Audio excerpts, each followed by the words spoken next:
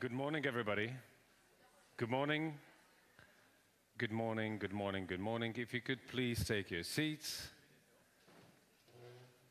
because we're about to start. There will be plenty of room for networking over the coffee breaks.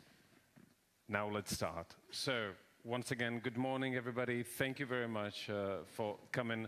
Welcome here to Archa Plus and also on our live stream to the 6th edition of Culture Get Together Conference held this year within the SPARSE Plus Symposium.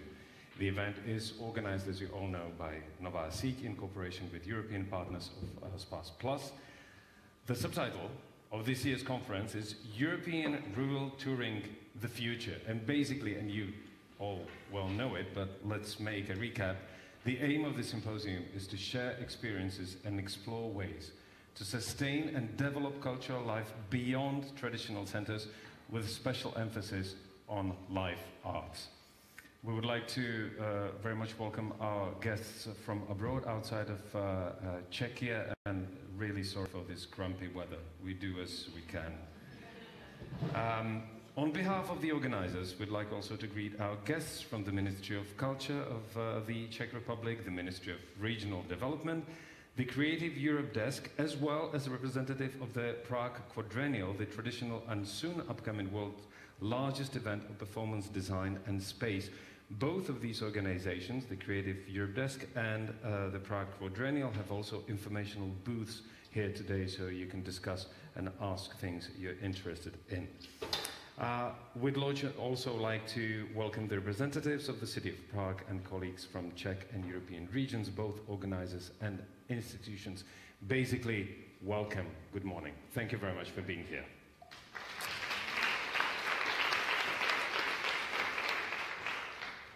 I'd like to put your attention on something, because we have two important things to mention in regards of technology. Here you can see something that is putting my words into English, and the something is artificial intelligence. It's from our partner BYAI.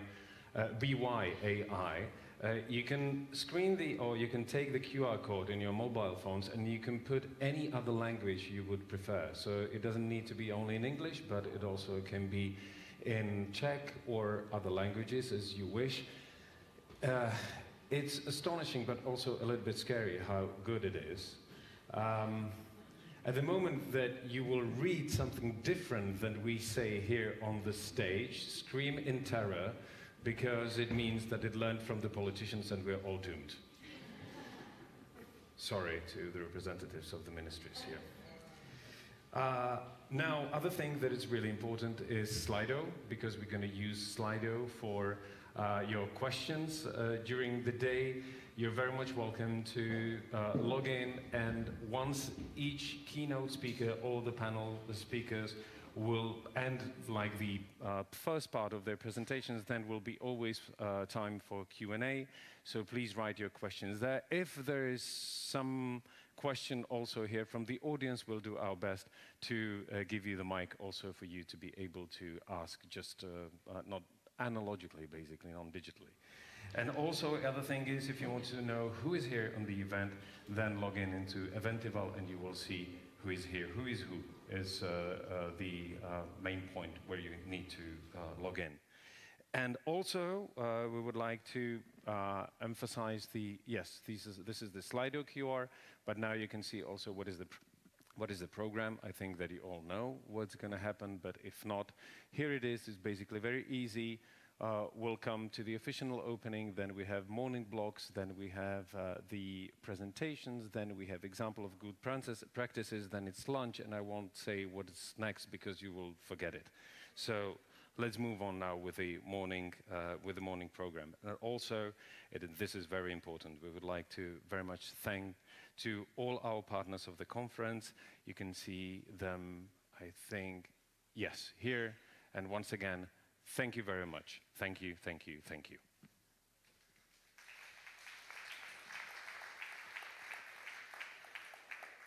And now, let's move on. Please welcome, for Nova Seek, the director of Nová síť, Adriana Světlíková.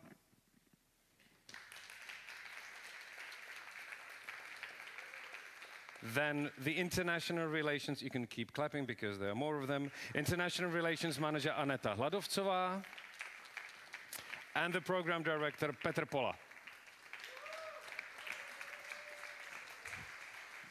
Good morning.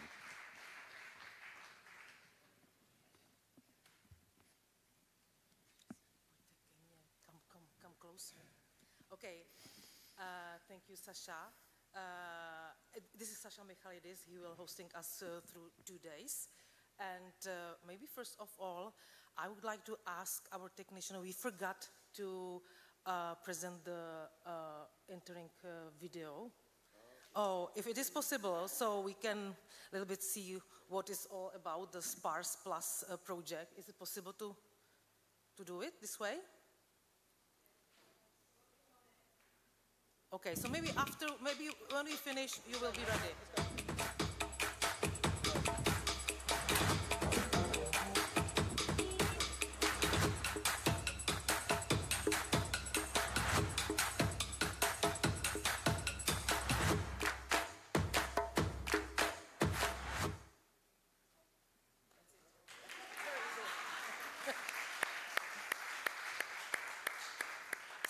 Fine. So, hello everybody, welcome once again, our guests, our friends, here in Archa Plus space, which is a living space for dialogue and creation for the young generation. Thank you, Jindra Kripner. I don't know if here is Jindra Kripner, Executive Director. Thank you for hosting us. If you have any question about the concept of Archa Plus, please ask Jindra. Thank you once again. We will be here 2 days, and then you are moving to the Czech regions, to the very far region, Bromov, or Bromovsko, let's say. So you will see our wonderful country, which is very nice for us that you are discovering one of the most beautiful countries in the Europe, of course. Okay, so this event is very special for Nová síť because we believe that the culture and living art belong not only to the big cities, but as well to the villages and small cities, and of course to the rural areas. So on behalf of the Czech Cultural Network and service organization Nová síť, I'm very proud to say that we have been supporting arts and cultural cooperation for more than 20 years, maybe 21 years. Yeah, maybe 22? No, okay.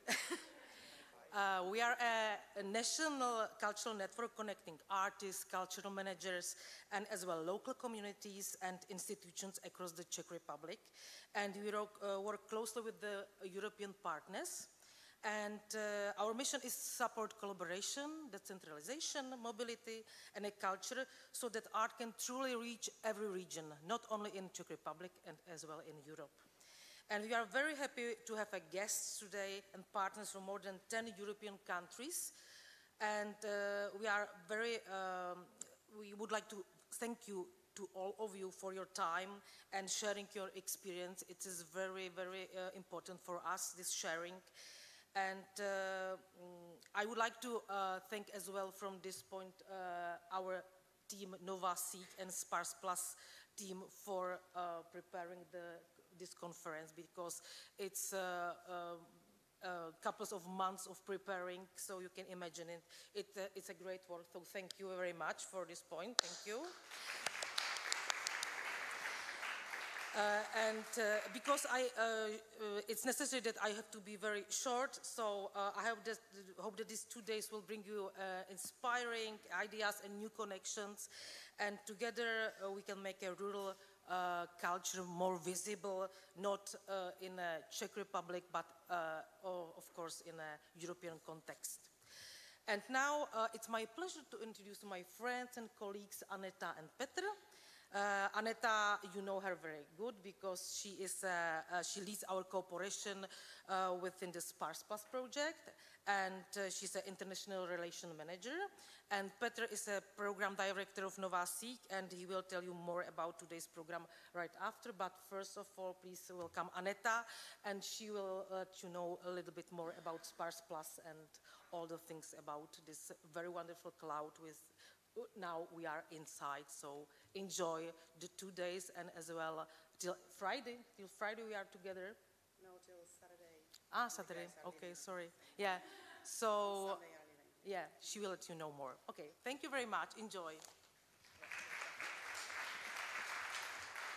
Okay, thank you, Andres. And good morning, everyone. I'm just gonna read it out because I'm not that good. So as Aris mentioned, Novasi has been part of the SPARSE Plus project for quite some time. We are talking about it, it was since 2021. And for us, the collaboration perfectly reflects our long-term mission of Novasi. And it's to support to culture beyond the big cities and to empower those who bring professional arts into the rural areas. So when the opportunity came to join SPARSE Plus, we had absolutely no doubt that we wanted to be a part of it. The project is led by Daniel Seppe from Amat in Italy, sitting here, and it's true driving force. And the heart and the soul of the whole project is Ralph Lister from Take Art in the UK. I cannot see him right now. Doesn't matter. Yeah, there you are. So, anyway, behind me you can see all of our partners. So I'm not going to name them all. You can see it's quite a list. And it makes a quite of work to just make things happen together. It's quite challenging a bit. But I invite you to take a moment to appreciate the diversity and the context of the communities represented here today. Novasi plays roles in this large European family. We help local promoters, often small cultural organizers in the rural towns and villages, to host and present professional performances. And thanks to the support of Creative Europe, we are able not only to co-finance the touring of artists, but also to provide continuous mentoring throughout the process, how to select performances, what criteria to consider, how to build a coherent program, and how to engage their local audiences. We also guided them through the practical side, including how and where to find the necessary co-financing to make their events possible. At the same time, we offered similar mentoring and exchange opportunities to artists so that both sides could learn, meet, and grow together.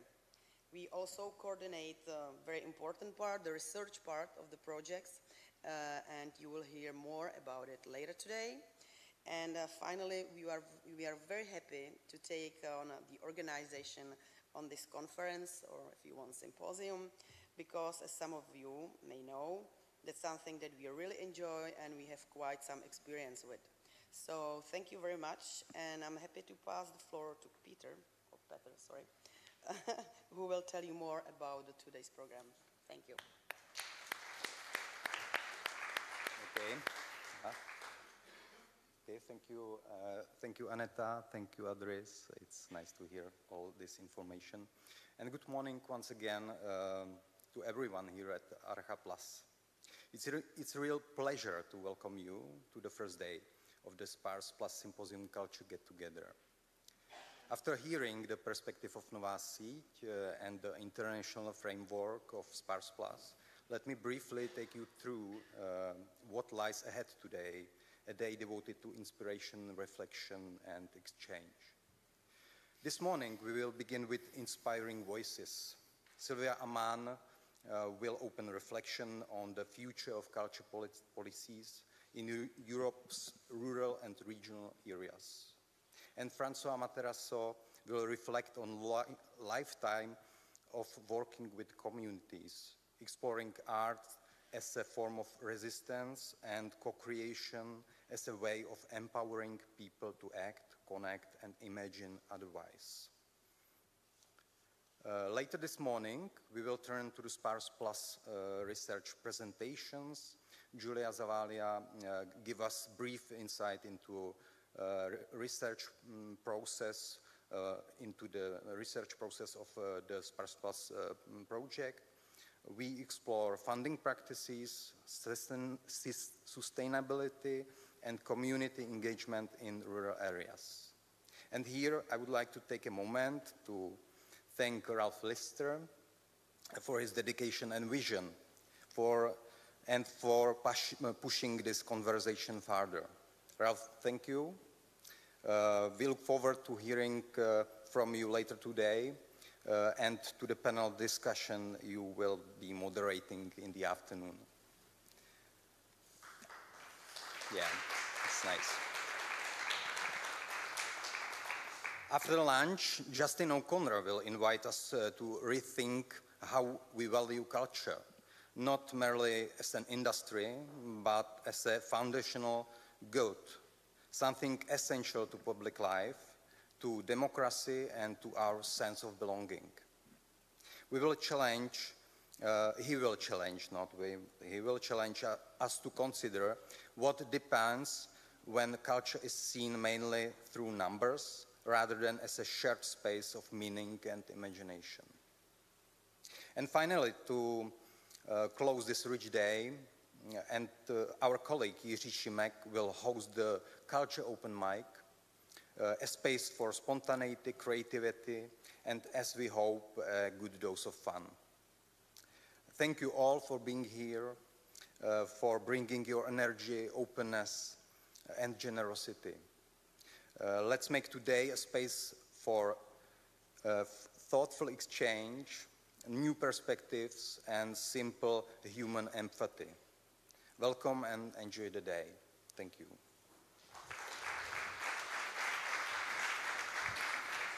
Thank you very much, Andris, Petr, Aneta. And now, please welcome the man that was already mentioned, the Vice Director of AMAT, Daniele Sepe.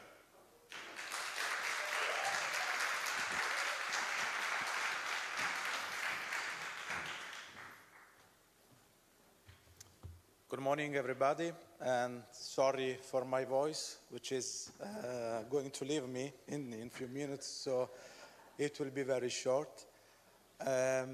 First of all, thank you, everybody, for being here to share this day with us.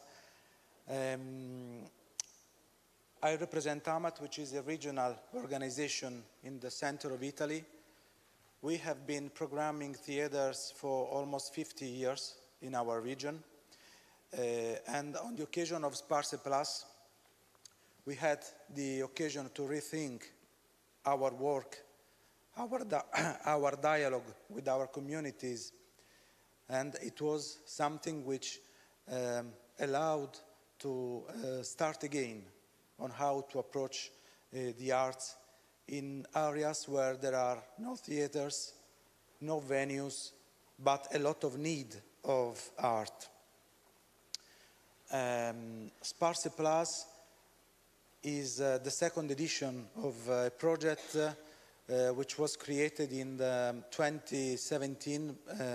The concept was created by Ralph Lister, as anticipated.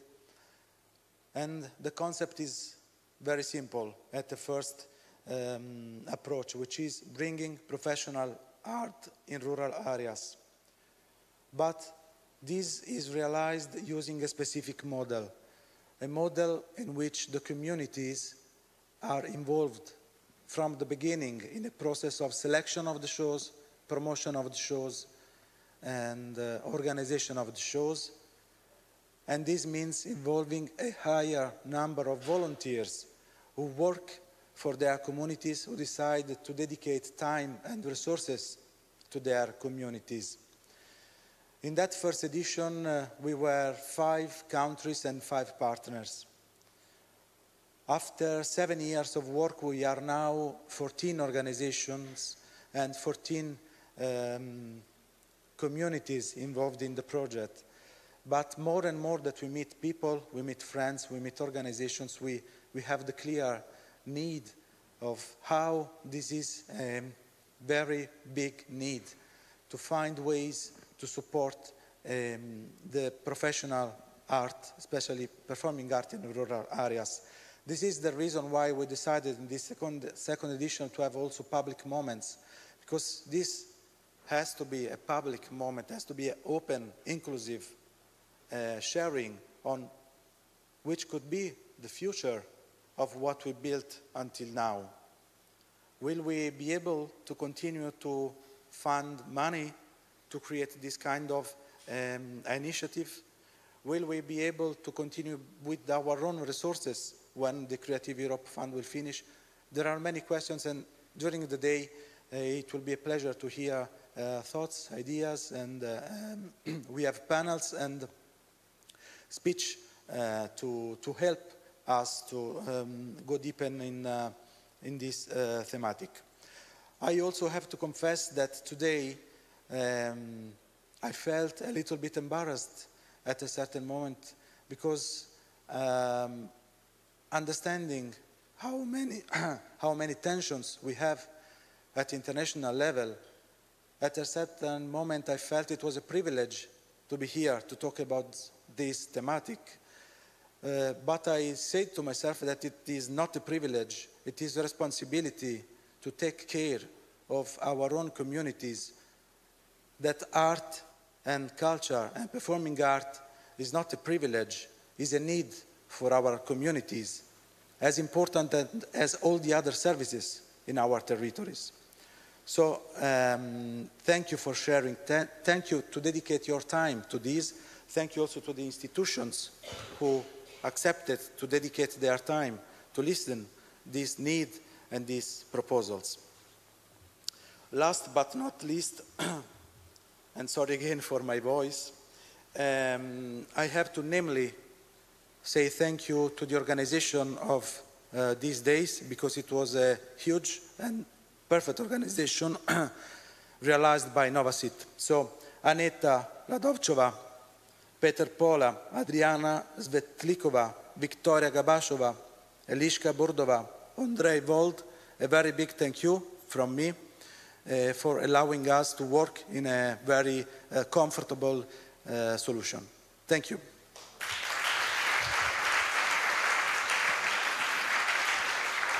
Thank you very much. Thanks to Daniela, and thank you for the message. We are after elections now, so we really know how important it is to put together people that can speak to each other, even if they don't agree with each other, but at least they speak and they come into a common end. And what a night it has to be yesterday, Daniela. But no worries, no worries. What happens in Prague stays in Prague, okay? So, and now, please welcome the Deputy of the Cabinet Minister, the Deputy Minister of Regional Development of the Czech Republic, and member of the European Committee of the Regions, Radim Stršeň.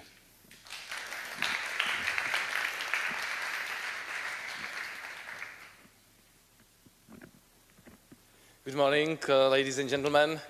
It's my great pleasure to be here. There is amazing atmosphere here, and I hope I will have time to stay for another, let's say, 45 minutes to hear also some introductory speeches. I am not a bloody politician from Prague, as it would seem. You know, you have heard this after elections, so we are now counting the time until we stay, and I hope the culture won't be destroyed after that. But first of all, I am a proud rural citizen, and for 15 years a mayor of a small rural municipality of 1,500 people. Although for the Czech relations it's a big municipality in Olomouc region, close to Šumperk, and from this position I am also a member of the European Committee of the Regions. Maybe I am the one who is called sometimes Mr. Rural, because I am the one who is dealing with all the issues. Even yesterday I was in Brussels coming 11 evening, so sorry for being not that perfect. And I am trying also in this moment as the chair of the Rural Pact Coordination Group on the European level, which is a body which is coordinating all the rural policies across the European institutions. Last but not least, I'm also a passionate musician, a trombone player playing in several bands. And I had a great pleasure to play also in Račí údolí with famous Czech swing singer Jan Smigmátor, who is a very good friend of mine.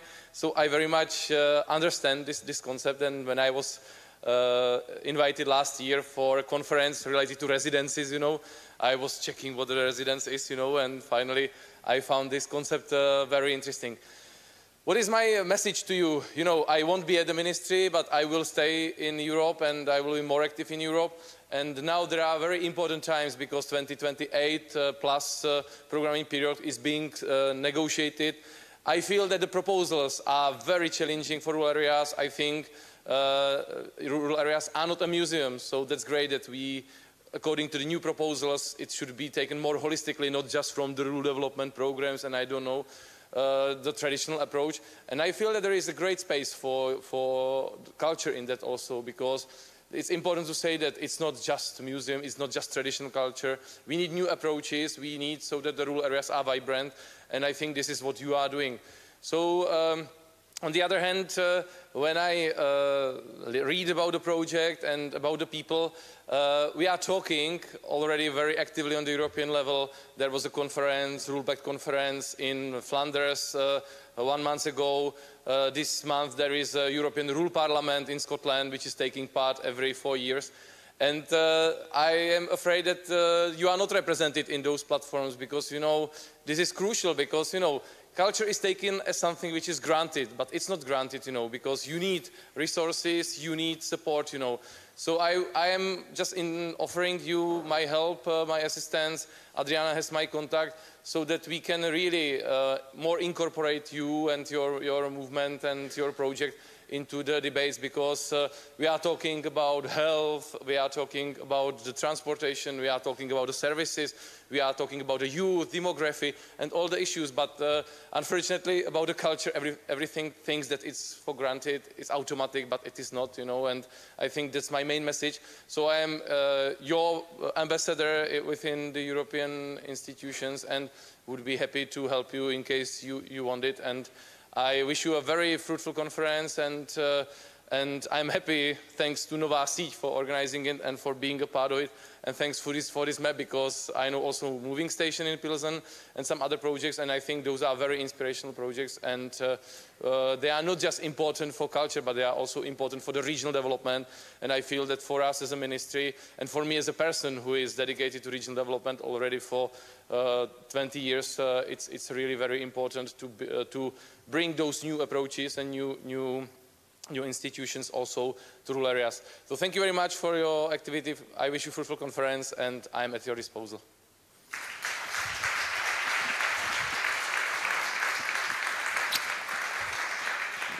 Thank you very much to Radim Stršan. As it was said, it's after elections, and it's good to hear that the politicians have always like an exit strategy. Trombone. The money's so-so, Radim, but at least you'll have nice time. So now, let's move to the first presentation. And we're really glad that this first presentation will be from an international expert in cultural policy and funding, a long-time advisor to EU institutions. The topic, basically, is what are the new options for EU cultural policies? Please welcome Sylvia Ammann.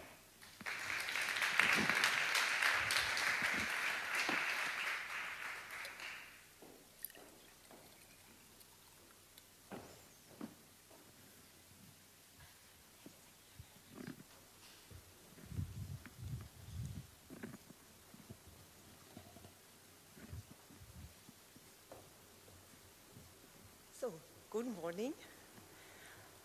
Good morning to all of you, to the SPARSE community, with a special welcome and a special thank you also to all who are online, and of course also to the Deputy Minister, and also thank you for the strong words for culture. I'm very happy to be with you this morning and to share some insights related to cultural policies with rural areas. So it's very important to keep already the with, because it makes a difference. But before we dig deeper to the subject, some personal thoughts. So 25 years ago, I started my company InfoRelay in Austria, and specializing in strategic culture development, culture policy development. And my starting point was culture and regional development. So one of my first publications already referred to the rural development, and more specifically to the LEADER initiative. So the elements which I present to you today are based on these many years of engagement with projects and research, and which started with culture and regional development. I will split my presentation in a few parts. So I will first have some analysis related to divides, transformations, and narratives. And I will have a second part about EU rule development, EU cultural policy and funding context. And I will also share then my recommendations and conclusions. So let's start and let's go to divides first. I want to speak about two elements. One, more the perspective from the EU side, and then I will also add some considerations related to EU cultural policies. Yes, I move too much with my head. So first let's dig deeper into the urban-rural features related to the European Union. So 96%, a majority of the EU territory is rural. So this is based on EC analysis on so-called rural grid cells. 70%, the great majority of the population in the European Union lives in urban territories, so 30% in rural grid cells. And while these geographic and demographic features provide a first orientation, and that's also why the European Commission, Eurostat, has provided this information, I think it's necessary to dig deeper, and I provide some further insights. And I would like to start with democracy. So based on Eurobarometer data, the state of satisfaction with democracy is very different in the European Union, ranging from 79% of citizens satisfied in Denmark to 26% in Bulgaria. And when further considering the types of territories, respondents in rural areas are less satisfied with democracy. So it's a minority, only 45% are satisfied. This is a very low figure.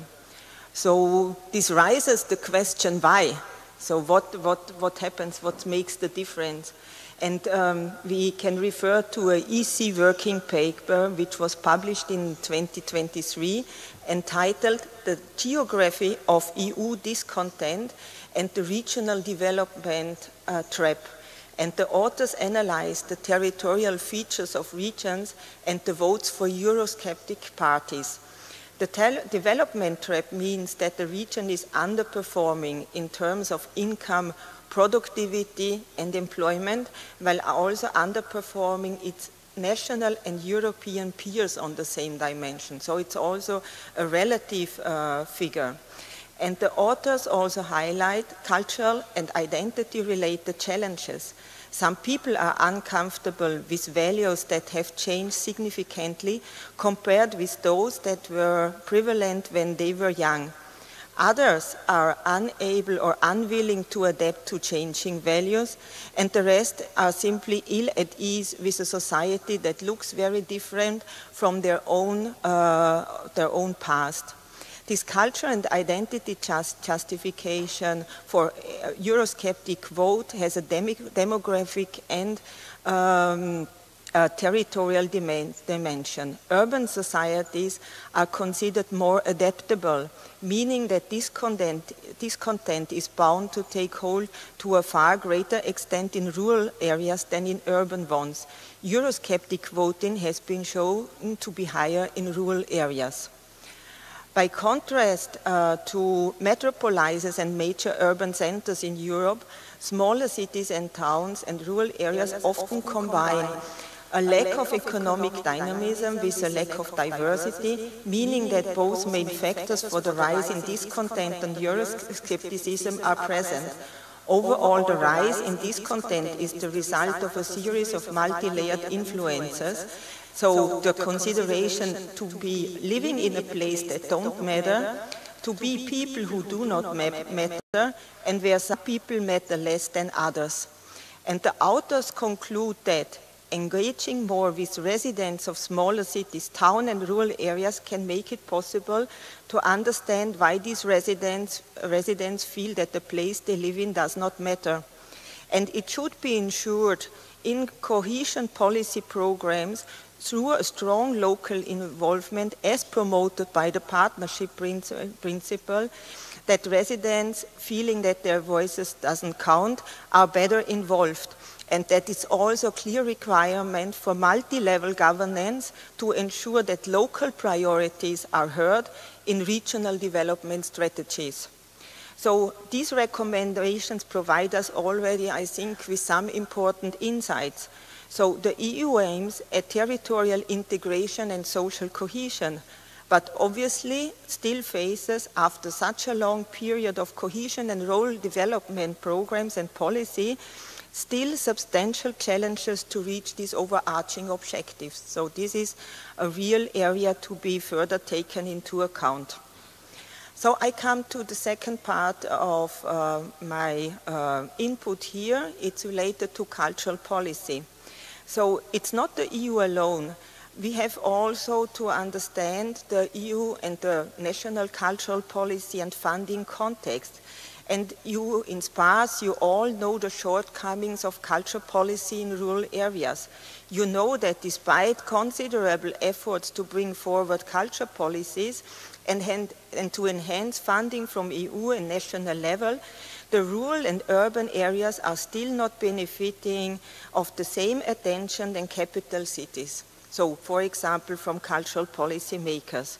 And related investments are most often still concentrated in major urban centers. And so maybe to sum up my insights to the divides, and you see again here on the slide that a large part, majority part of the European territory is rural. But there is this difficulty also with the development trap. You see the map, and you see also a map of London about co-working spaces in the Greater London area, and you see still also in these most updated creative industries initiatives, still we have this discrepancy between the center and the periphery. So also these infrastructures are still concentrated on the city centers. So we can, I think, easily understand that territorial features and context matter. But I say also these features are not written in stone. So we can change them. We are facing a permanent transformation, and transformation is also an opportunity, and this brings me already to the second chapter of my intervention. So I will now speak about transformations. So EU foresight already several years ago identified 4 main areas of transformation. So the democratic changes, green and digital transformation, but also modified geopolitical frameworks.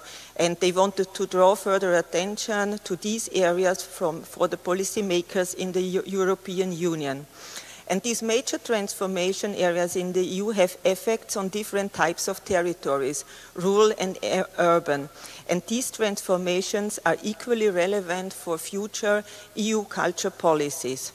So again, the EU framework, before I will provide also cultural policy insights. We talked already about democracy in my first chapter on divides. Let's take the example of green transition in my second analysis. Nordregio Research, this is one of the main research bodies for regional development inside the EU, published a policy paper in 2024 about green transition. And I quote, "However, there are already signs that the transition process will treat urban and rural regions unequally and leave regions that are already marginalized further behind. Recent citizen surveys demonstrate that people living in rural regions also sense this. As a result, we struggle to conduct just green transition, which puts the work for achieving climate goals at risk." The authors have worked mainly in the area of energy transition. The field of new type of energy production is an excellent demonstrator of challenges and opportunities for rural areas. It has also substantial implications on, for example, agricultural heritage, ancient landscapes, as well as of quality of life of residents, attractiveness of a territory for jobs and or for tourism. But ancient energy investments become heritage and landmarks in our societies. For example, windmills or also old energy company buildings could transform already to cultural centers, and you know many other examples too. So the Nordregio authors conclude that there needs to be a clear emphasis for engagement and transparent communication, so that there is also a need for diversification of compensation scheme and more inclusive approaches. There is also a need to discover non-monetary benefits of green transition, and also to discover the added value of small sites of rural municipalities for small-scale projects, and also for a more flexible way to handle public affairs.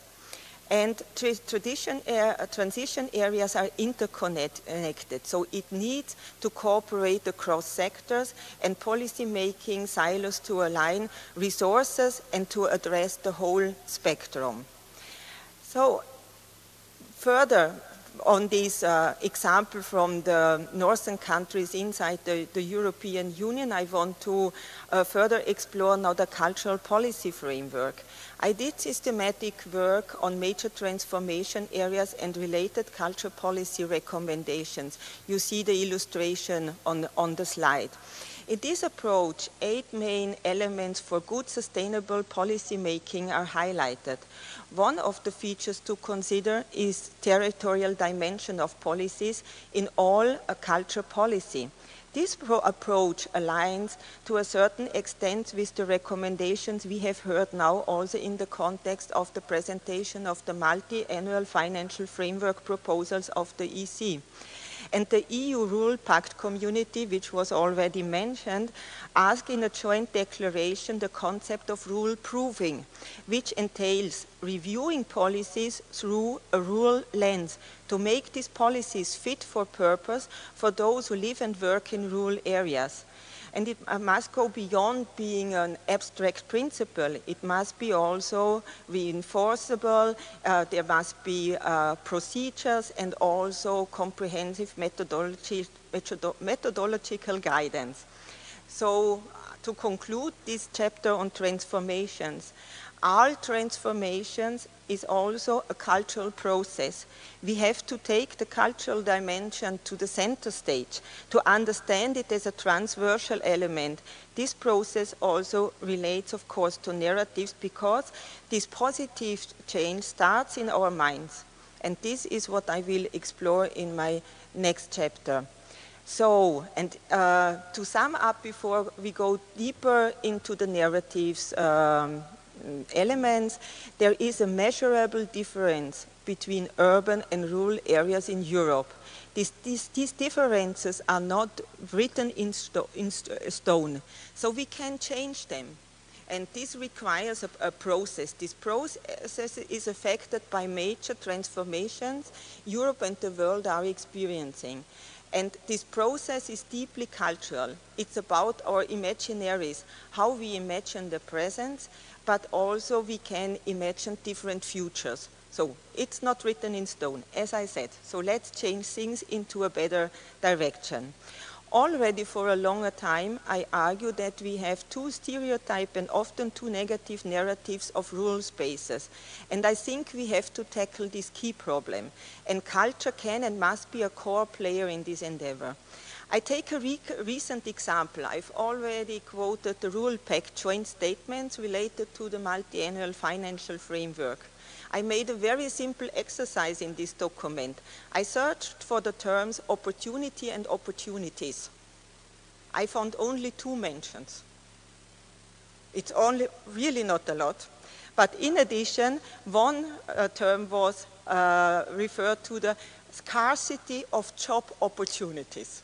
So, in fact, it was not really positive, it was rather a negative. Can we try it like this?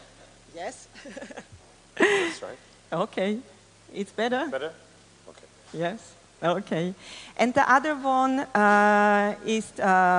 was referring to various and different challenges and opportunities in a variety of types of rural areas. So I think both mentions are not really positives.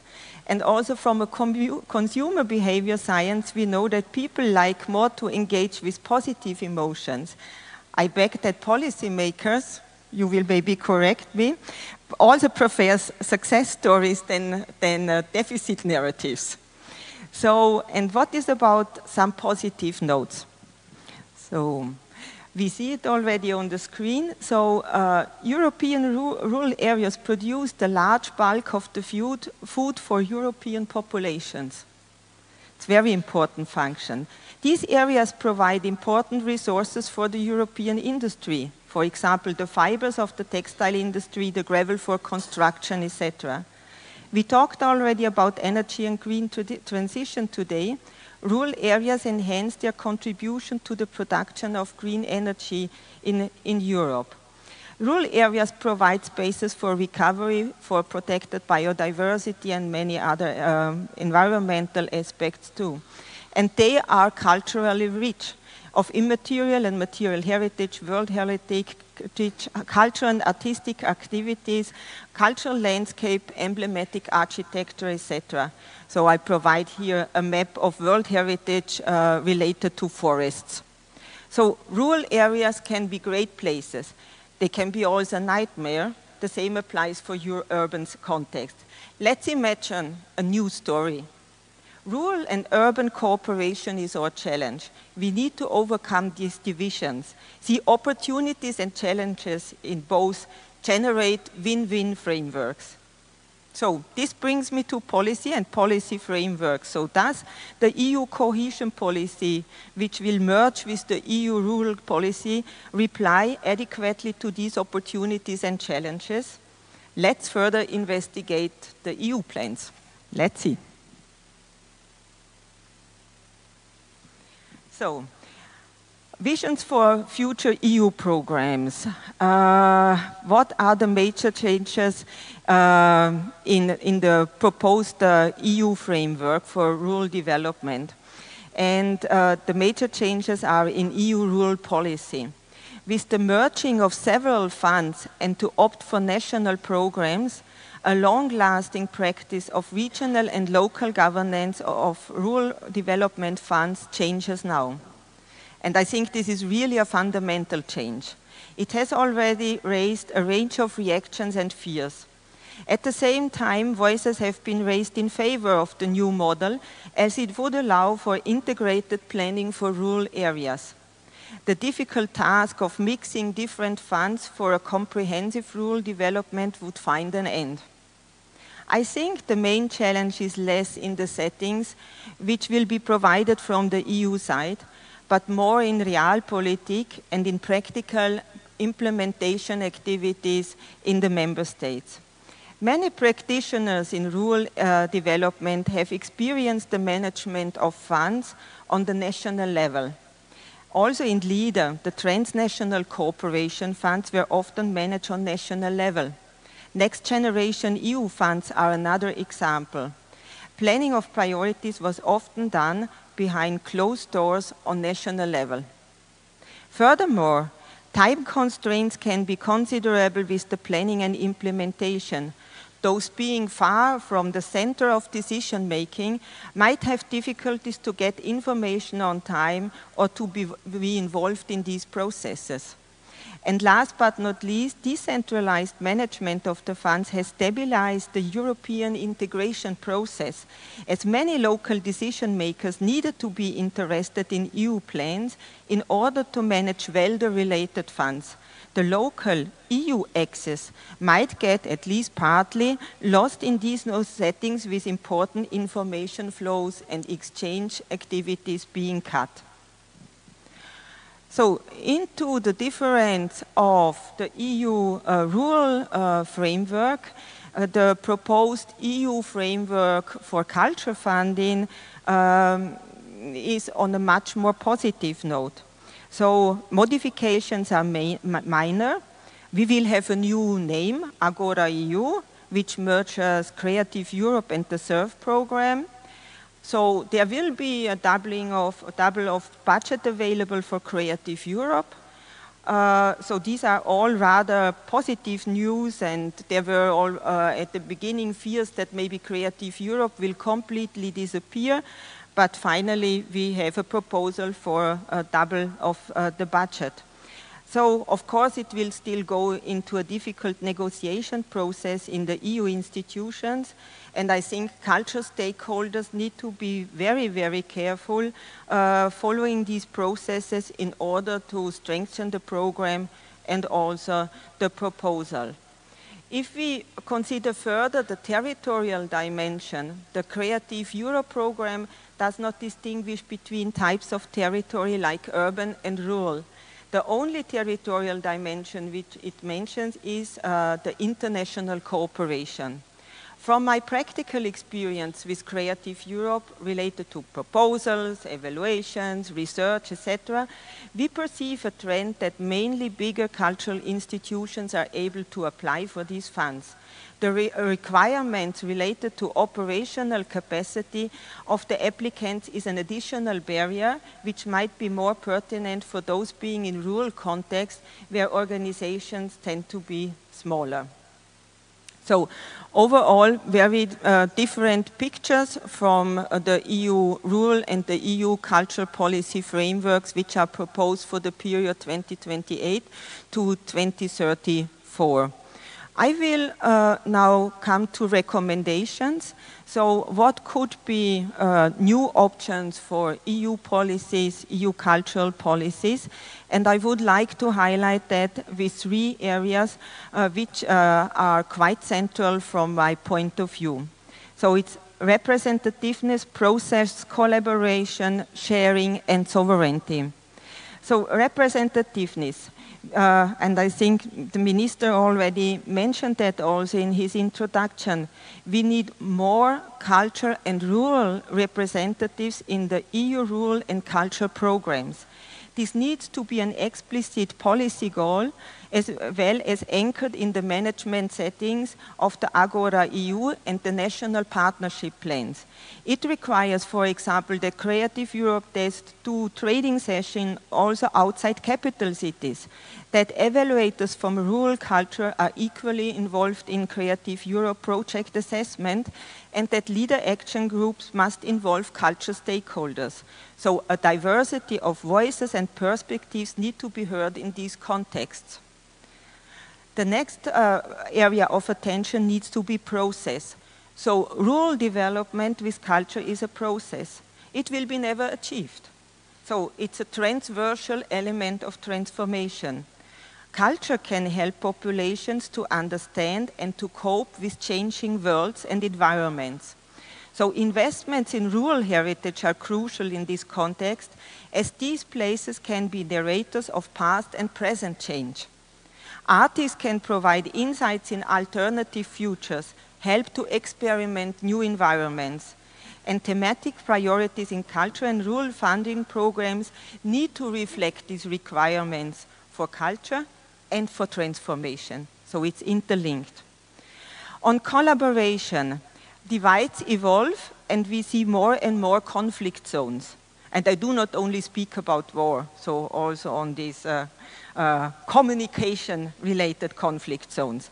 This process needs to be stopped to save democracy, to be able to negotiate in societies how to cope with transformation requirements.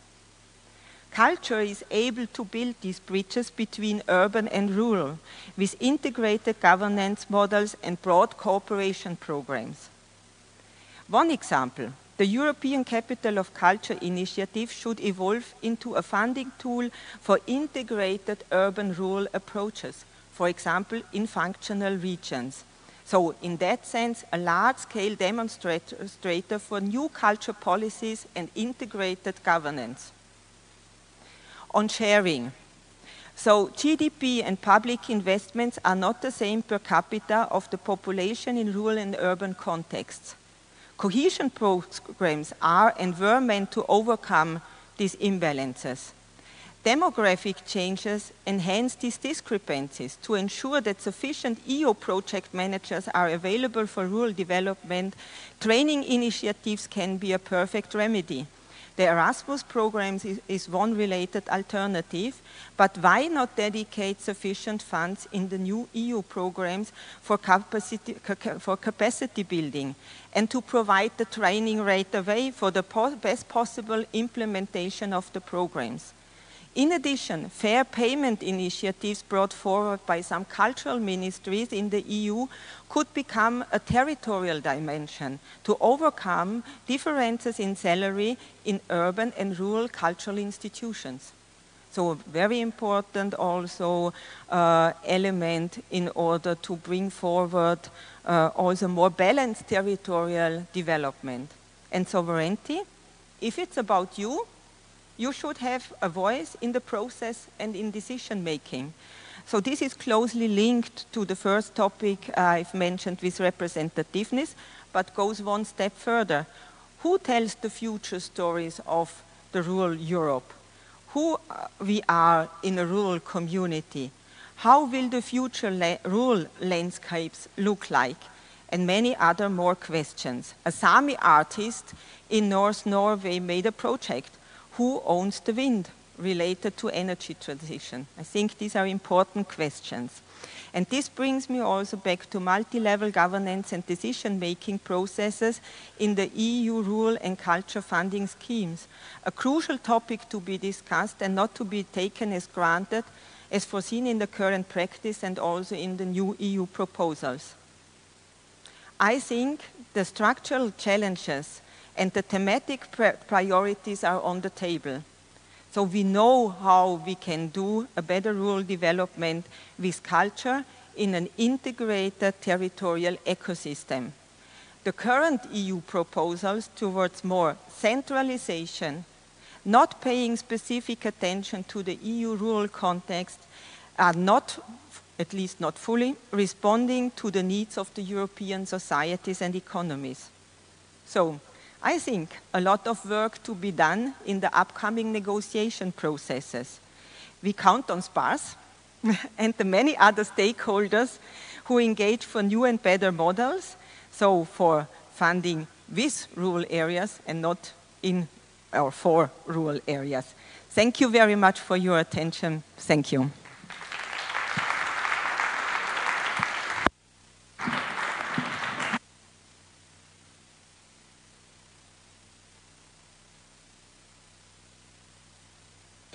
If it still works, hopefully. There are a few questions on Slido that basically might have been answered by what you already said in the presentation, but you have very bad sound, so now you can hear me? Yes. It's better? You can hear me? Yeah? Good, good. So, yeah, I know. So, basically, there are some questions that you might have already answered in the presentation, but let's make like a short answer on a short question, okay? So, how can smaller regions make their voices heard in European cultural policy making? And you have 30 seconds. Yes. As I said, representativeness is really an important feature. It does not work. No. I have a special relationship to the microphone. Does this one work? No. Okay. We have to do it like in a different way, probably. Maybe let's try this one. Let's try all the mics that are here available. Yes, hello? Yeah, good. Hello, Sylvia, so we can start again. Yes, exactly. Yes, so I already said that representativeness is a really crucial thing. Afterwards, how to do it, yes. and you need strategic alliances for that. So we heard it already from the member of the committee of the region, which said, okay, I would be ready to be your voice, but this needs also to be established in many of these structures. So for example, as we have already the Rural Pact and also these communities, to join these communities and to take part in the conferences and meetings is already a starting point. Also, I've heard that Creative Europe Desk is here, so in that sense also to organize debates on the rural uptake in Creative Europe, for example, is another opportunity. Then there is also quite a lot of public consultations, and we see that the national cultural networks normally address the European Commission in these consultations, but we hear very few voices outside from centers. And in addition also, we could also imagine in the European cultural network, so we have the big one, Culture Action Europe, that much more rural organizations join that network in order also to help them to evolve their policies on rural cultural development. So just a few to be, but very concrete, I hope. Hope also that it makes sense for anyone who would like to cooperate. But as you said, like the main point is alliances. Yes, it does not work without EU policy making. Without alliances is impossible. I think we have a person who knows that very well. Very good. And what is the most overlooked challenge rural or regional areas face when engaging with European cultural policy frameworks? The most overlooked challenge. I have no idea. You can't say that out loud. I can say it out loud. Okay, so let's... Challenge. I like more to speak about opportunities. So in that sense, I would rather say that I think the most overlooked opportunity is the cultural richness of these territories. So a few years ago, some stakeholders on the European level did a study about art spaces in non-urban spaces, and they told me, we were so surprised, there are so many. We thought there's nothing at all.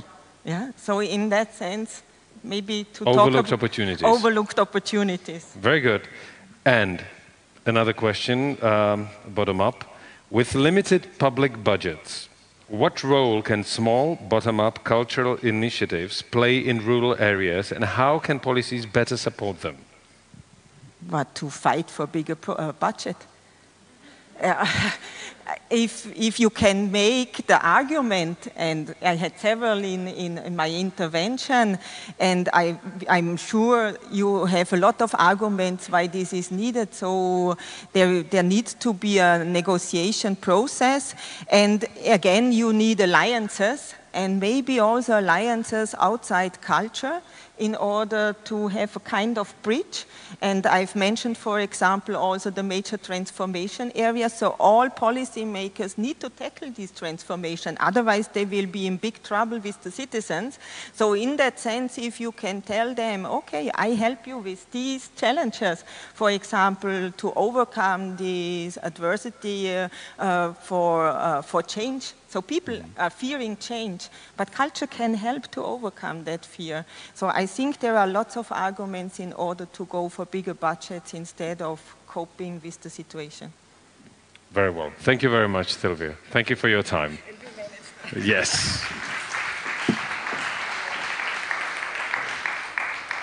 Sylvia will, of course, be here for the whole event, so you can find her with the remaining questions that were on Slido. You can find her during the coffee break, the lunch, or at the Bromov, if you're coming, hopefully yes.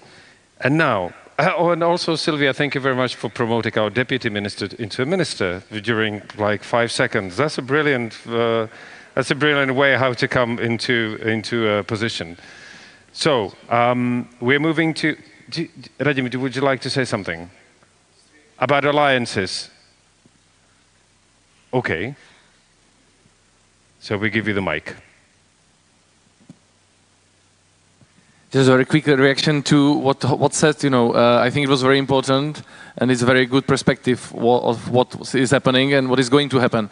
With regard to the declaration of Rule Pact, as a chair of the Rule Pact Coordination Group, I was one of the main authors, but it was based on the huge discussions with the stakeholders. And I am a very positive person, so I was telling them, because rule people are always crying that everything is bad, complaining, So I tried that it's positive, but on the other hand, they say, okay, but when it is positive, we don't get money, So, that's why this document is a policy document. But today, in the afternoon, we have online for update of this document. And on 5th of November, there is a policy lab in Brussels where you can come for sure, And on 6th of November, we have a Rule Pact Coordination Group. So we'll update this document. So I welcome you very much to put there your perspective. And I am sure, and I promise you that we will put it there so that there is more opportunities and it's more positive. But you should get in mind, that you do not need to be too positive because you do not get anything, then finally.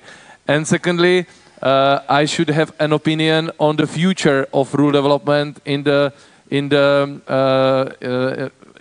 architecture of the new programming period. So I will be also willing to share it with you and to put there some kinds of ideas, because I think, and I'm a big supporter of LEADER. Actually, 10 years ago, I was LR president of the European Network of Local Action Groups. So I think this is a very good point where really, if we get more funding there for those issues, I think this is really bottom-up principle which brings it. So I like the concrete actions, not just talking. So there are three possibilities to cooperate. And in case you send anything and you come, I will put it there.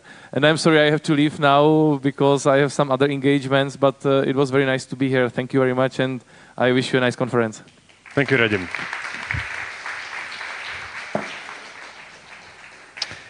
So, and now, and now let's move on. The next speaker is a man who is a cultural theorist with 45 years of experience in community art, author of the book A Restless Art. Please welcome for the presentation a principle of resistance, François Matarasso.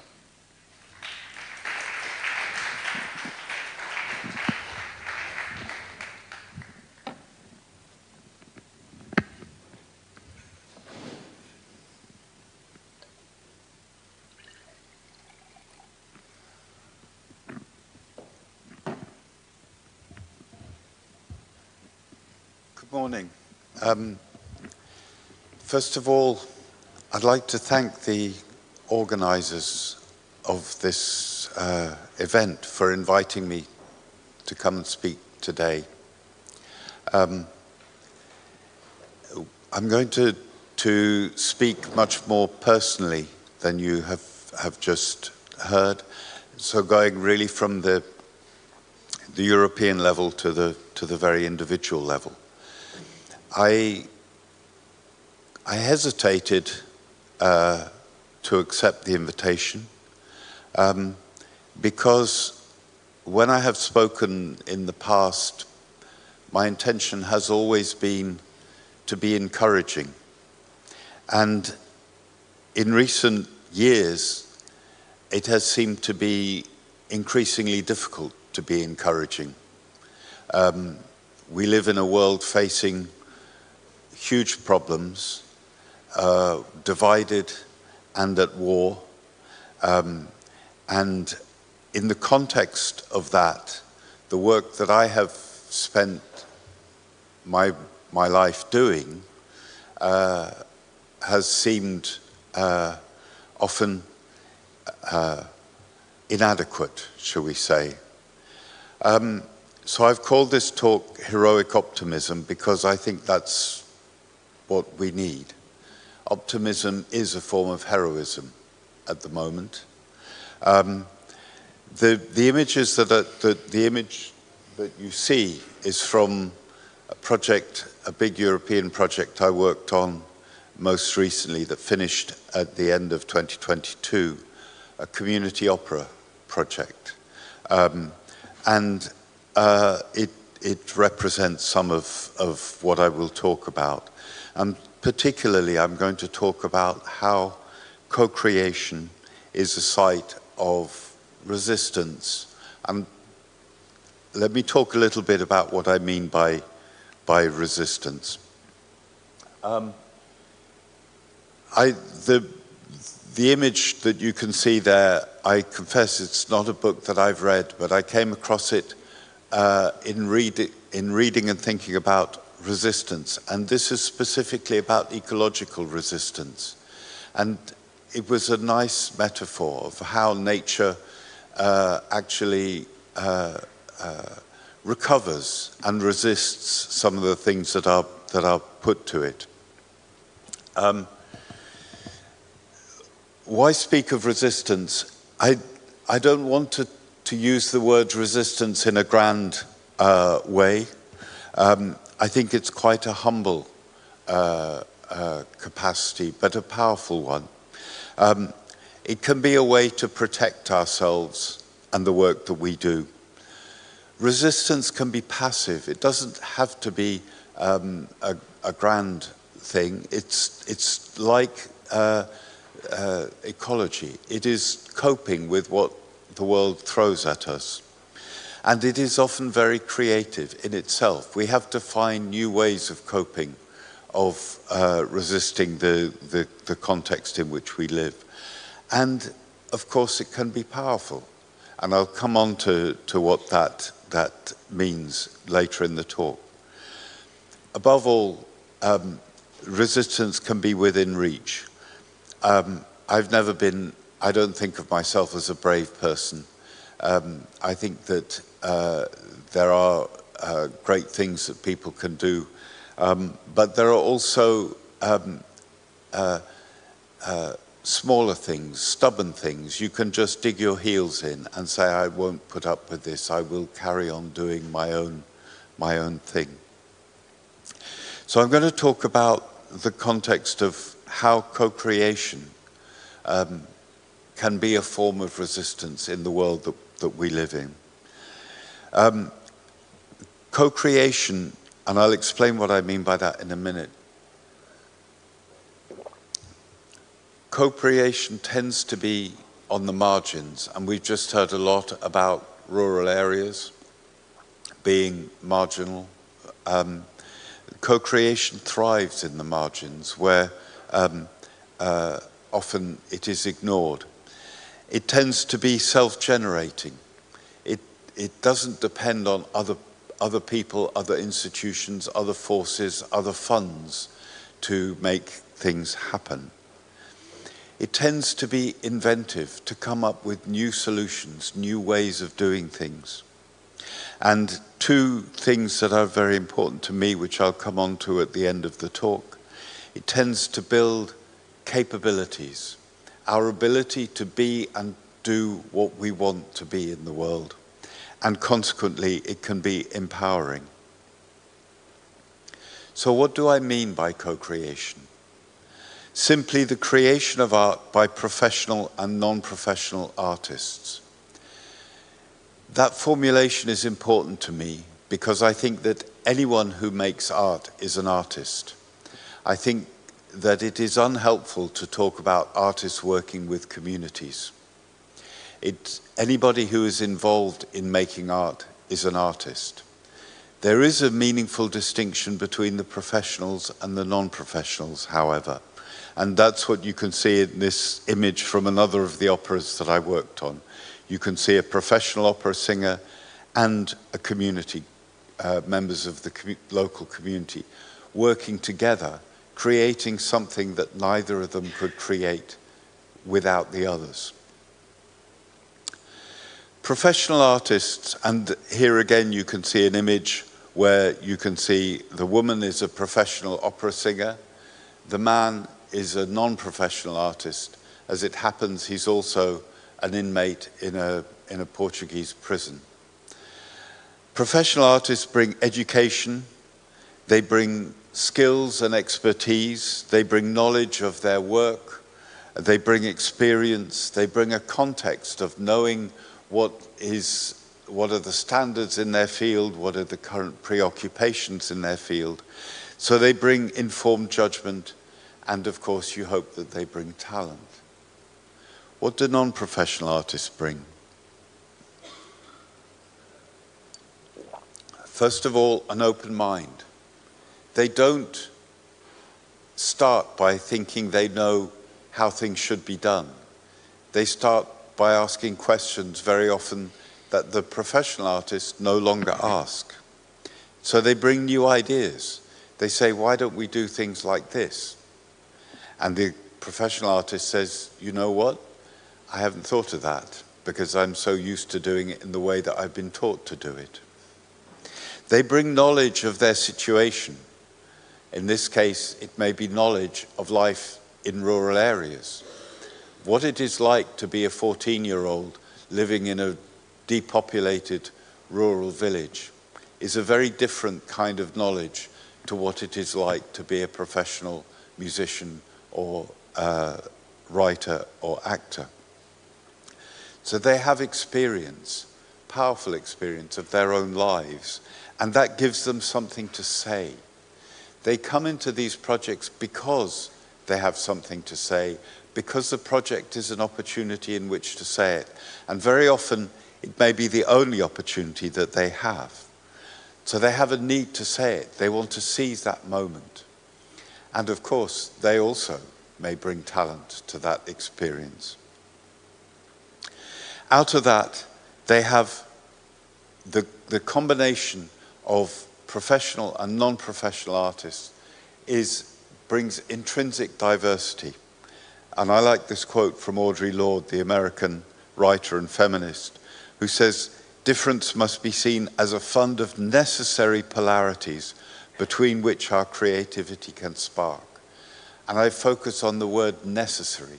We need these differences, this diversity, in order to promote our creativity.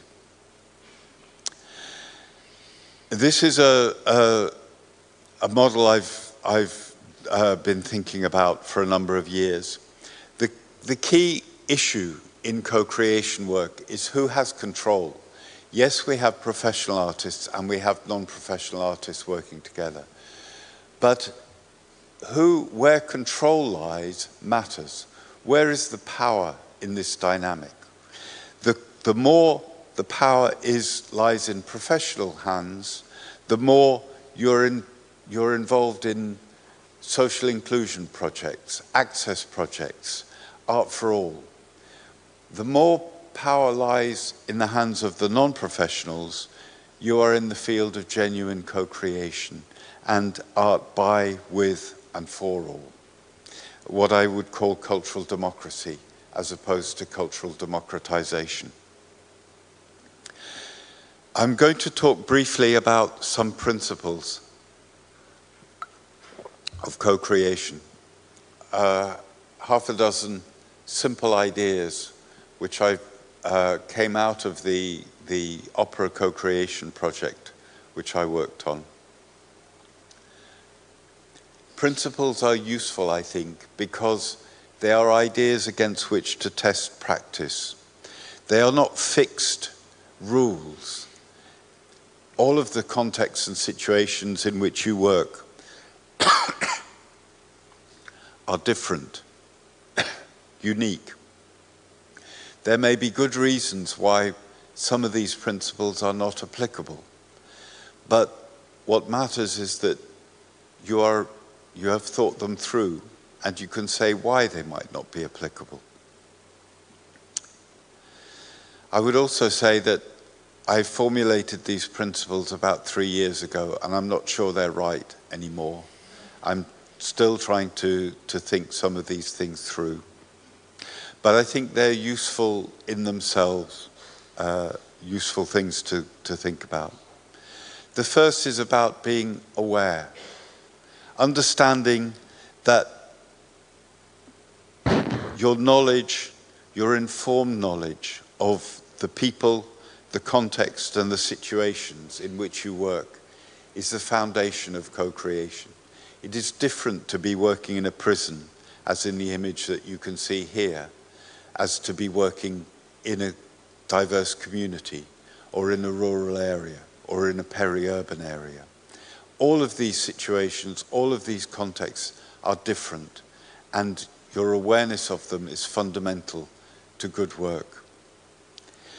Secondly, the basis of equality between everybody who's involved is fundamental.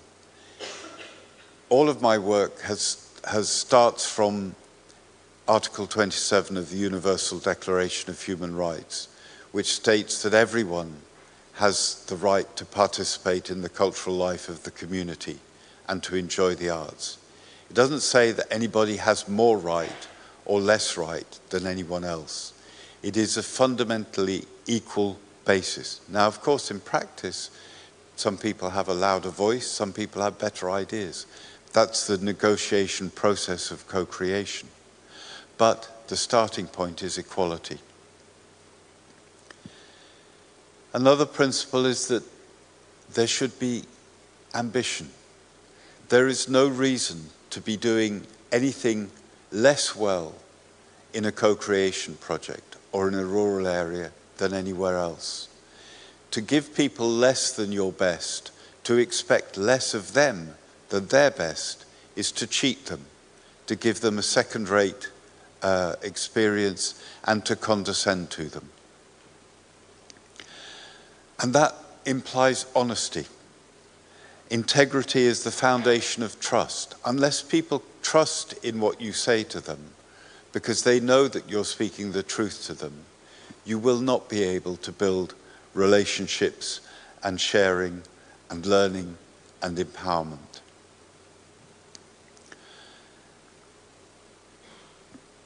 That also implies that you have to be responsive. You have to listen. You have to be aware. You have to sense what other people are telling you and also what they're not telling you. And then you have to be able to flex your own work, your own response, your project, in order to meet that, the needs and the interests of the people that you're working with. You have to be adaptable.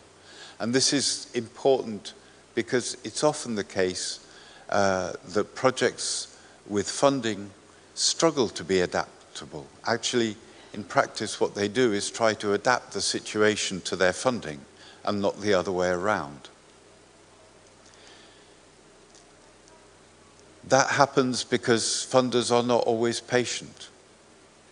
But doing the work that you do, especially with rural communities, with communities where, as we've just heard, very large numbers of people do not believe that democracy is working for them, then you have to be patient because you have to build relationships. And it takes the time that it takes. You cannot hurry people into trusting you. And all of that means that you have to be hopeful.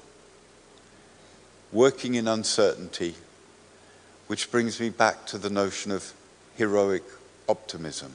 You have to believe that this is worth doing, that you can do it, and that it will work. This is another definition of co-creation that I included in my book, A Restless Art. It's more demanding, and to some extent it sums up a lot of what I've just been saying. You can see that it contains the idea that co-creation is the creation of art by professional and non-professional artists, but includes some other ideas. So the creation of art as a human right, as I've said, it's already enshrined in Article 27 of the Universal Declaration of Human Rights, to which all European Union member states are signatories. Cooperating as equals, and I've spoken about the principle of equality being the foundation of the work that we do. For purposes and to standards they set together. This is very important because often in practice that doesn't happen. What happens is the artist will go and secure some funding, and then they will go and find a community to work with. The community often does not know what the purposes of the funding is, and they certainly have not been involved in setting the standards for that work, which means that the evaluation that is now a prerequisite of this work happens to standards that may be set hundreds or thousands of kilometers away by people who know nothing of their situation or their lives. It is fundamentally disempowering to have your work evaluated to standards that you have not been involved in agreeing and defining.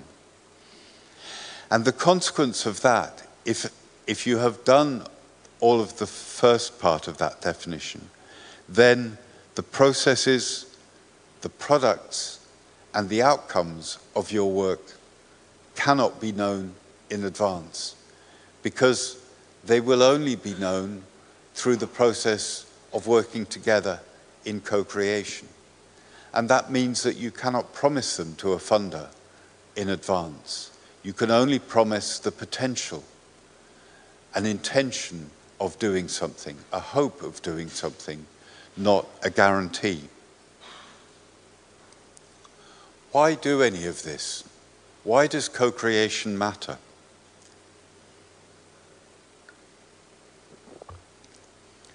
Very often, the funders, the relationship between artists and funders that has developed in the last 30 years has been to deliver some kind of social change. Now, I don't believe that any of us can deliver change in other people. I struggle to change myself. How would I possibly change anyone else? What we can do is to create the conditions in which change is possible. And that's a very different thing. So why co-creation? To build capabilities. And here I use the concept of capabilities developed by thinkers like the economist Amartya Sen and the American philosopher Martha Nussbaum, who writes that capabilities are the answers to the question, what is this person able to do and to be? I've been very lucky in my life. I've been very privileged. I grew up in a context where I had many choices about what I could do or be. I had many freedoms. I was given education. I was given opportunities. And all of that means that I was able to choose what I would do and be with my working life. And some of the images that you've seen in this presentation are the results of the choices that I have made. But many people, most people I would argue, in the world today, have limited or sometimes no choice at all about what they can do and be. And their recognition that they don't have choices, that they see other people exercising, that they see spoken about in our media and on the internet, their consciousness that they do not have those choices, that those promises are denied to them in practice, is, I believe, a considerable factor in the frustration, in the lack of faith in democracy, in the turning towards anger and populist political solutions that seem to promise what isn't currently available. So the answer to how we make more people able to choose what to do and to be is critical. But it is important to think more broadly, because we live in a world which is currently very focused on the individual. But the individual, all of us, are part of a network, of a social network of interdependence. And our capabilities are not just the abilities that reside in each of us. They are a combination of those personal abilities and the political, social, and economic environment. The example I often give of that is that those of you in this room who are women, 100 years ago, you probably would not have been able to go to university. Or if you were able to go to university, you would not have been able to have a degree. It didn't mean that you had any less intelligence, any less capability, any less ability to benefit from education. It simply meant that male society reserved universities for male members of that society. That's what I mean by political, social, and economic environment. And that is very relevant to you who work in rural areas. The political and social environment that defines whether people can fulfill their capabilities is, as we have just heard, much more limited in rural areas in many ways than it is in urban areas. That's why young people leave rural areas. Some of them may come back later, and we need to look at ways in which rural environments can sustain young people when they want to come back to the places where they were born and grew up and for which they have love.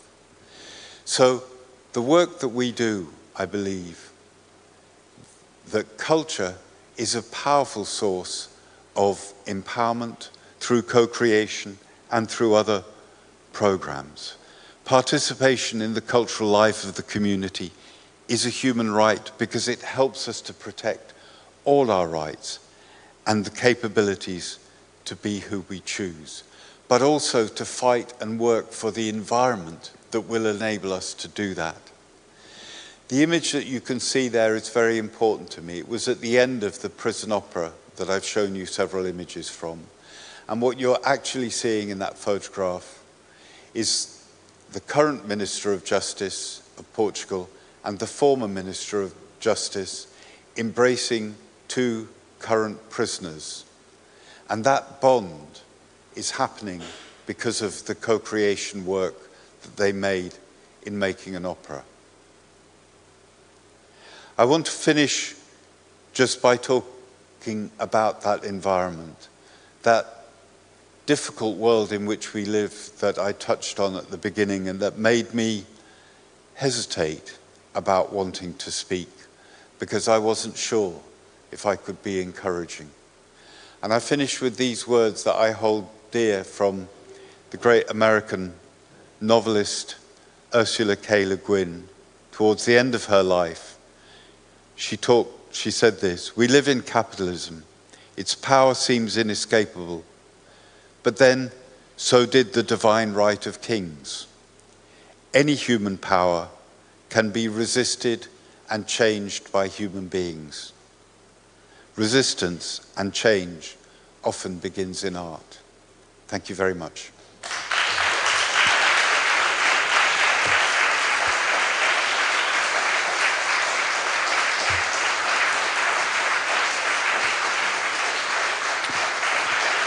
You want to sit down? Would you like to sit down? It's okay. So you can stand there by the mic.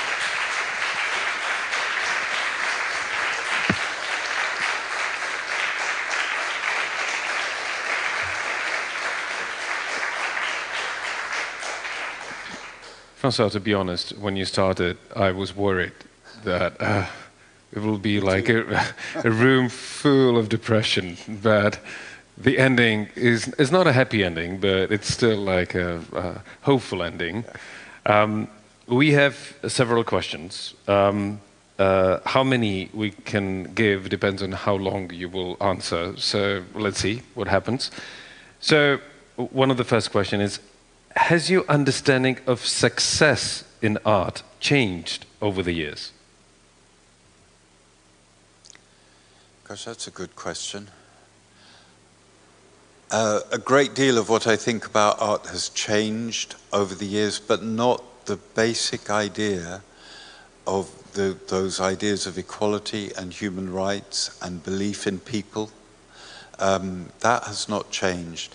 And I I think I have always found success or defined success in terms of what other people feel about their work.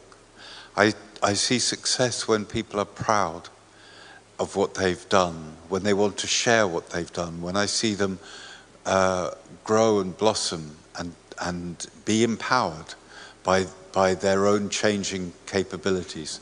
So in that sense, it hasn't changed, but it expresses itself in different ways because we live in a very different world than the one that I started in. There's another question that involves change. What's the most powerful change you've seen happen when art truly connects with a community? Oh, it's always been people changing. And not, as I said, not because of anything I have done. It's often been, it's been the most moving experiences of my life. I spent a day in the Portuguese prison talking to the young men after the opera project. And at the end of that day, a young man, he had tried to talk during the session, and he had wanted to speak in English, although most of the conversation was happening in Portuguese and it was being translated for me. But he wanted to speak in English because he wanted to speak directly to me.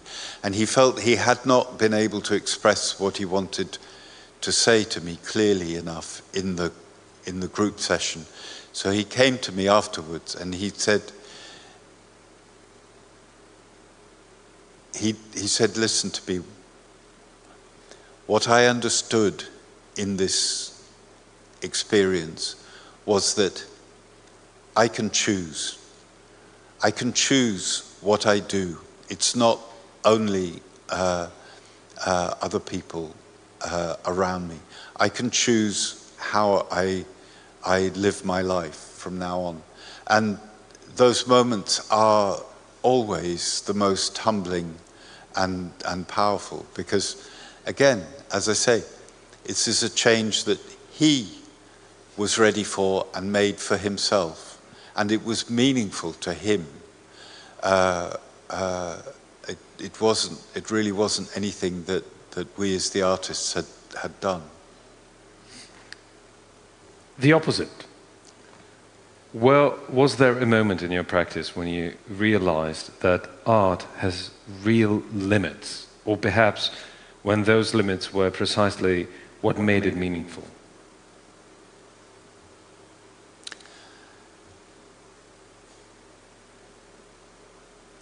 I've found the last few years difficult because I have been working in this field for a long time, and I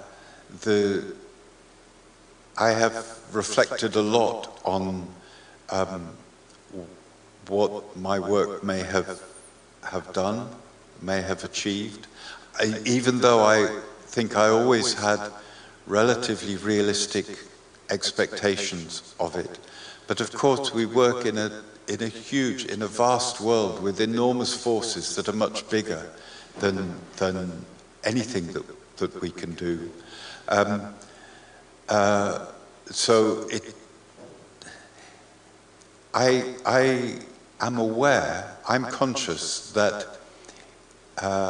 in many ways the conditions of life for working people in Europe today are worse than they were 45 years ago when I began my working life. For example, housing, health, job security, many other conditions of life are less good for ordinary working people than they were. And that is very difficult and a real limit. But it's why I talk about heroic optimism, that we are many, many people, and sometimes I think of the conditions of Europe in 1945, when many European cities were destroyed, when millions of people were displaced. And within 10, within 15, within 20 years, we had rebuilt Europe. We can do amazing things. I believe in people.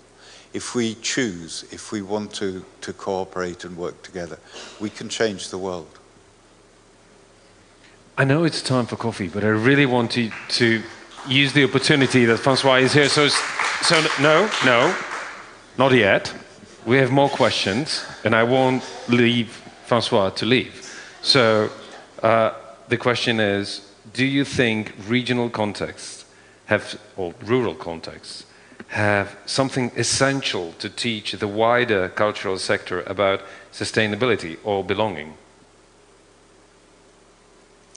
I live in a French commune of 750 people. One of the things that is remarkable about that is how active that community is. We have at least 20 associations. We have a huge level of cultural activity in the community. One of the strengths of rural areas, I think, is if they find the courage and the optimism, they know actually that their future depends on themselves.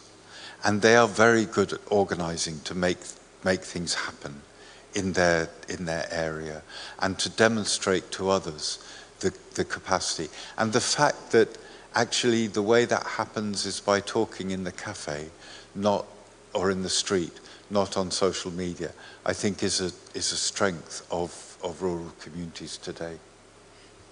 There is a question that I think belongs to this one.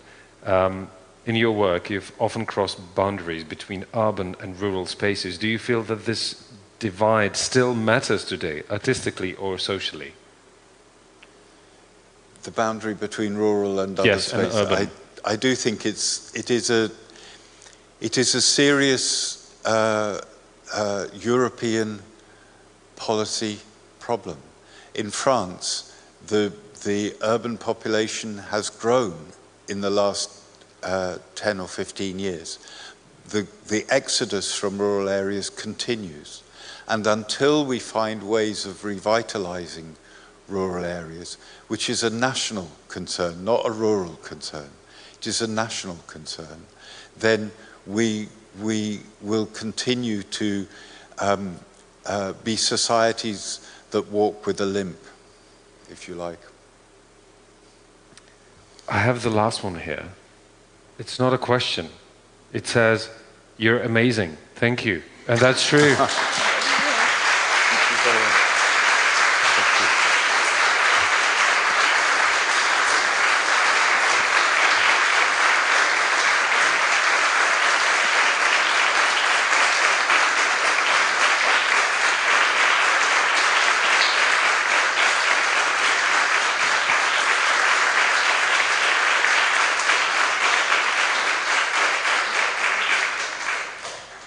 Basically, if I want to hear an audiobook by a voice, I would want Francois's voice to be reading anything, like, I don't care. And also the meaning of the words, of course.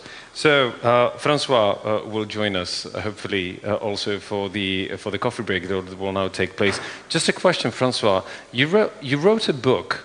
I wanted to buy the book. But when I opened it, it's for free.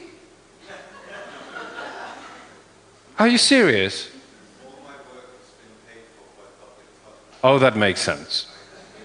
So yes, that's a good approach. All right. So Francois's book is for free. You can download it immediately. I already did, and I think I'm going to spend the rest of my life with this and all the meanings. So thank you, Francois. And thank you all for being for this first part of the conference, but you're very much welcome in 20 minutes for the next things that will happen here on the stage. Thank you very much. Enjoy.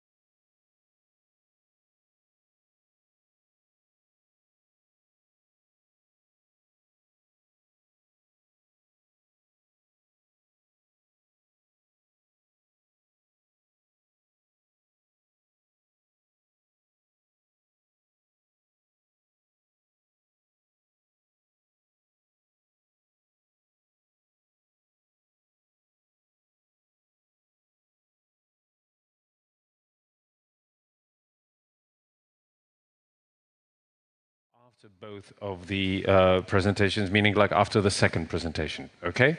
So, now for the very first part.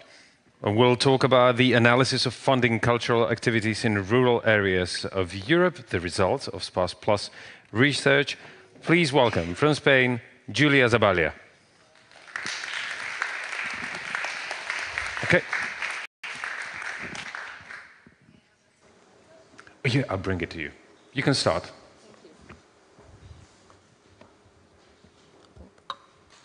Hello, here is okay, the sound? Yes? Okay.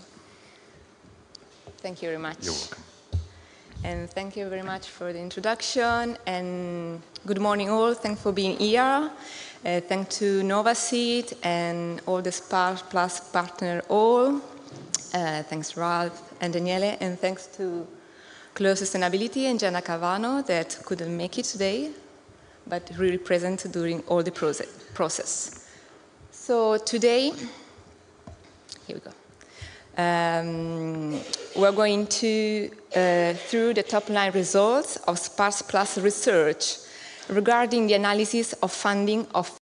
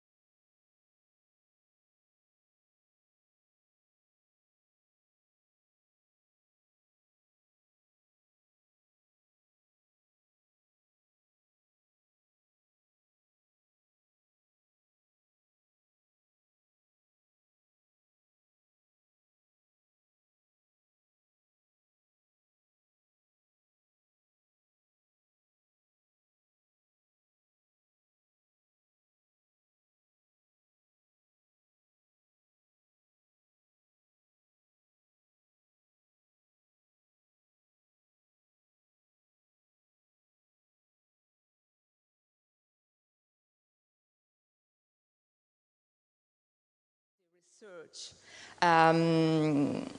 reflect the concern that cultural funding may disproportionately favor urban regions, despite, as we can see in the graphic, 90% of population lives in rural area, the 90% of European population as a whole, potentially limit the access to diverse art forms in rural areas. So as its main objective, the research aims to investigate public cultural funding for professional performing arts in rural areas. And two sub-objectives are related to it. The first one is to identify and analyze funding distribution patterns between rural and urban areas. And in this sense, we use a more quantitative statistical approach. And then the second one is to explore the challenges related to funding rural culture. Uses, in this context, a more qualitative approach through interviews with experts and focus group with partners. So, at this point, what is the landscape of public cultural funding for professional performing arts in rural Europe? The research tried to answer to this main question through a few sub-questions that we can group in these following areas. So we are going to see geography and distribution, art form and impacts on diversity, evolution and trend, access and challenges, and criteria and decision making. As we already said, this research used a mixed method approach to assess in detail the landscape of public funding for professional performing arts within the 9 SPARSE Plus partner countries. So on the one hand, we use data collection and statistical analysis in order to provide numerical statistical insights into funding distribution patterns. And on the other hand, focus group, interviews, and surveys help us to get a more nuanced perspective regarding access to funding in rural areas and related challenges. So, to carry out the statistical analysis, we needed these essential key variables, such as location, sectors, granted amount, and years. Focusing on the main national public funding provided by these partners, the research collected the location of the organization and the project and converted them into Eurostat NAT3 codes. So we're going to see that we divided them into the following areas: predominantly urban, intermediate, and predominantly rural. And then research focused on these 4 main sectors: theater, dance, circus, and live music. The granted amount were recorded and converted into euro, and the focus was on the data available for the years 2023 and 2024.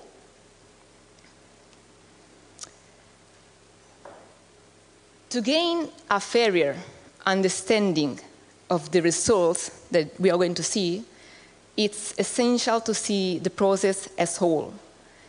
During the process, we found so many challenges that made cross-country comparison difficult. So let's see a few of them. For example, accessibility and format. In most of the cases, data were extracted manually, and this increased the complexity of the analysis. The inconsistent data availability, not just between different countries, but also within various funding schemes in the same country. And there are cases like Estonia and Germany that we were not able to analyze those data because they were simply missing. Limitation of NAT3 classification. Even if in this context, NAT3 classification proves useful for comparing data, still it may not fully capture all the nuances, all the different realities that could coexist in the same territorial unit, in the same territorial classification. And so discrepancies for what regarding sectoral classification.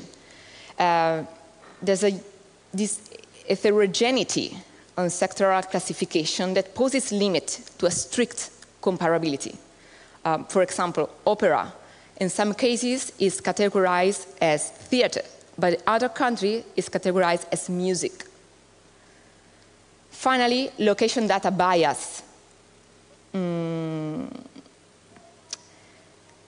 The location of the organization in most of the cases was provided or was manually extracted. But this doesn't give us a clear idea of the geography distribution of the funded project. Funding may be allocated to an area, but actually the project could take place in another. So how we managed all these issues? Where possible, we applied a manual extraction, as said, and we reformat all the data. We focus on a core set of variables like name of beneficiary, granted amount, and sector. And for this last one, we use a flexible framework. So with all this context in mind, let's go through the research results. And in this first graph is represented the distribution of public funding across territories. As we see below, the 9 partners of the project and the 3 areas as NAT3 classification, so urban, intermediate, and rural. We can easily see that rural territories capture only a small share of cultural funds. I don't know if you can see it well, but if you focus on the bright blue lines that represent the rural areas, it's easy to see that they are reduced size comparing for the others. And for example, the rural areas, we can see that his level exceeds, in most of the cases, the 50%. This data, this insight that we see, it becomes more interesting when we put it in relationship with the population distribution in rural areas. We can observe that funding in rural areas is not always proportional to the population share. And it's quite easy to see, for example, the discrepancy in countries such as Romania or Poland. And what about the sectors here? The chart represents the relationship between public funding and sector divided by population living in rural areas. And despite all the heterogeneity that we already said, music funding is more in line with the population share than other sectors, although with strong cross-country variation. And this suggests us the importance that the funding distribution has in order to the variety of performing arts that is offered to this area.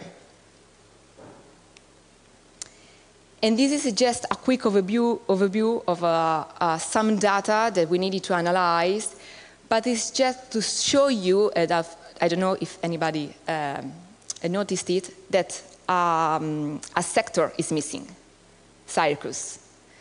This is because in circus sector, the heterogeneity, again, it's really huge, it's really wide, it's impossible to collect solid data for comparing. Last graph, it's about the variation in public funding share to performing arts by territories over the years 23 and 24. We can observe that there is a slight increase for rural and intermediate areas. Looking at the rural areas, the share moved from the 6% to the 8% between 23 and 24. But still, rural funding remains far below European rural population share that, as we said, is 90%. Still, even if it's an interesting data, since we analyzed just 2 years, this is not enough to determine if this increase is a structural or is just a temporary variation. So for sure, a more longitudinal study is needed in this case.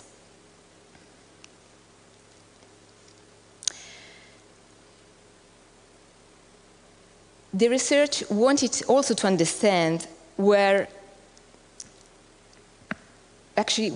to understand if and how rurality count in cultural funding criteria. We observed that rurality is more often addressed as indirectly rather than directly. In the box below, we can read some example of how this rurality is expressed. We can find like definition or expression like territorial rebalancing or disadvantaged regions or areas with limited access to culture. So even if we want to take these references as proofs an existence of rurality, even in this case, the weight that they have in funding decision criteria is not clear. So rural organization cannot know and cannot understand how much its own particular context as rural could count when applying for funding. And even if there is this principle of supporting area with a weaker access to cultural funding, this is not systematically translated into measurable and clear criteria. So for us, a stronger integration of rurality into evaluation criteria could be a step towards a more equitable distribution of funding across territories. Moving towards a more qualitative approach of this research, we also explore the challenges in accessing funding for rural organizations. And 3 clusters emerged. The first one, structural and policy limitation. So rural organizations depend on project-based support with very limited structural and operational funding. And this makes long-term vision and planning almost impossible, where funding cycles are unpredictable. Bureaucracy is heavy, procedures complex, and on top of that, there's a high co-financing requirements. For example, Creative Europe requires up to 40% of co-financing, and this is simply out of reach for many small rural organizations. And more, there's fragmented governance across all levels, and this creates overlaps, but also gaps, and strong inequalities between countries and regions. Second cluster, it's about organizational limitation or fragility. I think that is more across this aspect, cross-cuts more the performing arts sector as a whole than just the rural dimension, because as we know, it is characterized by fragility and precarity. But nevertheless, yes, rural organizations often are small, are fragile, and are fragmented. They rely on voluntary work, and this poses a problem when it's time for a generational renewal or continuity. They operate with limited resources in terms of human, financial, and time resources. And so due to isolation, with difficulty, they can create networks and exchange practices with peers. As one of our interview said, they are like micro islands, so very resilient and creative, but often left on their own. Third cluster, it's about knowledge and awareness gap, as we already know at this point. So there's a lack of systematic data on how funding reaches rural areas. And then there is this heterogeneity in definition and also limited awareness of funding opportunities such as LEADER program or Interreg. So they're simply invisible to them or, as I said before, out of reach for many reasons. And here we have the insights that we collected from practitioners and experts in order to improve access in funding.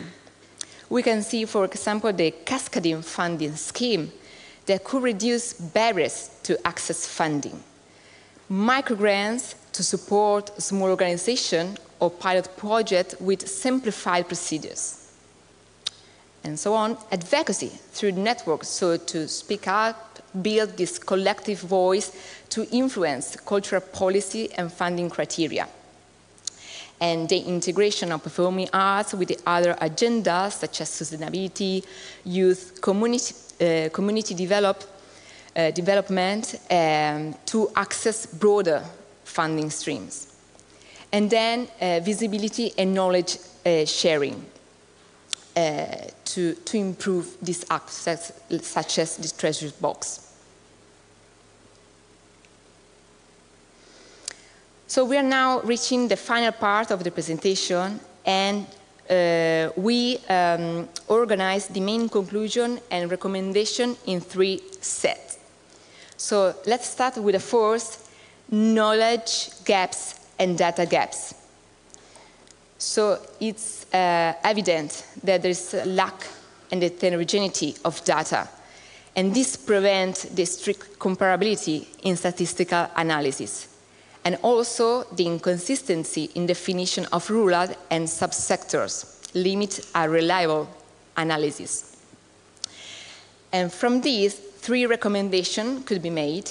The first one is to collect and publish disaggregated data, disaggregated by project location, sectors, or activity, and then to establish a European discussion table in order to harmonize, standardize methodologies, and also to conduct specific dedicated study on funding for performing arts in rural areas. The second set regards the funding distribution. Funding share for rural performing arts remains low compared to both urban areas and the rural population share. As we saw before, there's the 8% of funding in this area against the 90% of population living there among Europe. Which are, in this case, the recommendation?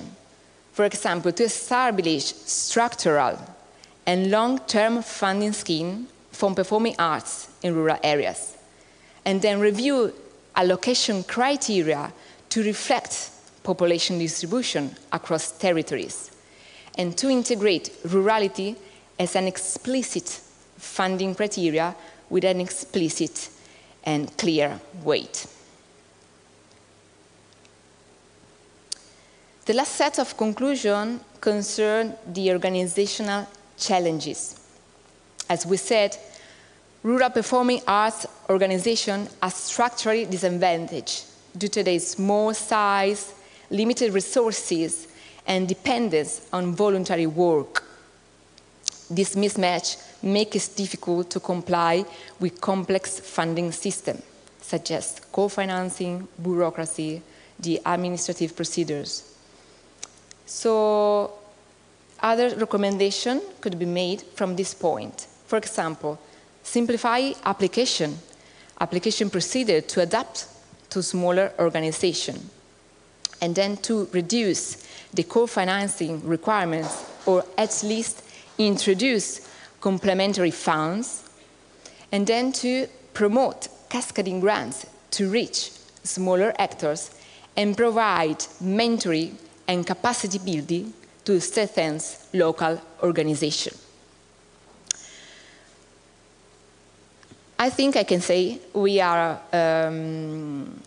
proud of this research that we consider as a pilot, as a first step, as a beginning towards this direction, to a future and dedicated study, research, in order to give continuity to this line of investigation, in order to get a clear landscape of funding for professional performing arts in rural areas.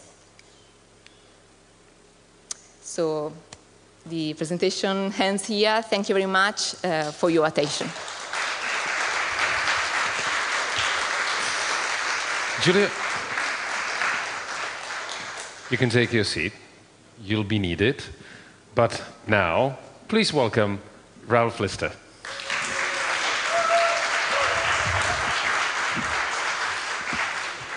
Thank you. Thank you. That's a very nice reception. It's a bit of a surprise. So I'm going to just spend a very few minutes to give some... We've completed the first year of touring, the first year from 3 years, and we thought it would be useful to share some of the results which we hope you will find inspiring. First, a little bit about me. I thought it would be useful to introduce myself in a broader context. So I've been working within the rural touring context for 35 years. It's a sentence, a prison sentence, but a very joyful one. Tekar and myself, we were the lead partner in the first SPARSE project that ran from 2018 to 21. As we all know, as a result of Brexit, the UK was no longer able to be a beneficiary. So we were very, very happy that Amat and Danielle chose to take on that role with the current project. There is a rural stakeholder group that is organised by the Arts Council of England. Since COVID, it hasn't convened, but prior to COVID, I was one of the representatives that sat on that group. And you will see that there is an image, the green report, following part of the inspiration for the research that Chloe have undertaken. I was part of an advisory panel to the Arts Council, who also carried out statistical research into activity in rural areas. And from my point of view, research is really fundamentally important because without research, we're kind of invisible. Unless we document what we do, then we can't, it's difficult to really tell the story. So the first SPARSE project ran from 2018 to 21 with 4 partners, as we've heard, and the current project runs from 24 to 27 when we have an increased set of partners. For the sake of consistency with the evaluation, we've asked similar questions, but we've added some extra questions related to environmental sustainability. We were really delighted that the idea of carrying out surveys particularly with the audiences, can send a shiver down many a spine. The idea of destroying a cultural experience by then giving someone with a piece of paper and saying, we'd just like you to answer a few questions. But we were really, really delighted with the response that we had from the first year. It was actually around 50%. We had 1,500 surveys from the audience members, so we can say that there's credibility with the results that we've got. We had local promoters. These are the individuals living in the local community that co-promote, that host the performances with the partner agency. We had surveys back from 45 out of a total potentially of 50, so a very, very high return. And we had results back from 36 companies. That's 3.6 per partner.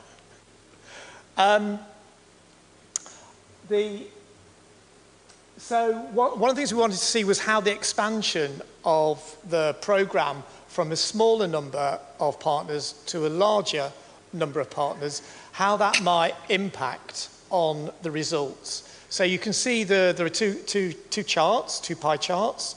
You can see on this side, we have the first project. On the left-hand side, you have the new project. And you can see that the results are very, very similar. So from that, I would draw the conclusion that whilst expanding the number of partners involved in the project, the results have stayed remarkably consistent. So let me see. So in terms of the charts, you've got the orange colour, which delineates how far people travelled to the venue, which was less than 5 kilometres. So you can see that the vast majority of people that attend the shows in rural areas are from that local area. And then we asked an additional question, which was, how did you travel to the venue? And over a third have said that they walked to the venue, and that then increased to nearly 50% when you take into account the number of people that cycled. I mean, this is incredible, because I think one of the things we can therefore say is that the kind of touring that we're involved in is a low impact when it comes to carbon emissions. And I think this is a really, with the climate emergency and with organisations like IETM and the Perform Europe initiative, where we're looking at the sustainability of the touring ecology, I do think this is a real success story. And a few final stats to finish. So 93% of the audiences said they would like to see more performances. I won't read the comments, but the comments kind of speak for themselves. The audience has a very, very... The idea of coming to a local community space to see a work of high quality, as Francois talked about, ambition. This kind of touring is not second-class touring, it's not second-class quality. We want the best quality professional performance to go into rural areas. From the local promoters themselves, the vast majority, 95%, think that there is a lack of quality shows in rural areas. And I don't know if you can read what it says, but there are these, from time to time, there are these surveys carried out by the Commission into European attitudes towards culture. And I've highlighted, there's a quote at the bottom of the sheet which says that there was a question about, do you feel that there is sufficient access to culture? And the answers were subdivided to answers from an urban area to answers from a rural area. And the results show that there's something like 40% of people living in a rural area feel that they don't have sufficient access to culture. So if you put that figure against the fact that the audiences have a good experience, the fact that the local promoters think there's a lack of quality shows, it shows there is a need. There is a need for this kind of work. And we're talking about a survey across all the partners in all the participating countries.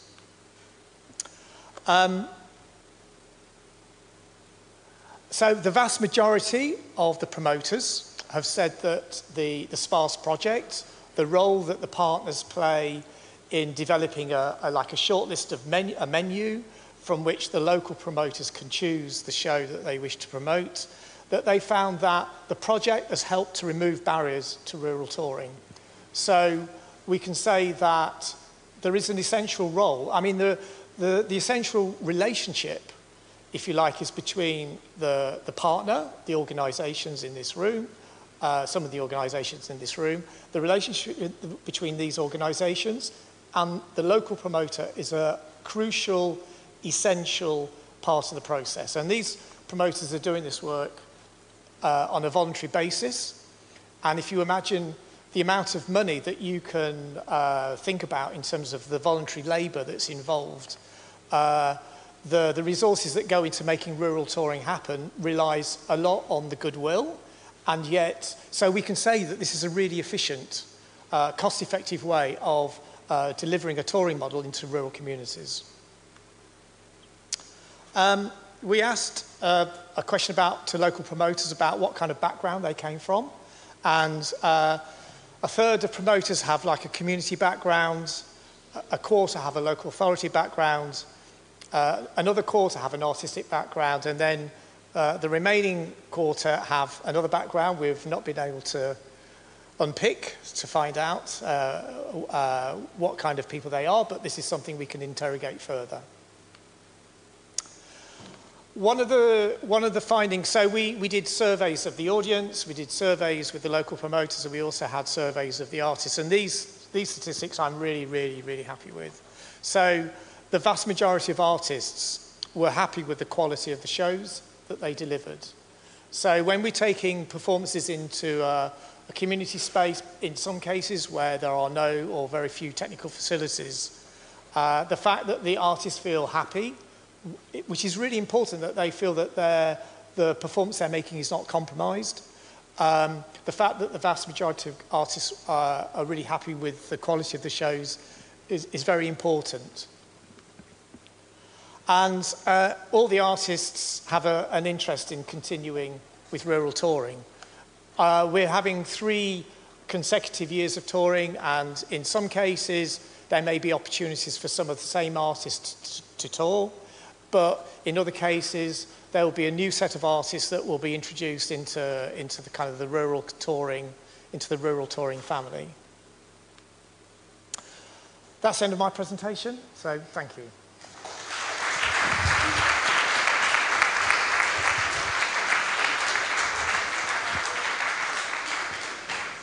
Thank you very much to both of you. There are several questions that have to be answered on Slido. Some of them were already answered by the presentations, I believe. But I think that one of them is really interesting, Julia. from your perspective as an external researcher, what stood out to you most in this data compared with other projects you've worked on?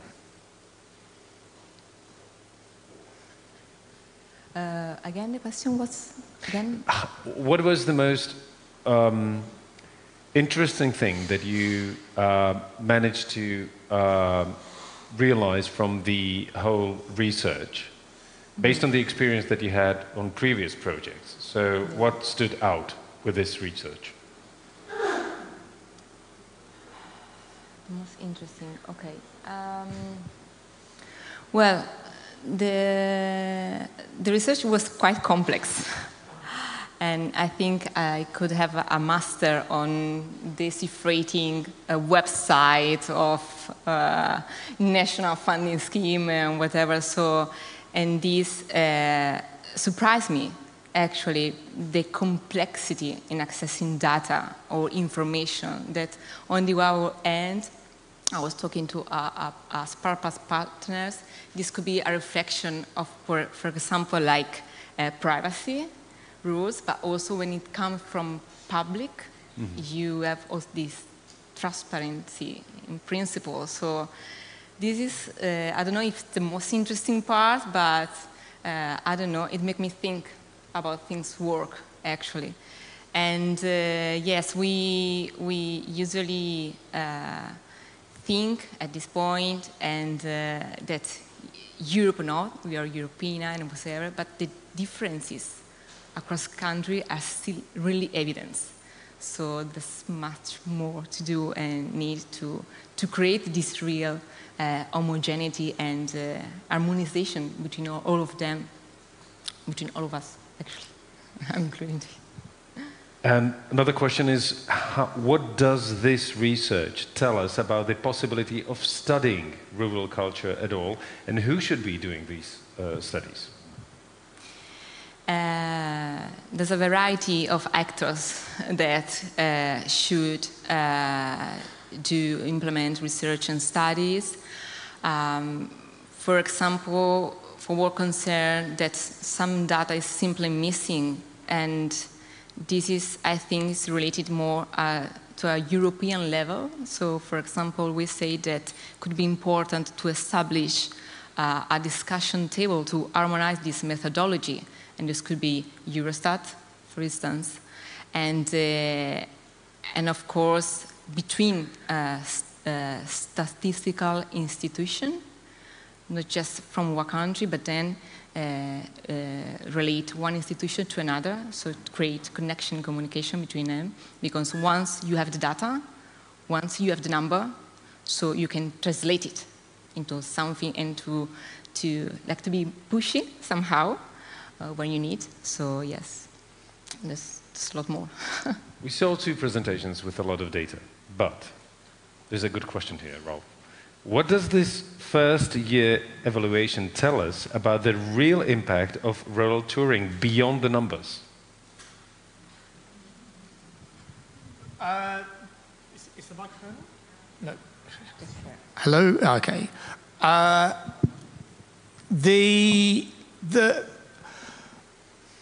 I think one of the comments or questions to Francois was about how he felt about the impact of the work. And from my point of view, the feeling that you have a sense of community when you have an artist working in a community space being hosted by the community is really quite profound. It can't be, the data is really important, but in my experience, the artists, it's a more challenging physical environment to go into a community space. Quite often the artist has to bring the equipment, the lights, the sound. It's quite taxing. It's usually one performance in one evening, and then you go to the next place. So you arrive, you set up, you make a performance. The audience is usually really interested. While the artist is breaking down the set, quite often the audience is wanting to ask questions. Where did you train? Where did the ideas come from? So this relationship between the artist and the audience, the role that, you know, we have we have some artists in the audience, we could ask them later. We have local promoters in the audience, we could ask them later. But the sense of pride when an event takes place, we had comments from promoters saying, we didn't believe that we would get someone who would visit our area. We thought that we weren't important. So the collective experience, the communal collective experience is a story that hasn't been told with the data. But for those of us that have lived it and that have experienced it, it's a really memorable moment. I liked in your presentation the moment when you presented how satisfied the audience was, and you had the quotes also, but still there were 22% of people that said that they will never visit something like this again. You didn't put any quotes on that. No, I wonder why. Well, I mean, you know, going to see a performance is a subjective experience, and in my own area, we have an artistic programming where we curate the program, where we have local work, regional, national, international work. We have work that may be quite familiar to the audience, and we may have work that's quite challenging to an audience. I must say that statistic seems very high. It is.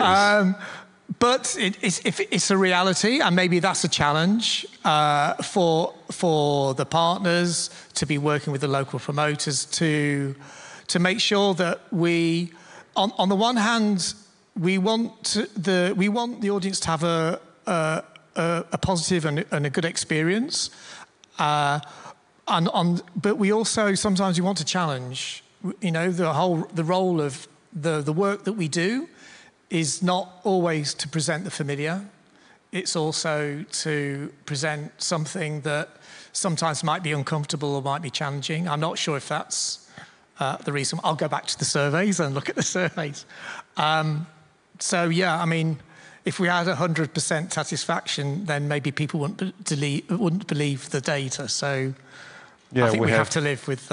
We have this kind of experience, yeah, here in this area when something is 99%. Yeah, okay. So the 22% is a good challenge. Yeah. Julia, how can a research like this actually help artists and cultural workers on the ground? Your research. On the ground.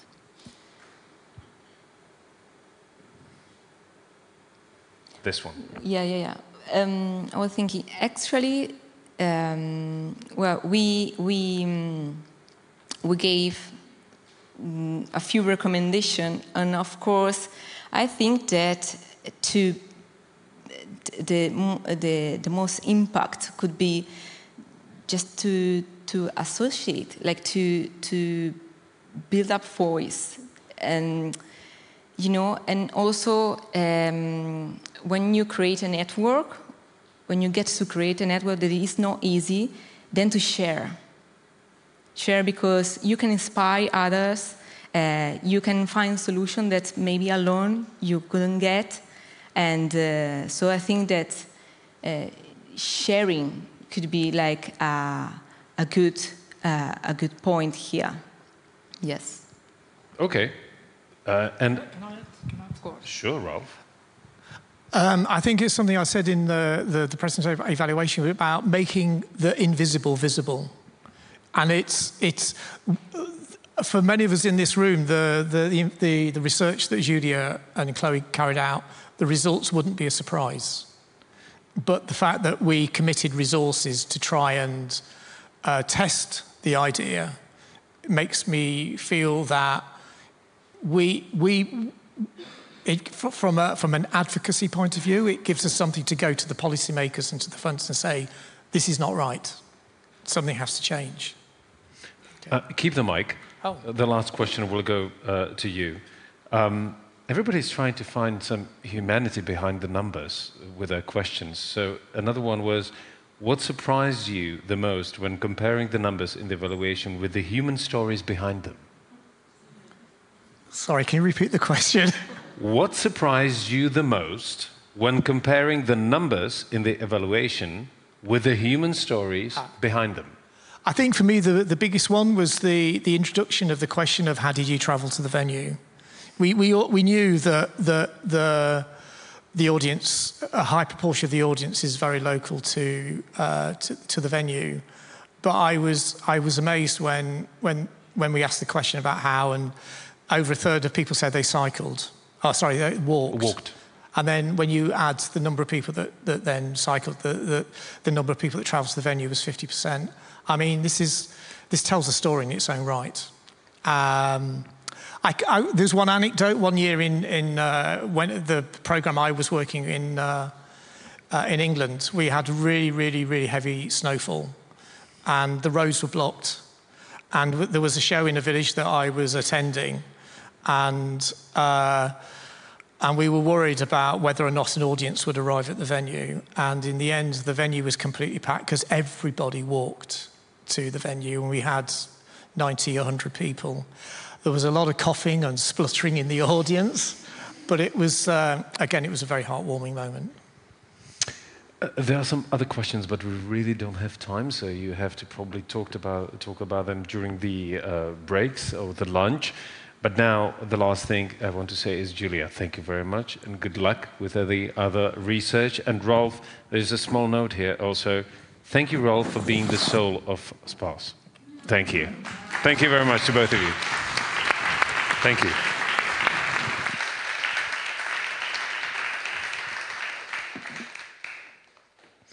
So, thanks a lot. Now, it will be, that's yours, Slav, yeah. Now it will be a very quick presentation, 3 quick presentations that will take part one by one, and then after these 3 presentations there will be a Q&A. And we'll start with the first one, and it's all examples of good practices. So the first one will be by the representative of Tanzweit draußen, the German network for contemporary dance in rural regions. Please don't shoot me, I don't speak German. Jessica Buchholz and Pascal Sangl. Yeah, here you are.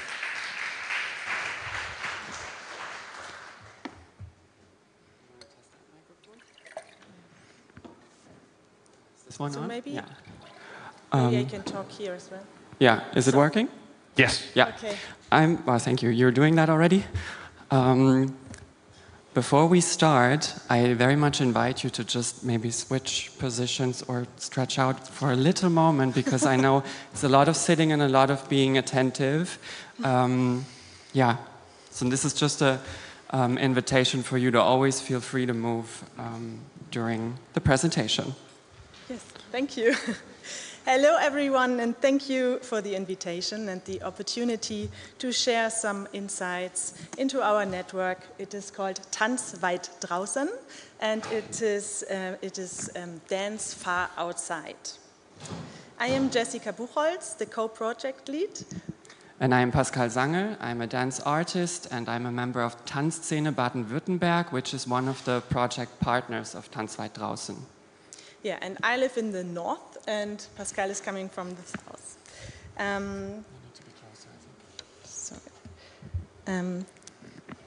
Tanzweit draußen is a national network for contemporary dance in rural areas across Germany.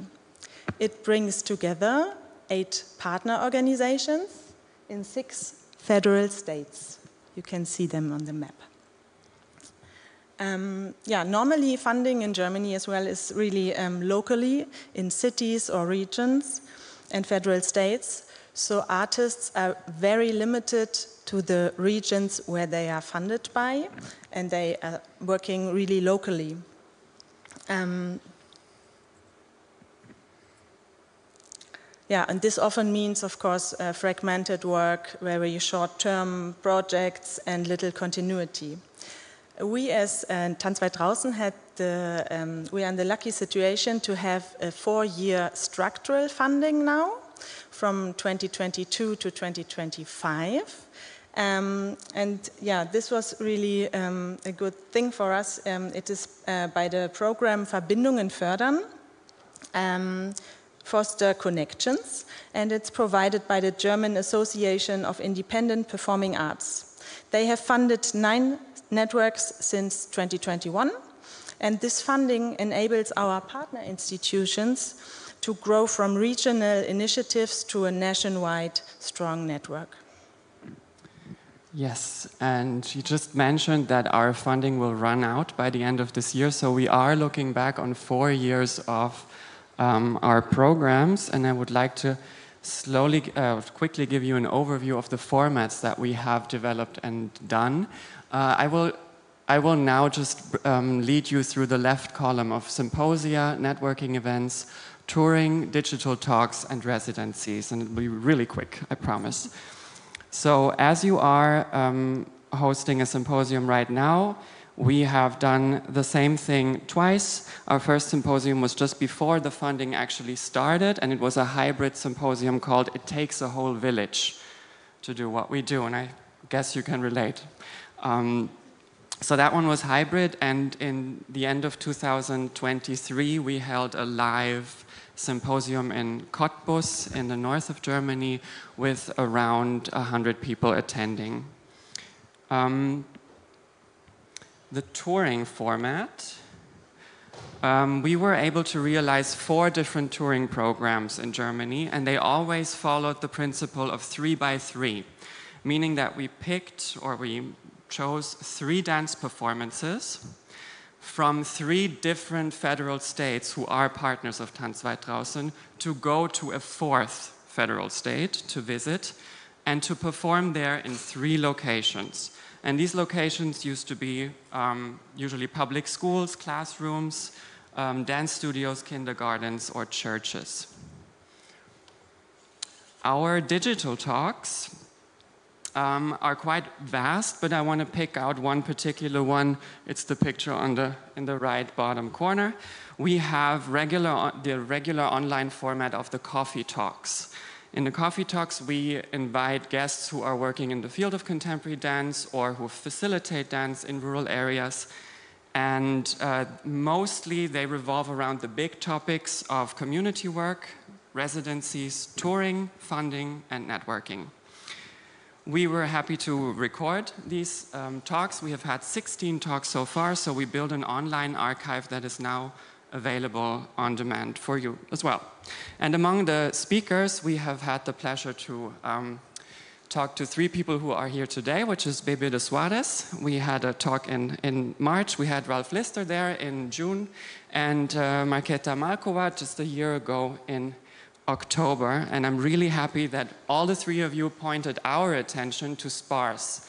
And like by the 3rd time you hear it, you're like, okay, that must be a big thing, and we kind of need to see where there is a chance to get into contact. And I think the 3 of you are very much the reason why we are here today, so thank you very much for that. Just a quick side note, we prepared for 10 minutes. I see the time is really going down from 7. I hope that's okay, and we'll just pull through.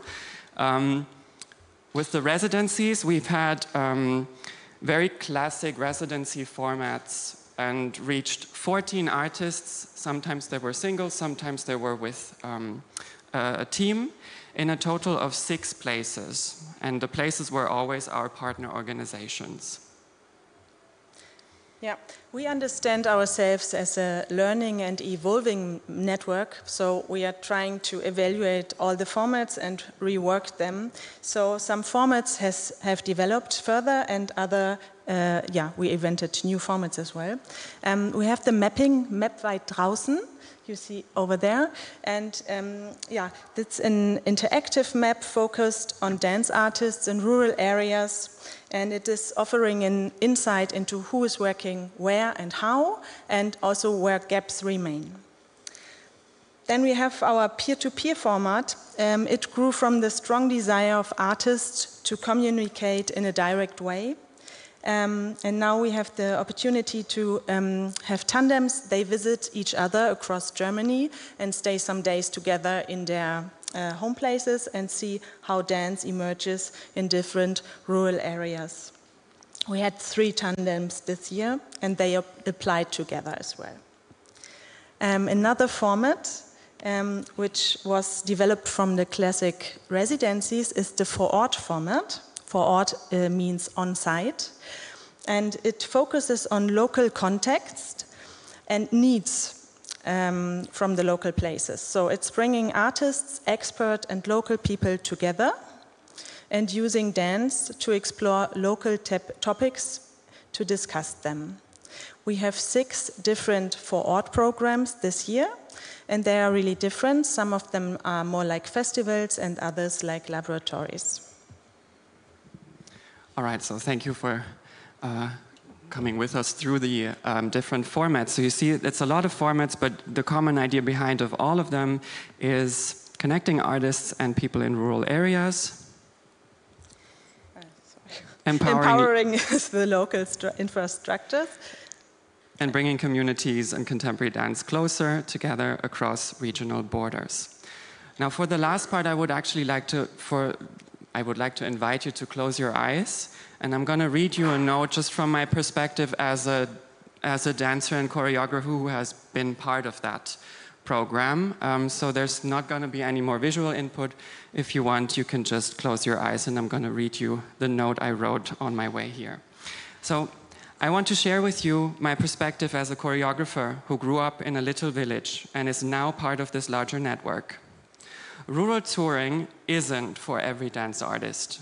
It is not just another gig to bring dance performances somewhere, show them, and leave again.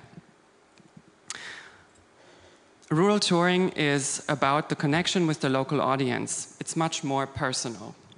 We always offered workshops, after talks, or audience participations around our performances. Therefore, rural touring is only really sensible for dance groups and artists who are interested in that form of personal and very direct connection to the local people. And another great benefit is artists are welcome to join different formats. They might have been in the touring program and later held a coffee talk. They might have been at one of the symposiums and applied for the peer-to-peer with someone they've gotten to know. There is a community within the dance artists working in rural areas, and they all say that Tanzweit draußen truly connects them, empowers them, and erases the feeling of being isolated. Yeah, and this leads us to the topic of sustainability. It's a challenge, especially when funding ends. And right now we are working, we are working on things that may last and things we can leave behind to show and share our knowledge and experience with others. Our goal is to keep the network alive, even beyond the funding period, and it means that people stay connected and that they, reach out for each other again. We want to explore new chances for exchange and collaboration, locally, nationally, and internationally. So last chart, we have carefully crafted a digital handout for you, which we will share with you now with the QR code in the link tree. In the link tree, you can find a 3-minute image film of all the things that we have been done so far. There is the presentation of today in there. You can find the online coffee talks with Baby Ralph and Marketa, and much, much more. So we would be happy if you just visit us there. And thank you so much for your attention. Thank you very much.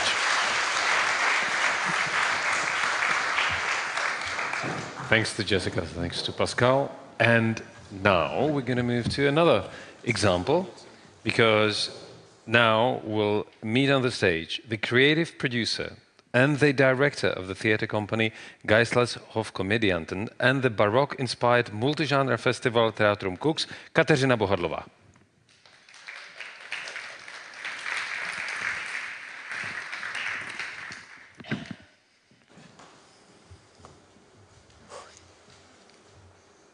Hello, everyone. Can you hear me? So I will tell you a story with happy ending. We want to be optimistic and not depressed. And the story starts right here. This is Cooks in 1725. And this is the Count of Spork, its founder, a German aristocrat, arts lover and benefactor, who built this place as his summer residence, as a Baroque spa, a gorgeous place for everybody who can pay the tickets to go, with a lot of live program and arts. He followed the ideal example of an allegory of Baroque world with ideology and way of living in this place. Gradually, he invited people, artists who worked for him and created this beautiful place in the northeastern Bohemia, and a creative hub, as well as a European cultural center. This place, 300 years ago, was frequented with a lot of people, especially during the summer season.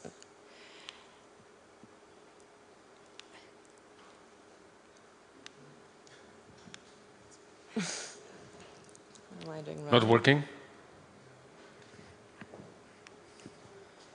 You probably have more slides, don't you? I mean, yeah. I'm losing my time here.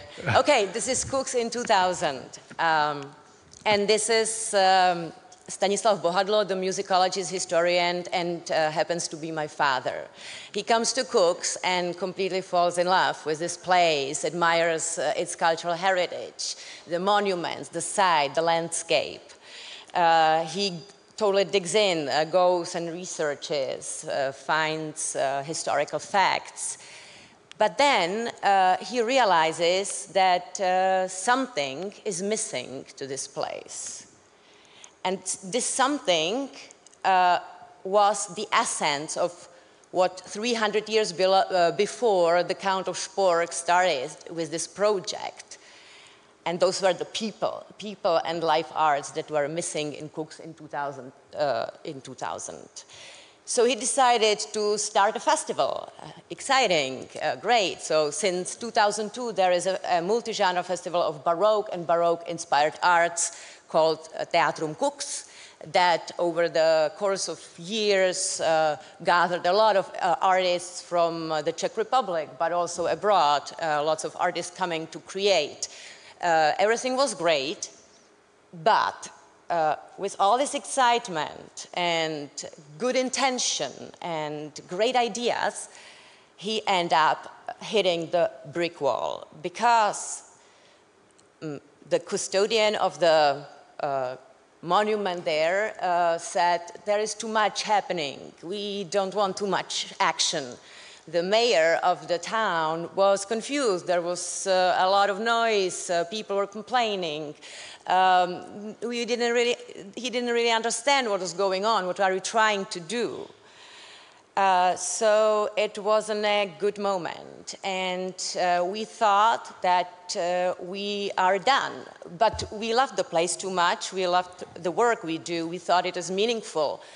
But there was a need to completely change the route, to take a different direction, to do something differently and different approach.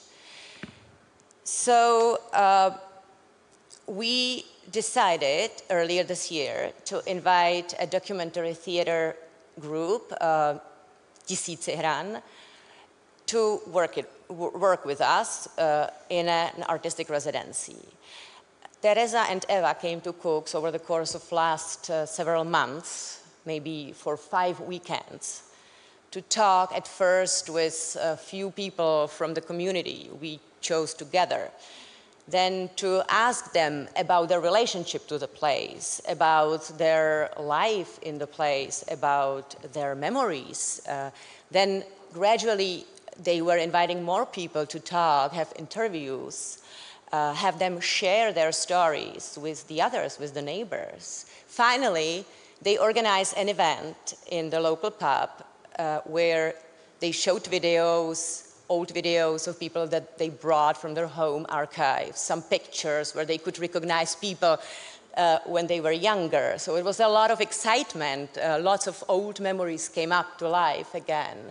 People were smiling, gathering, having fun. There was no chair left in the town hall. So that was pretty cool. I was impressed and really touched by the outcome. But the best comes later. During the festival, about 7 or 10 people from the local community, including the mayor, were encouraged and agreed to participate actively participate in a storytelling walk through the town where they were showing places to the audiences as part of the festival program. That means that audiences from the festival went to see their performance. It was staged, it was very natural, but it was a stage-prepared program within the program of the festival. And that was the true breakthrough, I would say, the peak of nobody expected, because what happened in that place on that day, that the festival community met with the local community. So I was very touched, we were happy. You guys don't need to hear tips because you all are already organizing great events in the rural areas. But for us, on ground zero, going back after 20 years to start over, this was important to remember. So do not underestimate your community. Communicate with people, listen, hear what they are saying. Explain, never stop explaining. They don't understand, and maybe that's why they are ignorant, or they seem to be ignorant to what you're doing. So I think that a new chapter was drawn this year in Teatrum Cooks, and I think it was also thanks to SPARSE Plus project, so thank you for having us on board. Thank you for your attention.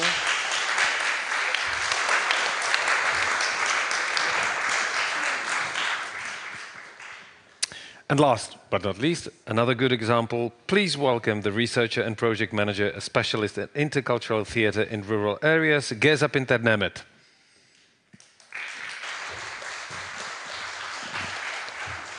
Hello, everybody. I'm also losing my voice, so I will be careful. And thank you for the opportunity to share a nice example which we had a week ago.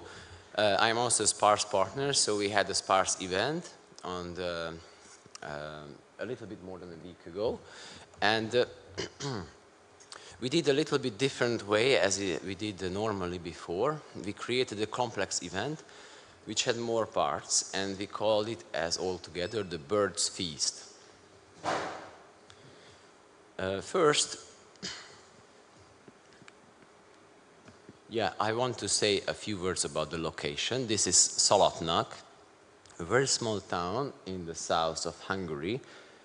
I put there is 42 minutes from the closest cultural center, so quite a distant, abandoned village, depopulating and elderly village with many pensioners, but has a lot of cultural heritage and a lot of values from the past.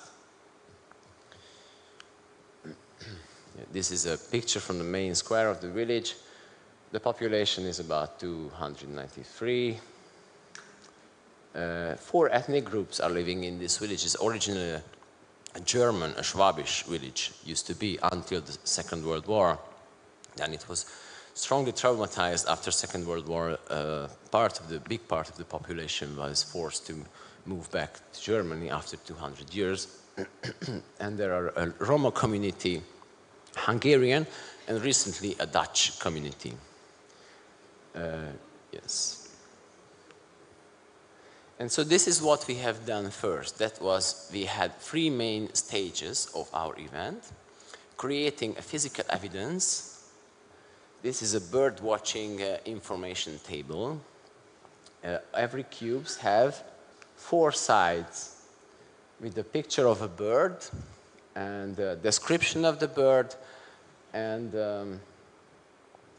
food, what they eat during winter time, and its name in Latin and English and Hungarian. So this was the beginning, a very concrete kick to this event, inauguration of a physical evidence, a concrete object, which in my experience, people in rural who are not used to going in theater like very much. It gives a concrete element, a starting point. Then we can guide them towards more abstraction and more other things. That is a good starting point to earn confidence.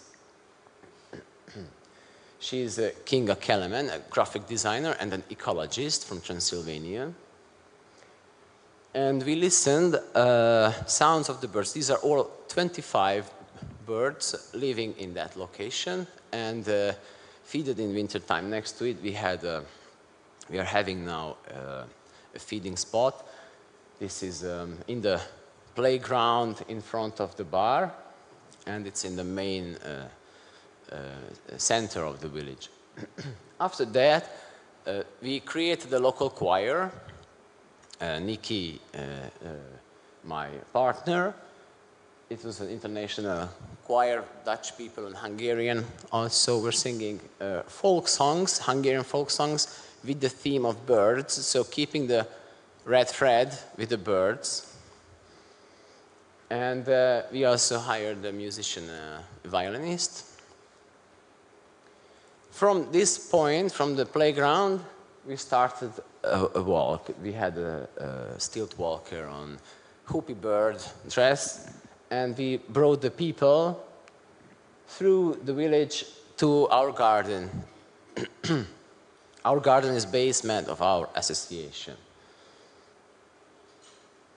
And yeah, so village walk is not the first time what we're doing, and we're discovering that it's not it's a progressive and innovative thing, but it's also something which is always happening in villages. So we're rediscovering an ancient performative form of village life.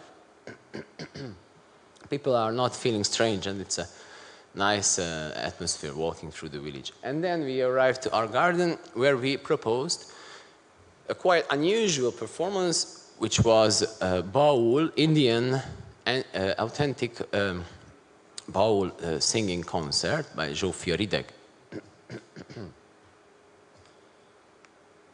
And this is it. She's the singer, and she has given in Indian and in Hungarian language songs about the mythological rule of birds in the Hindu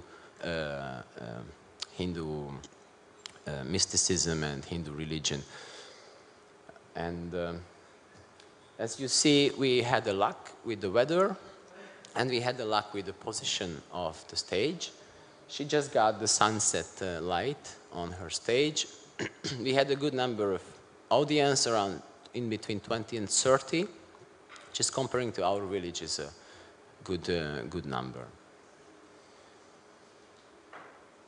Yes, so, and shortly to finish, so what we learned from the past is that physical evidence is very helpful. We had a year before another project with a similar direction, but there we were very much going to the problems of the village in the past, in the after Second World War, and now we wanted to completely shift the attention and speak about something which has nothing to do with conflicts and anything, even though indirectly we propose those values, what we share, and we believe that it fits to the location.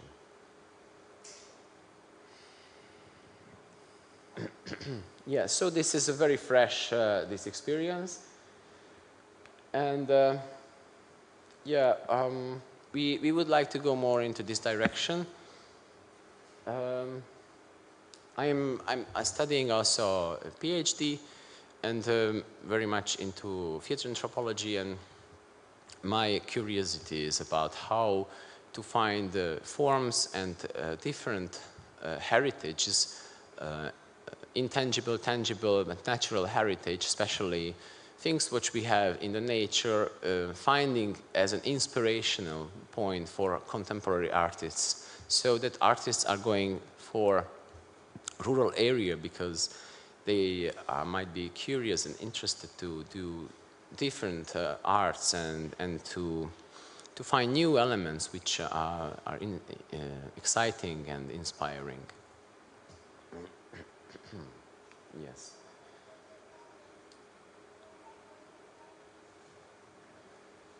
Yeah, I think I said everything. This is my summary. So thank you for attention.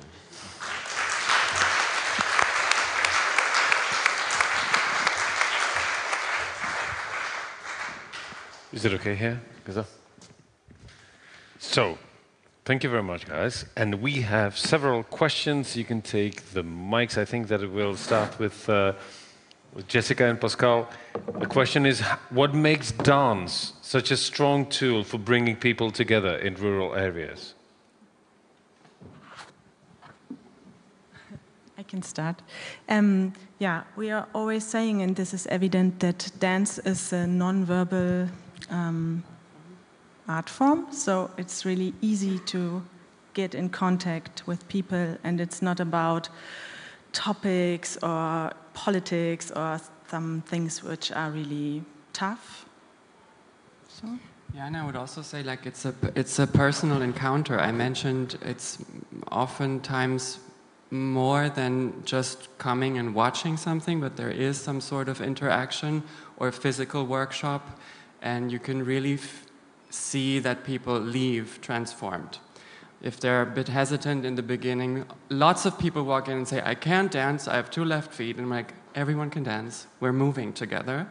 And afterwards they walk out and they just have maybe a very rigid idea of dance means right and wrong, certain steps, I can misstep and all of that, but they understand much more. It's about sensing oneself and then going into relation with others. And I think if that is something that you haven't experienced before, and you do have a welcoming and an open environment, that's feeding this idea of belonging and connecting and maybe wanting to come back.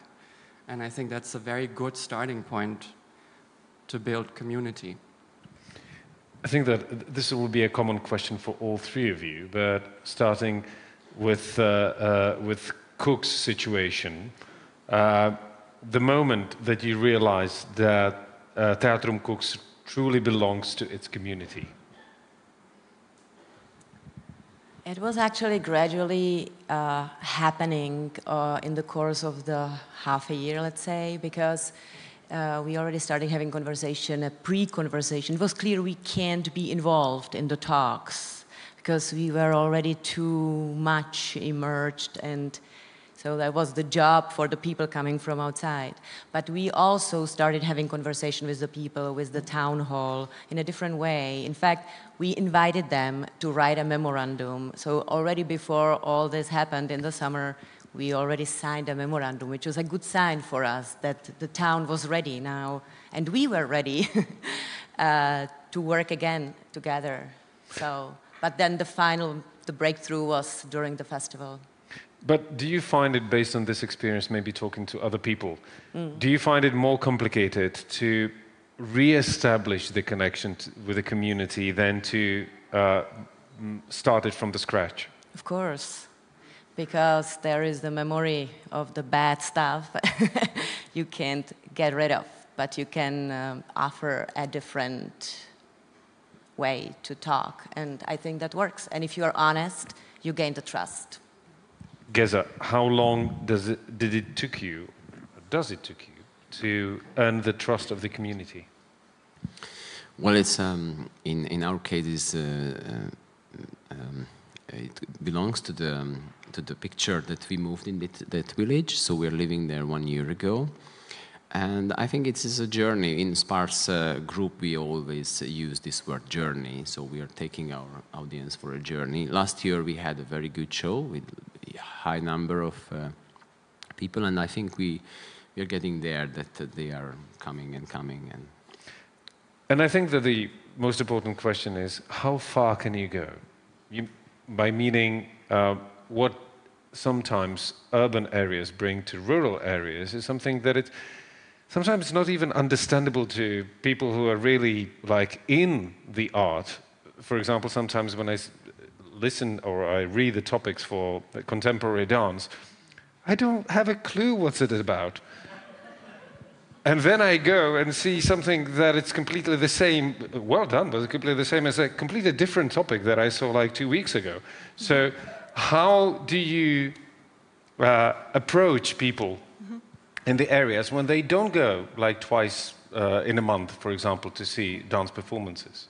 Yeah, this is the situation. They never had seen dance before, and we often go to little children or students, so they are really curious, and this is a nice contact, and they just come and ask questions, and they can move with it. There's a workshop before or after the show, so they can do the same movements, and they are in a different mood, and this is working. And when we are not doing it in schools or kindergarten, it is always for the whole family, and this is also something which is attracting the families. When the children want to come and they think it's interesting and they have fun, the others are coming with us, and yeah, then we have a good starting point. But then it's always, you have to come back. It's the whole time what it takes to really understand, okay, this is an art form and this looks like that, and maybe to get rid of the Hemmschwelle, so distance.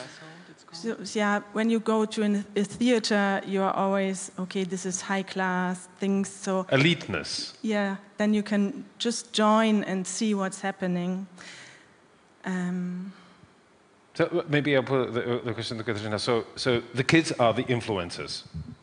Excuse me? The kids are the influencers. So the kids are a good way how to step in the community. You have to flip the page, but we've been around for all these years. We started leading the festival in 2017, so finally we had to also take responsibility, and we saw that this is not the way to go, but only now it sort of rang the bell and we understood.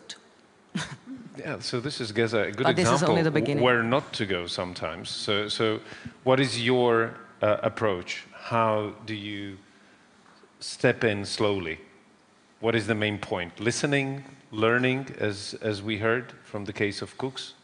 Well, in my experience, the keeping in touch regularly. For example, we initiated a film club, absolutely non-profit. There is in Hungary, it's called KineDoc, which is also a Creative Europe project. And we have, through KineDoc, we received contemporary documentary films, most recent from last years. And this is what I'm doing now. Every month, once a time, we have a film club in the village. And this is, for me, it's important to, I'm meeting them, and then I can propose what we're doing. And the last question goes to Jessica and Pascal. Sustainability. What about the funding?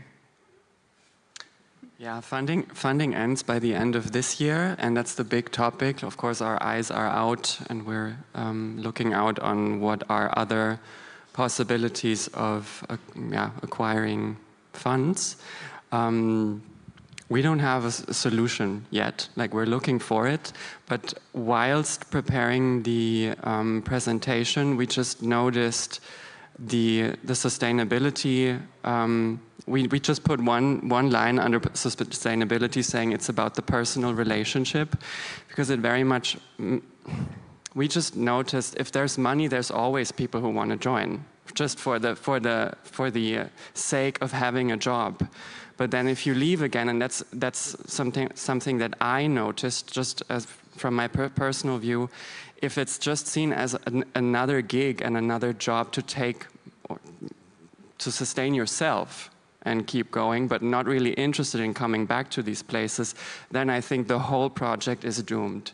Like the second there's no money left, nobody's interested to look for more or whatever. But so we see if we find the people who are genuinely interested to stay in these communities or to know artists who are having their hands close to a community and exchanging, then there is a way of finding, there's a will together to find new ways. But we don't have the answer for that yet, and I think it's very similar to the SPARSE situation. So basically what you're saying, if there are not so many people left that would like to do it, but if there is enough money, you don't have the right people sometimes. No, I wouldn't say that. This is just, I would also not go that far to say it has been one way or the other. It's just me joining different formats. I just notice some people are in it with their heart and other people have different motivations. That's fine. I mean, it's also a reality that you're struggling as a dance artist getting enough jobs, and it's a complete valid reason. But if you're looking from the network point of view and surviving, sustaining, then you need the people who want to stay in, even if the times are harder. And these people, we get to know them in this 4 years, so it takes a lot of time to really find these people and work together with them. And I think then there is always coming new opportunities because we stay in touch. Very well. Guys, thank you very much. Good luck with all your work. Jessica, Pascal, Katerina, Geza. Thanks a lot. Thank you.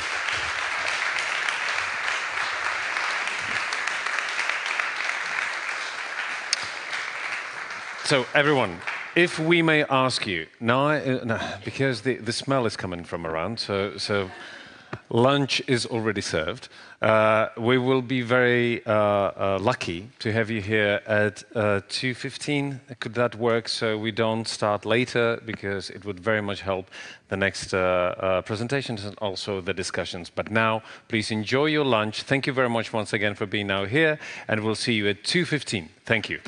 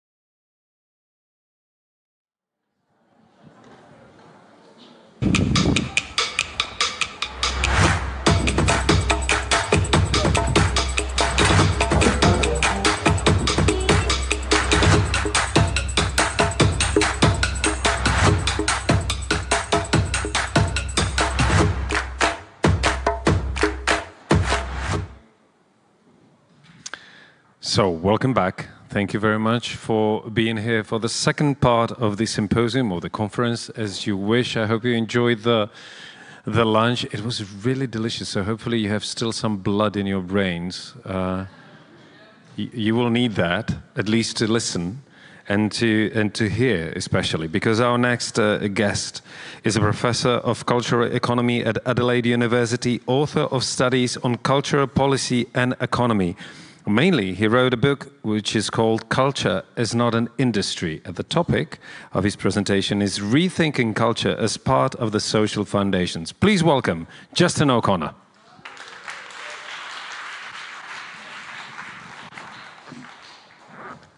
Hello. Hi, great to be here. Apart from one day, the last time I was in Prague was, I think, 1995. It's changed. It's doing its very best to look like every other city in Europe, but it's still there, so that's good. Yeah, so I'm going to talk a little bit about my book, Culture is Not an Industry, really, and also try and think through some of the implications of... I've been talking about it for a year and a half now to different audiences, really different audiences, and it's great to hear feedback and hear the reception of different people across different parts of Europe, actually. So it's great to be here, and I wanted to start off by just saying I kind of wrote it in 2022, 23, and so coming out of the pandemic, and it was published very early in 24, so coming out of the pandemic. And at the time, it was, if you remember, it was like, you know, we can't go back to normal. We just cannot reset and go back to where we were before the pandemic. The pandemic changes everything. And, you know, we got rid of, like, sanity had returned to the White House. You know, Trump had gone, Biden's there. There's a big industrial program, green industrial program, coming out of Washington, also out of the EU. The EU were launching the various Green New Deals and various projects like that. And even in China was really deepening its transition program. And of course, the return of the state and state capacity in the pandemic, you know, after years, especially in the UK, but across Europe, obviously after 2012, austerity. And suddenly, oh, we do have money. Here it is. All those unemployed people from the pandemic, we can give them money. So, you know, people then began saying, well, the state's back, social democracy is back, the green transition is back. You know, perhaps we should have UBI, universal basic income, and those kind of things. So there was a moment of optimism, and it's in that I tried to say, you know, that culture is not an industry, but should be part of the social foundations. And I thought there was a moment there. But in fact, of course, didn't kind of work out like that. So now we've got Trump 2.0 back in the White House. We're in a serious, very different geopolitical situation. And I'm not talking about what's going on in the Ukraine, but also what's going on between the US and Europe. I don't know if you saw it, Trump's demanding that Europe drop all its green trade policies in order to do the trade deal. So Europe especially is under attack, I think, by its erstwhile ally. And so, you know, I talked in the book about the death of neoliberalism, that it's finished, you know, that it's over. And I think that's true. But what's replacing it is something perhaps a little bit worse. I don't know. But so I'm going to talk in that slightly darker tone today. So, I mean, first of all, culture is not an industry. And after, you know, people always then say, oh, yes, it is. It pays money, it earns that much, it's this big, it employs thousands of people. Yes. Culture has industries, many of them, and we'll talk later. Culture has, 6 of the 10 largest corporations on the planet are involved somehow in the production and distribution of culture. So, of course, culture has industries. But culture itself is not an industry.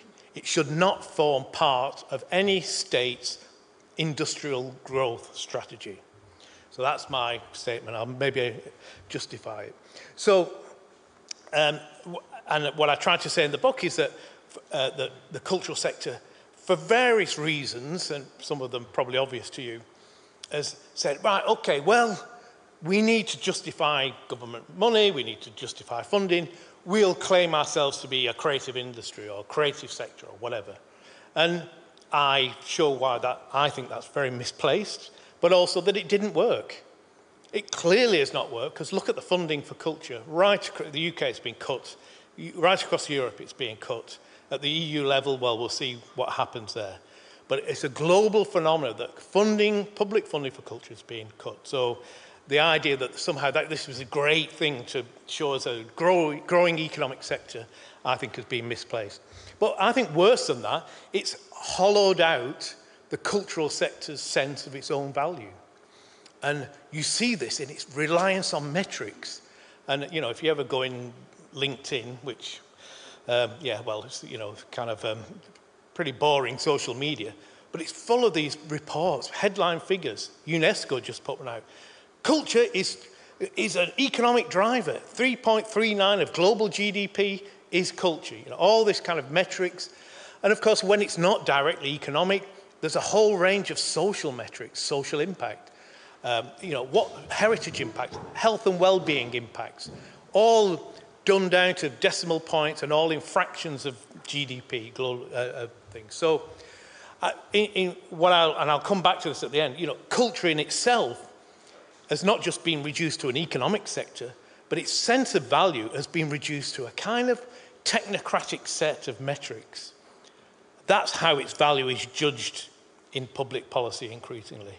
And I think that's real problematic. So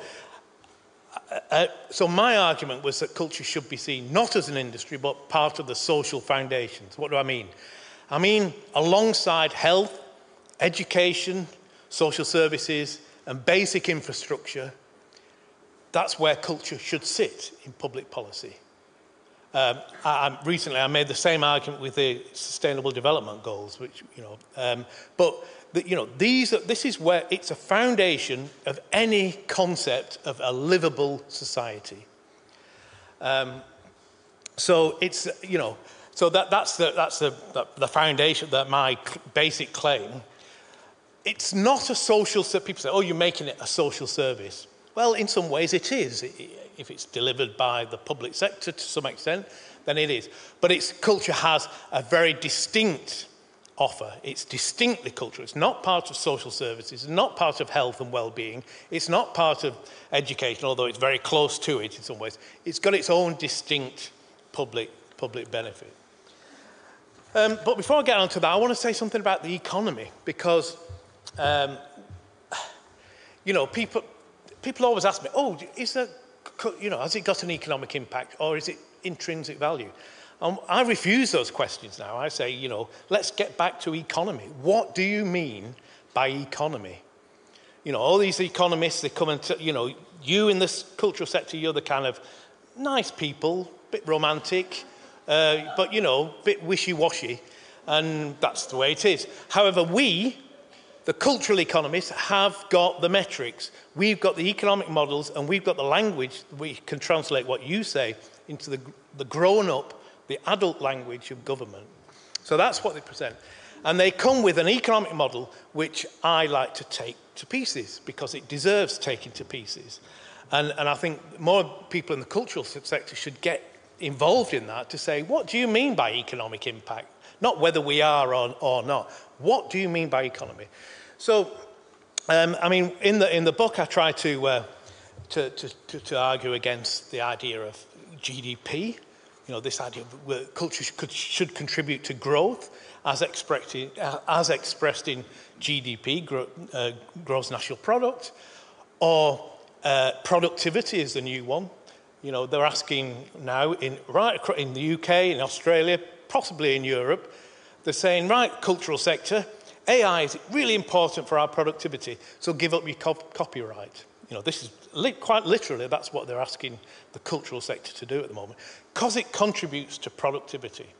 But we all know, this is the one thing we do know surely, is that GDP, productivity, competitiveness does not translate into equal outcomes for all. It doesn't trickle down.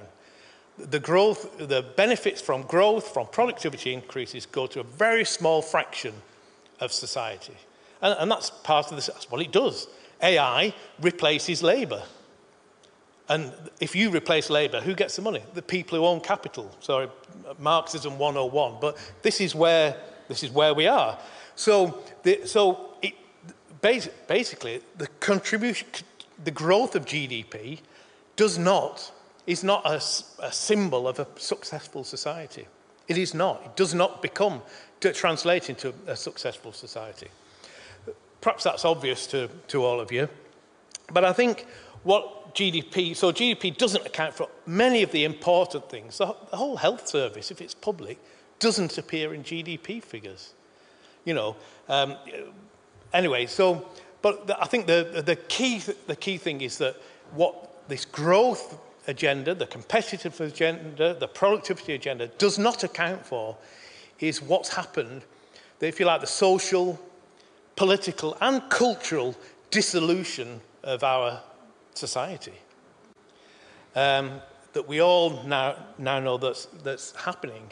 That this, you know, the social fabric is dissolving before our eyes, which is resulting not just in massive political crises, as we all know, but also in, you know, crisis of mental health, in crisis in a whole range of kind of individualized illnesses, if you want to call it that, but social malaises caused by this dissolution, breaking up of the social bonds. And I would include culture as part of that. And so, I mean, people talk, especially in Europe, about the, you know, the threat of the extremes, the populist left, the populist right. But it's, you know, the primary responsibility for the dissolution of our society, the crisis we're in, comes from the centre, the technocratic centre. So, all right, that's my political thing over. Why culture as a social foundation? And in the book, I used an American called Nancy Fraser. And she wrote a book called Cannibal Capitalism. And in it she says, you know, the system of capitalism, the system of the economy, actually is sustained by a whole range of different things that are not themselves economic or market-based or capitalist-based. That, you know, the economic system requires some level of coordination. You can't have people absolutely competing. Markets need regulating, trade needs regulating, etc., etc. So that's one thing. Politics, of course, is required to give some kind of legitimacy. And as we all know, you know, the massive levels of inequality and the growing levels of inequality in our societies, we need some legitimacy to say, hey, that's okay because, well, whatever, you know. But, you know, so we need that political thing. Environmental, you know, the fact that you know, that industrial production does not account in its own profit and loss, does not account for the environmental destruction that it brings in its wake. We all know this now, but, you know, capitalism left to its own devices would destroy the environment on which it is still based. But also social. We need social reproduction. People need to be brought up. Kids need to, you know, you need to have kids. So far, you need to have kids, you need to put them in school and daycare, all those kind of things, social reproduction. You know, on a cost-benefit analysis, anybody would be mad to have kids. What a waste of money. I mean, really. But, you know, it needs to be done. We need to have those kids and bring them up. They're outside the economic system.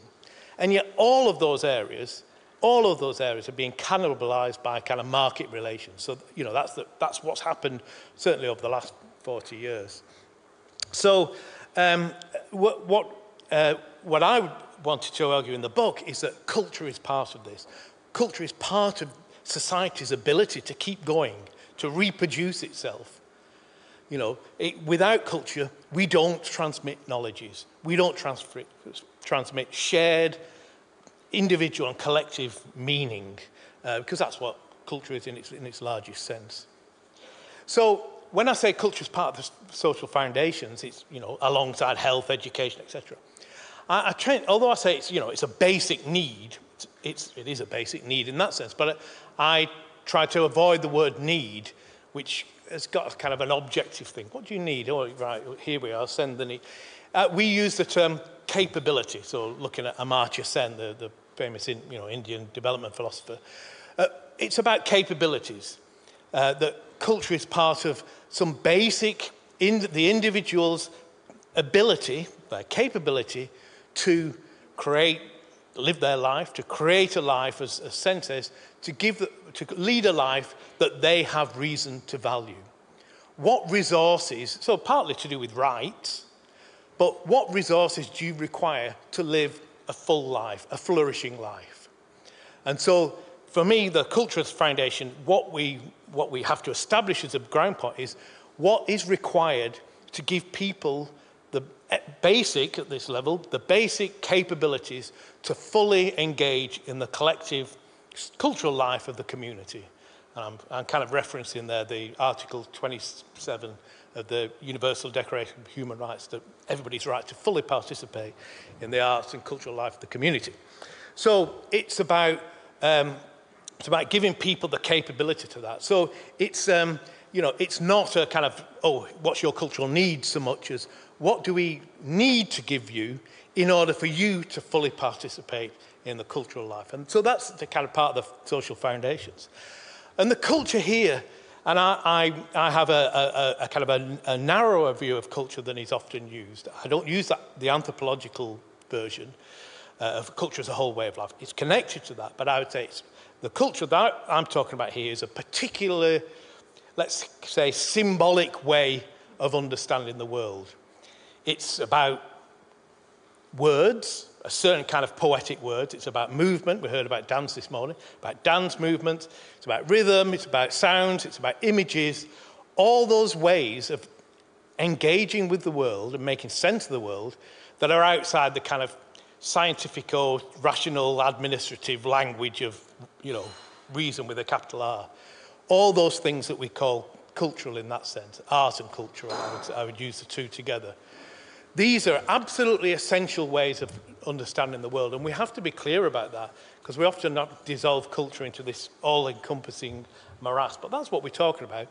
We have to give people the ability to exercise that symbolic judgment, to participate in all sorts of ways, whether it's be as an audience member or, of course, as an actual active participant, amateur or professional, as you want. So if we're giving people the capabilities to live a life that they have reason to value, then of course it can't just be top down. It has to involve the state, whatever level that is, but it's also about, it's also got to be done in conjunction with the communities and their complex, or the communities or the publics which it intends to serve. It cannot just be a top down, here's what you need to get on with it. It's actually, it's got to be, if you like, co-creative, but it's got to be a democratic process of discussion around that. And so, and that's why it's, you know, there's a lot of talk about cultural rights, and I'm with that, but that cultural rights we've got to be careful not to make it a kind of the classic liberal individualist rights. You know, each individual has a right to culture. And of course they do in that way, but we have to recognise that unless they have the socio-economic and other forms of cultural infrastructure to exercise those rights, to fully participate, then they're just abstract rights. But also, and this is perhaps more pointedly, those individual rights have got to be seen as part of a collective. I would call it liberal collectivism, you know, which is, you know, the individual's right within the collective, within the social terms. Okay, so what I would say that in the book I focus on three areas in particular, and they, I would call them infrastructure. I talk a lot about cultural infrastructure, and I would call them very roughly the basic provision required for the full participation in culture. And it's usually provided by the state, at whatever level that state is, usually provided by the state, and it's usually done on a rights basis or a statutory basis. You know, they need to have these minimums. But when I say cultural infrastructure, of course, I do not mean just buildings. Buildings are important, but I don't mean buildings. There's a lot of work now in writing about infrastructure, and it's a very relational thing. It's about what kind of relatively long-lasting asset provides wider social value. That's a kind of a definition. What in the community is kind of long-lasting, repetitive. It might be time-based, like a market, for instance. What keeps recurring, what does last, which provides the basis for other things to happen. And so it's about cultural infrastructures providing the basis for the capacity of individuals and communities, and what they're required to do. But alongside that, I also talk about the idea of the rural communities that make it interesting. I don't know, the bookshops, the record shops, the small venues, the community centre, all those things, little theatres, independent cinemas, festivals, small festivals, all those things that make, things happen, the cultural life of the community, the funky town, that interest, the place where you want to live. And it's those kind of ecosystems they're not provided by the state. There are ways in which they can be facilitated by the state, but they shouldn't be direct, in my book, should not be directly provided by the state. So here we're talking about, if you like, civil society might be another word for it, small business communities, embedded markets. That's, because markets, transactions have an important place here. That they should have a place. There is a place for markets. But it's also now, increasingly for many people, the commons. There's lots of those kind of actions outside of direct market relations. Not-for-profits are involved, of course. All these, and a whole range of new forms coming up, community wealth building, cooperatives arising in the music sector, all really interesting new forms to kind of allow people to actually work and live in the cultural sector, but they're generating their income and their value, not from the state funded, but also, in different ways than straight market transactions. You buy a ticket, we sell you the whatever. So interesting things happening there. But you've got to say over the top of it, the cultural ecosystems across the globe, I would say, but certainly in Europe that I witnessed, are deeply traumatized. They're really under threat. And there are many reasons for that. I think, partly to do with public funding, the decline of public funding, but it's also because of, the increasing power of real estate, the increasing power of finance in our towns and cities.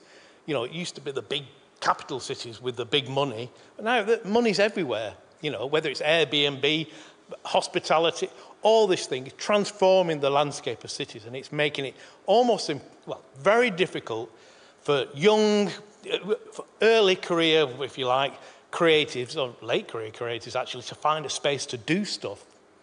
This is happening across the globe.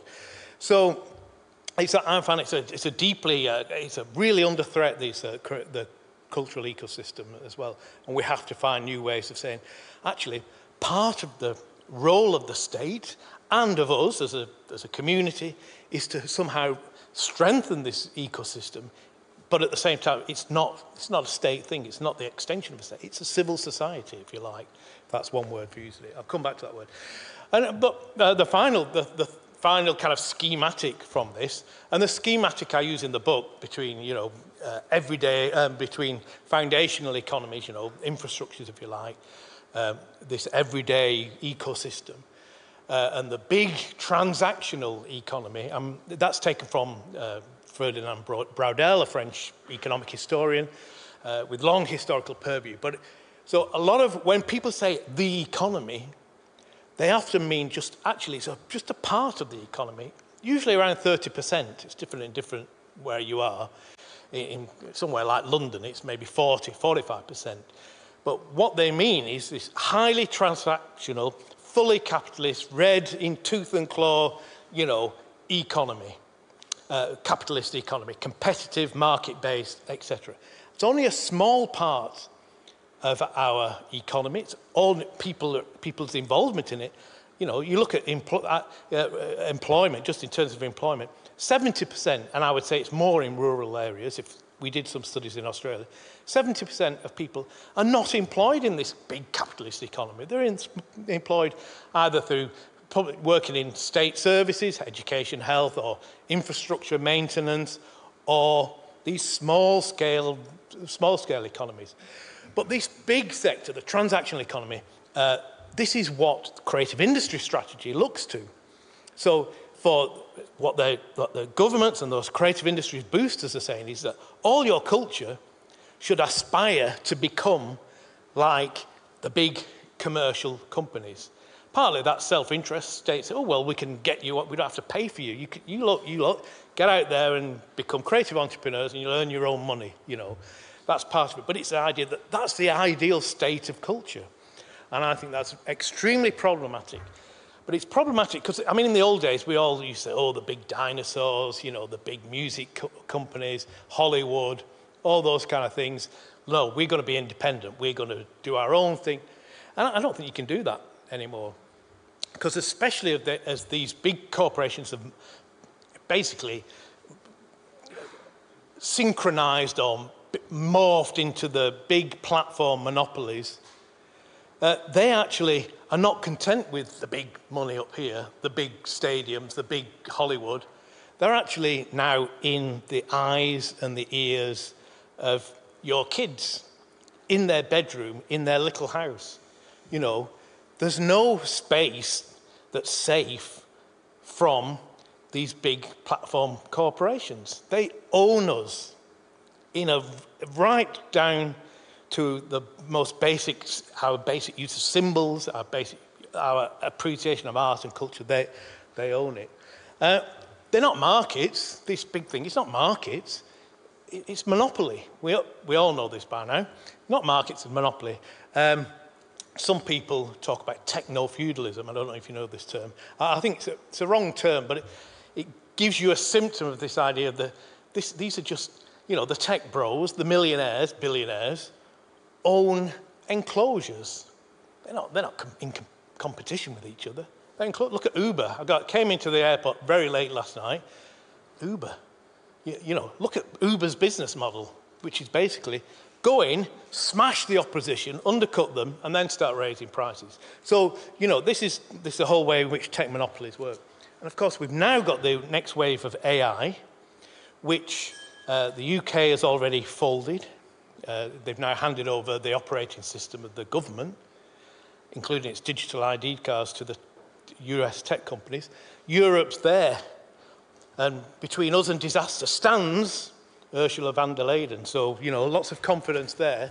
But that's, you know, we're on that bridge. So they are going to own culture.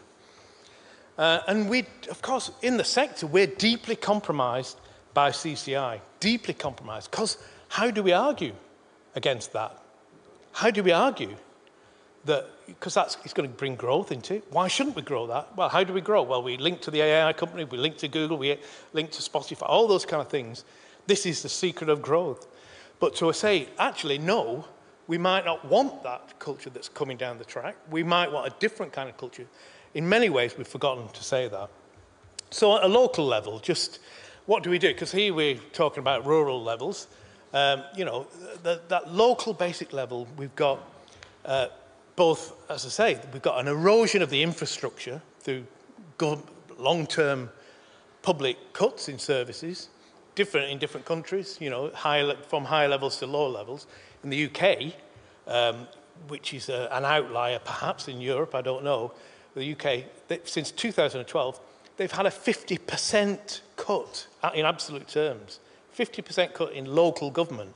So, of course, they're not going to fund culture. You know, they've got to fund old people's homes. They've got to fund literally collecting the rubbish bins because they've been systemically cut. So the cultural infrastructure, as we all know, is in decay in many places. And so too, as I said, the ecosystem. The ecosystem is really under threat. And to use an economist term, there's a massive failure of their business model.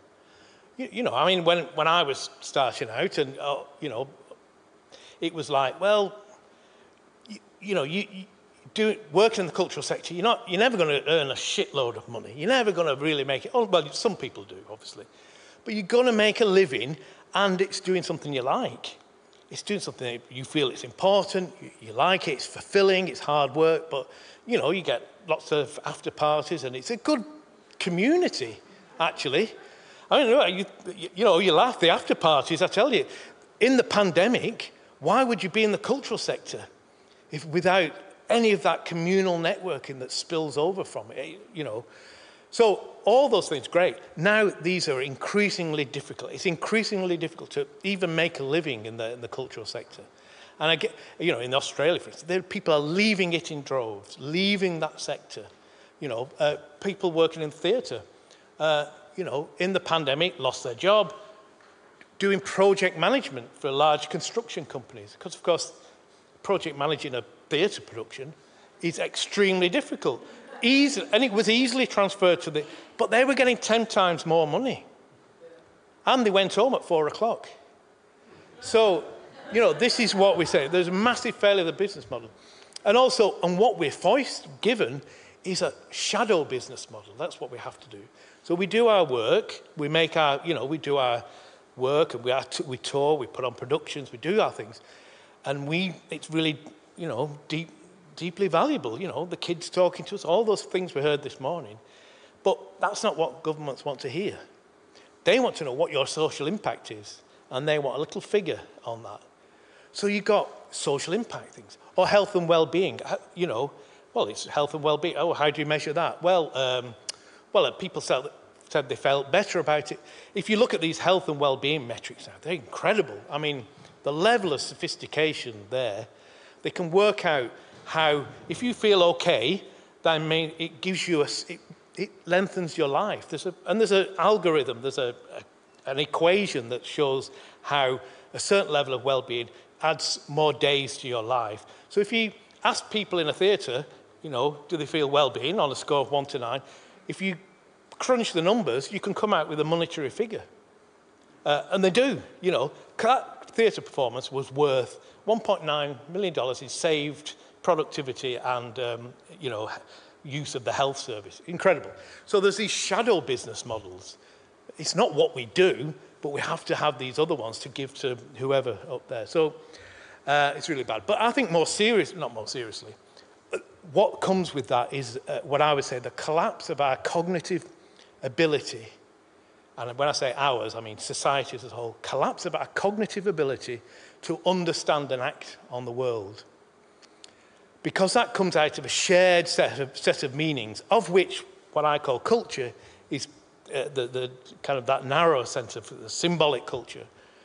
That's an absolutely crucial contribution to that. If that disappears or it fragments, then we are in a state where we are now, where there's not one public sphere. Maybe we don't want one public sphere. It's a bit too grand. But do we want 2 million micro individual spheres all floating around? Well, because that's kind of what we've got.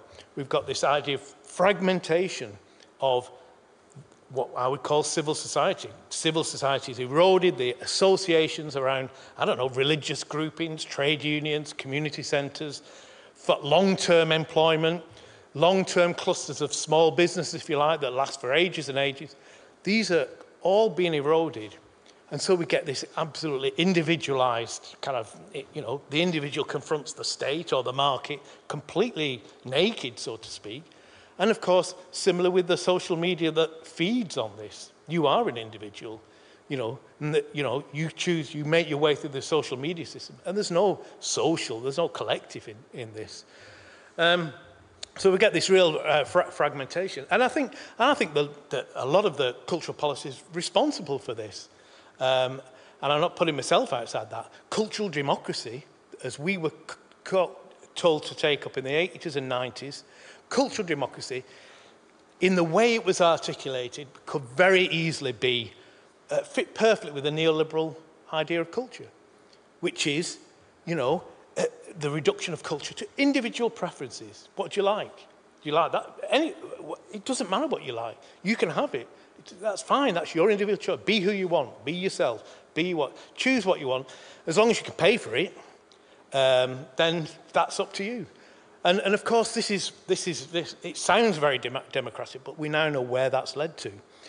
So I'm going to finish the last minute here, because we've been reading a lot about civil society, as perhaps many people have, as what happened in the 1920s and 30s, and looking to what's happening in America, and the idea of what civil society was and what it might do. And it's, to cut a long story short, civil society isn't an actor. People in the 90s used to say, oh, civil society says this.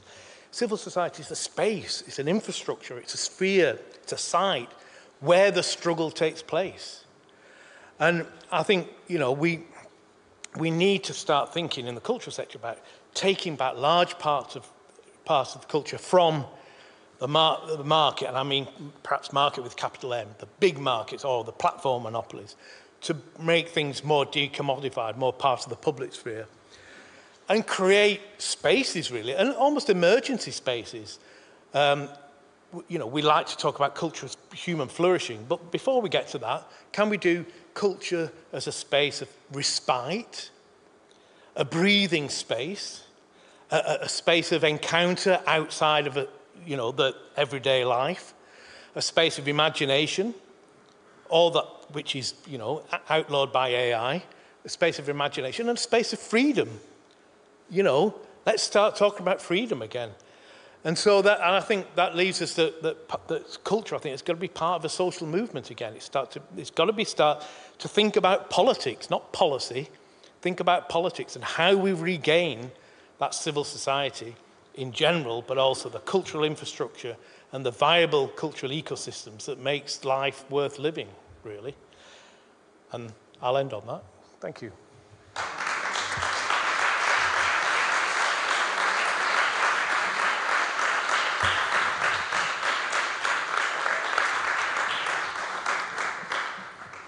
I don't know what happened to you and to Francois, but it seems like there's a kind of... Do you still love people and humanity? The what? Do you love people and humanity? I love everybody. It's pouring out of me. I've got an open heart. Oh, good. Okay, so would you like to say that there are plenty of yeah. questions? All right. So, one of the questions is you describe culture as a foundation, not an industry. How could that shift look in practice in regions? And what might it change in priorities or funding? I think it should... No, you switched it up, yeah. Okay, yeah. Well, I mean, of course, the first thing that happened after the creative industries was introduced as an idea, 1998. Within the first 10 years, it became clear to everybody that all the creative industries were concentrated, well, in the big cities. And that was part of the plan, Richard Florida's creative class, it's all going to be about the big cities, and we should all move to the cities. And if you're young and educated, because you're the creative class, what you're doing in a small rural village, loser, get into the city, get educated, get with you. We all know where that's led, of course. So in that respect, culture as an industry is an urban-based thing, because of course, if you want growth, it's got to be through that kind of agglomeration. So to think about culture as a foundation means, well, what about the lives of people in those communities? How can those lives be, how can they be enhanced by culture? And also, why would somebody stay, the young people, why would they stay in those communities? If they were a creative entrepreneur, go to the city. But if they're a cultural worker or a cultural actor or an artist, then they might stay in the rural place, stay in place, and do a bit of local reconstruction, do a bit of work locally, away from this absolute compulsion to become this creative entrepreneur.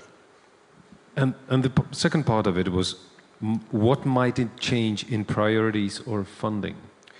Well, the funding might then go to the cultural sector on a different basis. I mean, I don't know what's going to happen with the Agora EU. There's the Creative Europe programme has been connected now to, what's the acronym? Anyway, the civic and democratic space kind of strand that was in a different program before. Maybe those two things can come together.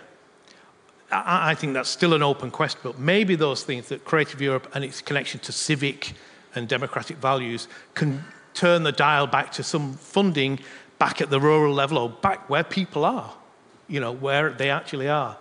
But I think also at the same time, they've got this media program, which is purely driven by competitiveness, the idea of competitive agenda. And I think that's not going to work, not in an age of AI. So I think, you know, the target is to make Creative Europe and the idea of the civic identity closer together, that they work together, but also to fold the media program back into that as well. If you could redesign one cultural policy for regional development, what would you change first?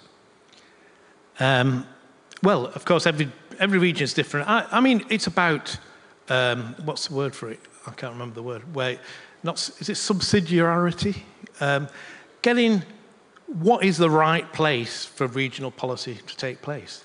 I mean, you know, French regions are they're huge, aren't they?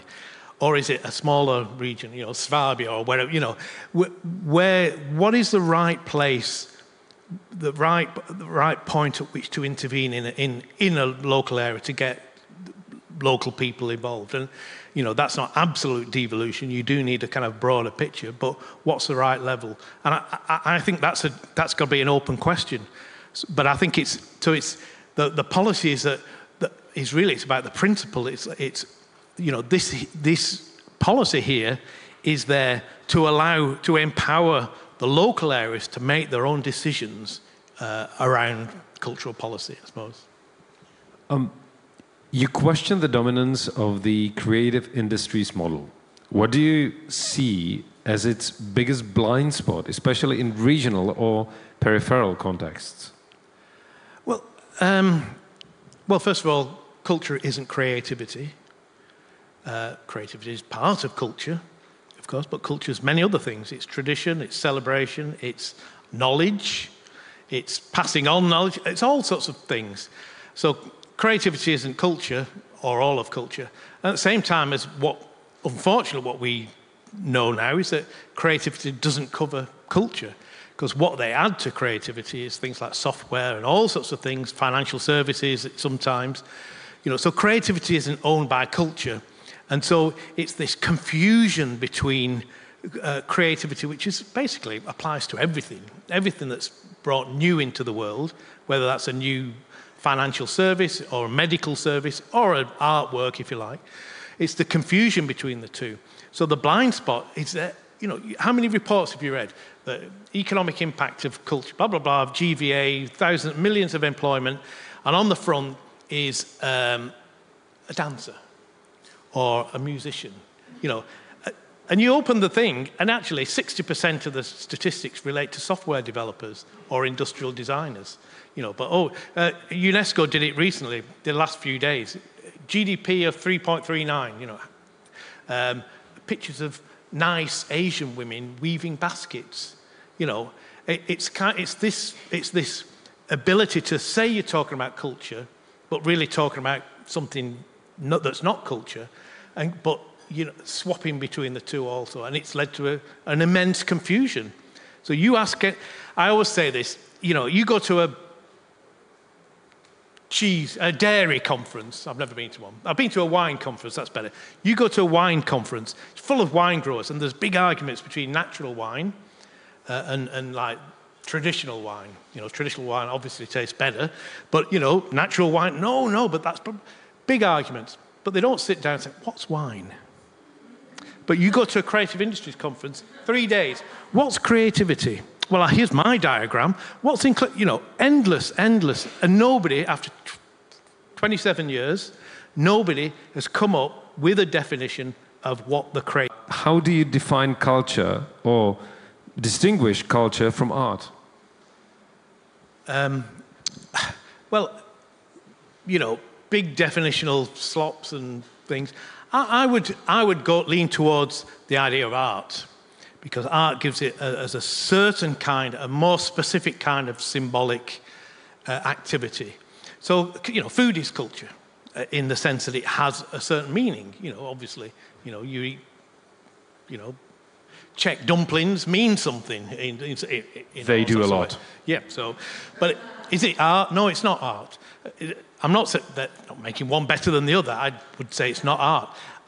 But when I say art, I mean everything, popular music, popular music, anything, poetic use of language, dance, right, the whole range of things that, kids scribbling with those pens in the cafe. That's art. That's in the realm of art.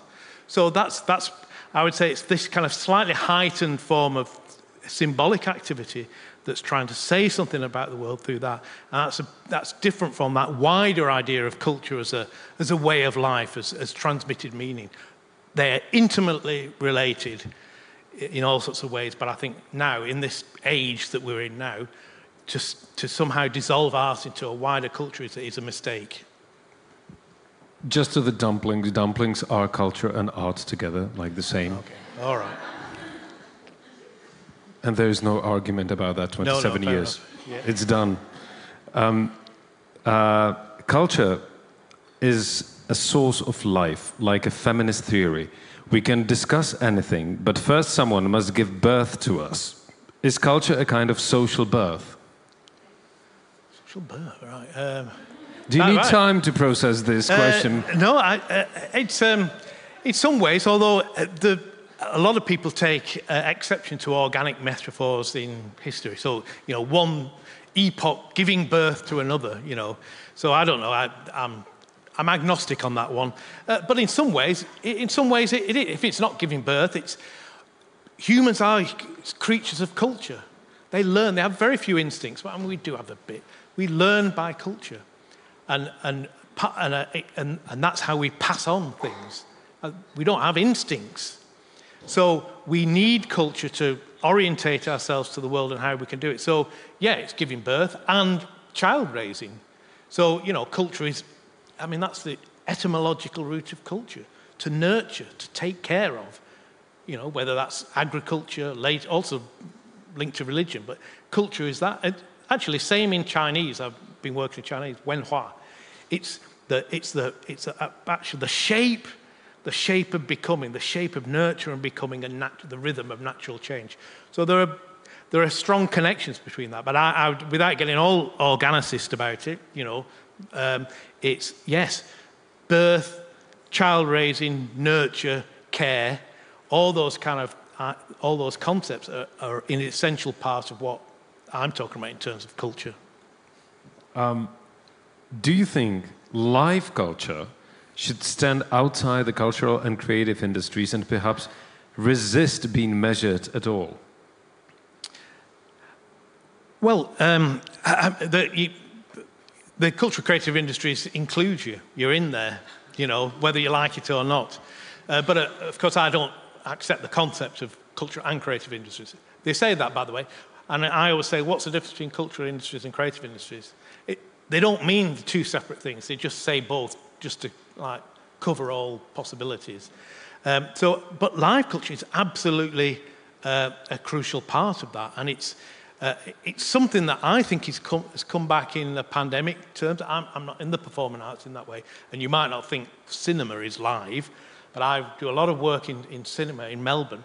The cinemas in Melbourne, the indie cinemas, are packed. They're full.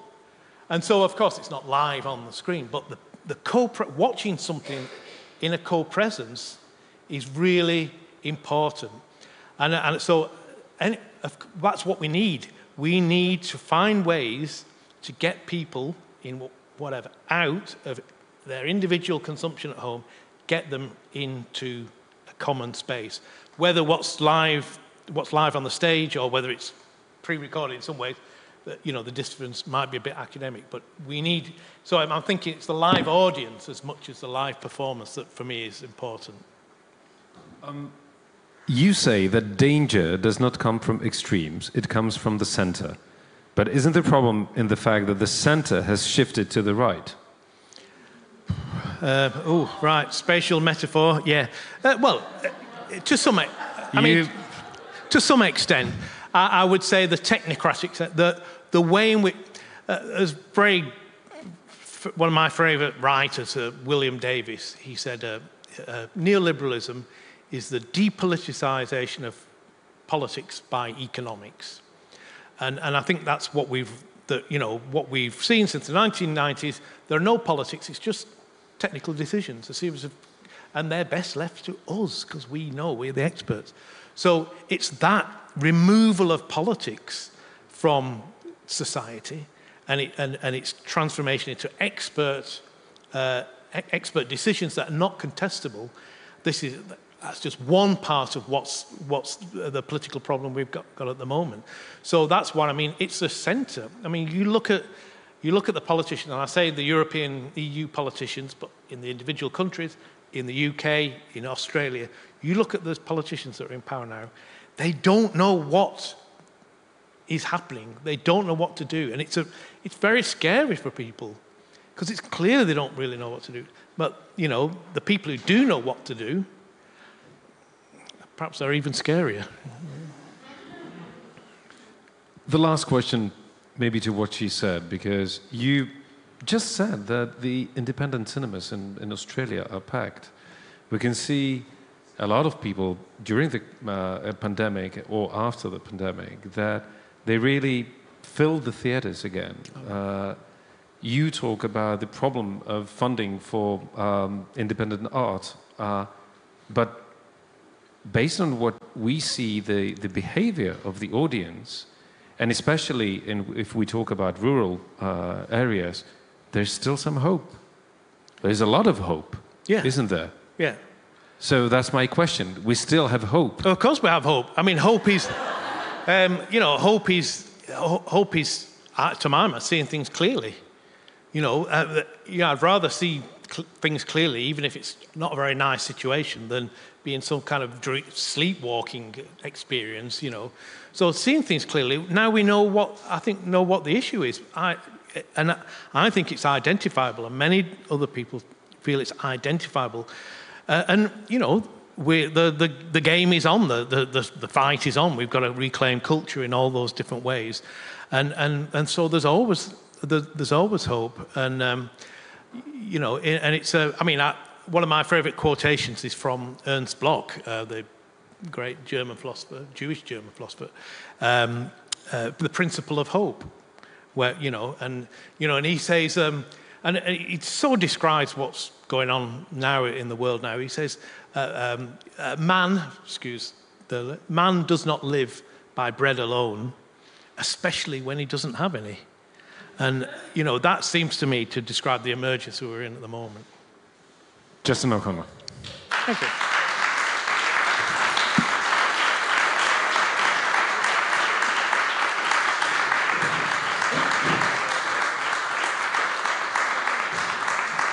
So, Justin will sit as he is because we have another panel now at the very end of this part. And the panel for the panel, he will be joined by the Deputy of the Minister of Culture of the Czech Republic for Cultural and Creative Industries.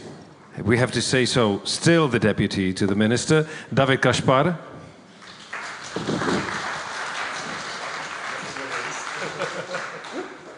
It's after elections, And then we have the lady that you already seen today, the expert in cultural policy and funding, long-time advisor to the European Commission, Silvia Aman.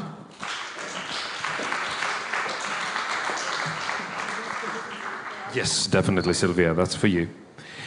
And then we have the director of residence, the Artistic Residential House for Live Art at the village of Komařice, Markéta Hrdličková-Malková.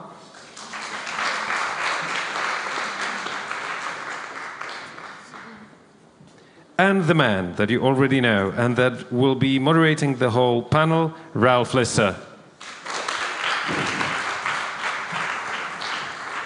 So I'll give the mic to Rolf because he knows about the whole topic much more than I do. And I would just want to say, because I have to leave, that it was a special pleasure to be with you today. Hopefully that you have a lot of ideas, a lot of creativity. It doesn't matter if it's creative industries or culture, anything, just be creative, enjoy, and hopefully to see you soon or next year. Take care. Thank you very much. Rolf, it's yours. Thank you. Thank you very much. So, so this is going to be an interactive session. So Victoria's just taken a microphone away, so that's an interesting start. I just want to describe the shape of this session. We've got two new panelists, and in a moment I'm going to ask if they could maybe introduce themselves and say a little bit about themselves. I wanted to... We've had a very wide range of presentations so far. We've looked at kind of a policy framework at a kind of European level. We've looked at how we can take action at, in a local way in terms of co-creation. We've had some stories from direct projects which have been very colourful. So to assimilate and to think about how the discussion will go will be very interesting. We previously used, I think it was Slido, for people to ask questions, and I think that's something that will continue for those people that might want to ask questions that are online.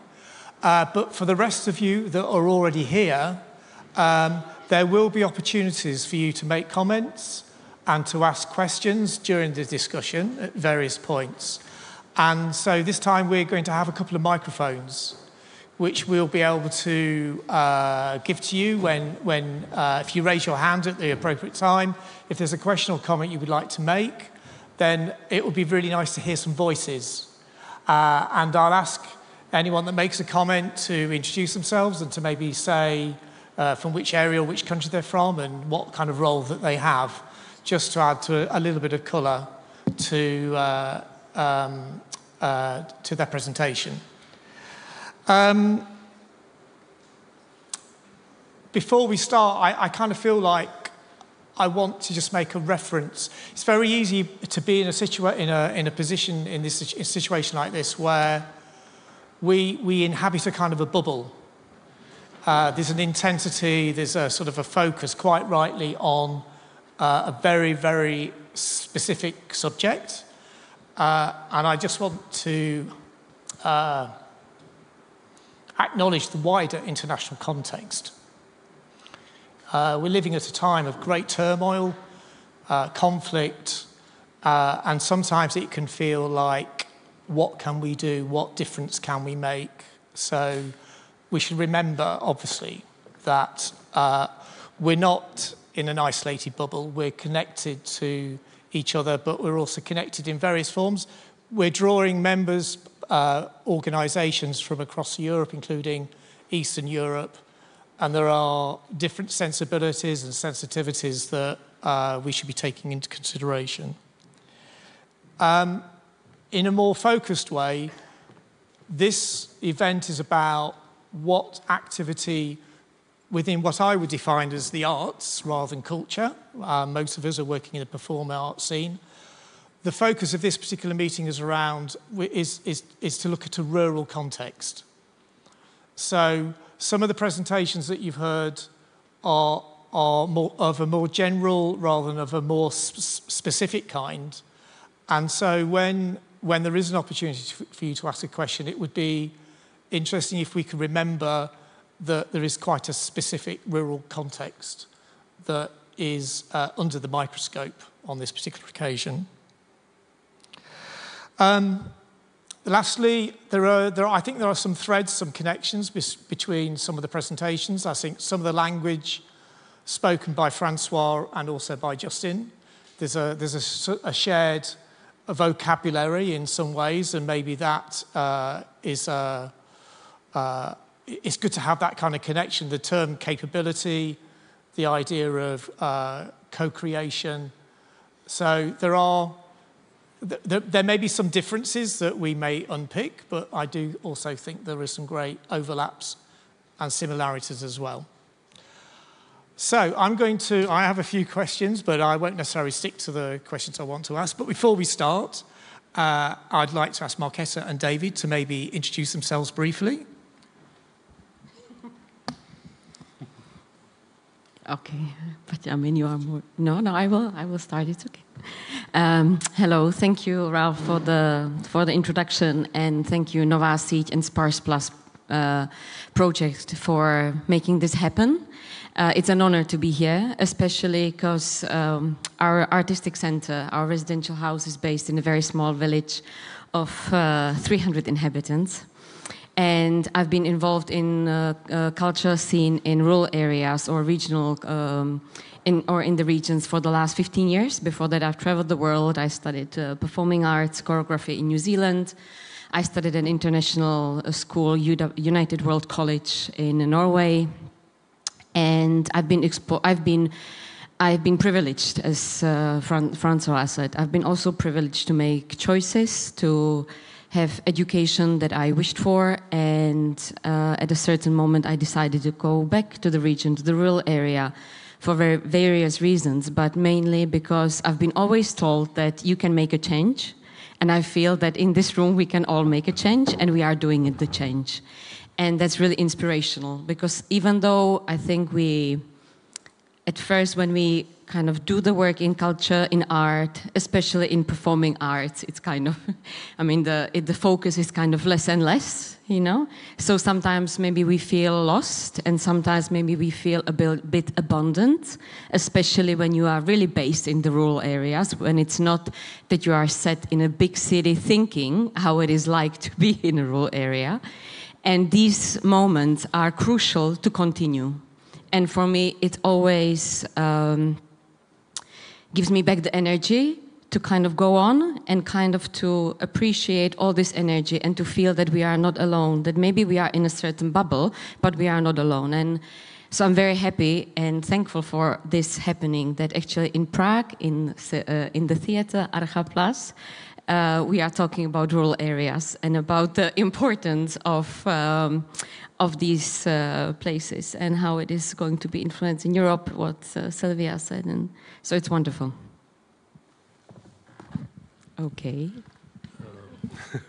It's mine. Good evening, everyone. Thank you for the invitation. I'm David Kašpar, and as it has been said, I'm a Deputy Minister of Culture for some maybe 2 weeks ahead.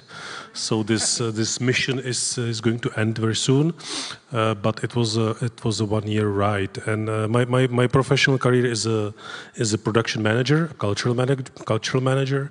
It started actually here in this venue some 20 years, or it started earlier, but the most formative years were in this venue where I work as a production manager and also as a project manager of the project with the refugees. We worked with the refugee camp, we made a theater there, and it kind of formed me in a way of looking at the culture as a way of connection, way of bringing people together, way of changing people's minds, or way of putting down the barriers. And I went on in this kind of a mission forward. I work then later on as a director of the budgetary organization in the Prague peripheries, and with the same approach, we try to broad culture to wider public, which were apathic to connect, apathic to see, apathic to engage, but we tried to make the connection, to use the basic of culture to bring people together. Then I went to the local politics, to communal politics, became a deputy mayor for culture, education, and now in the social field. So I call it the powerful agendas. These are all 3 agendas involving people.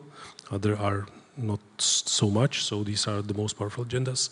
And now I became the deputy minister of culture. So I went through I went through it, and all the time we keep discussing about the difference between creative and culture industries. Nobody knows the answers, especially the politicians.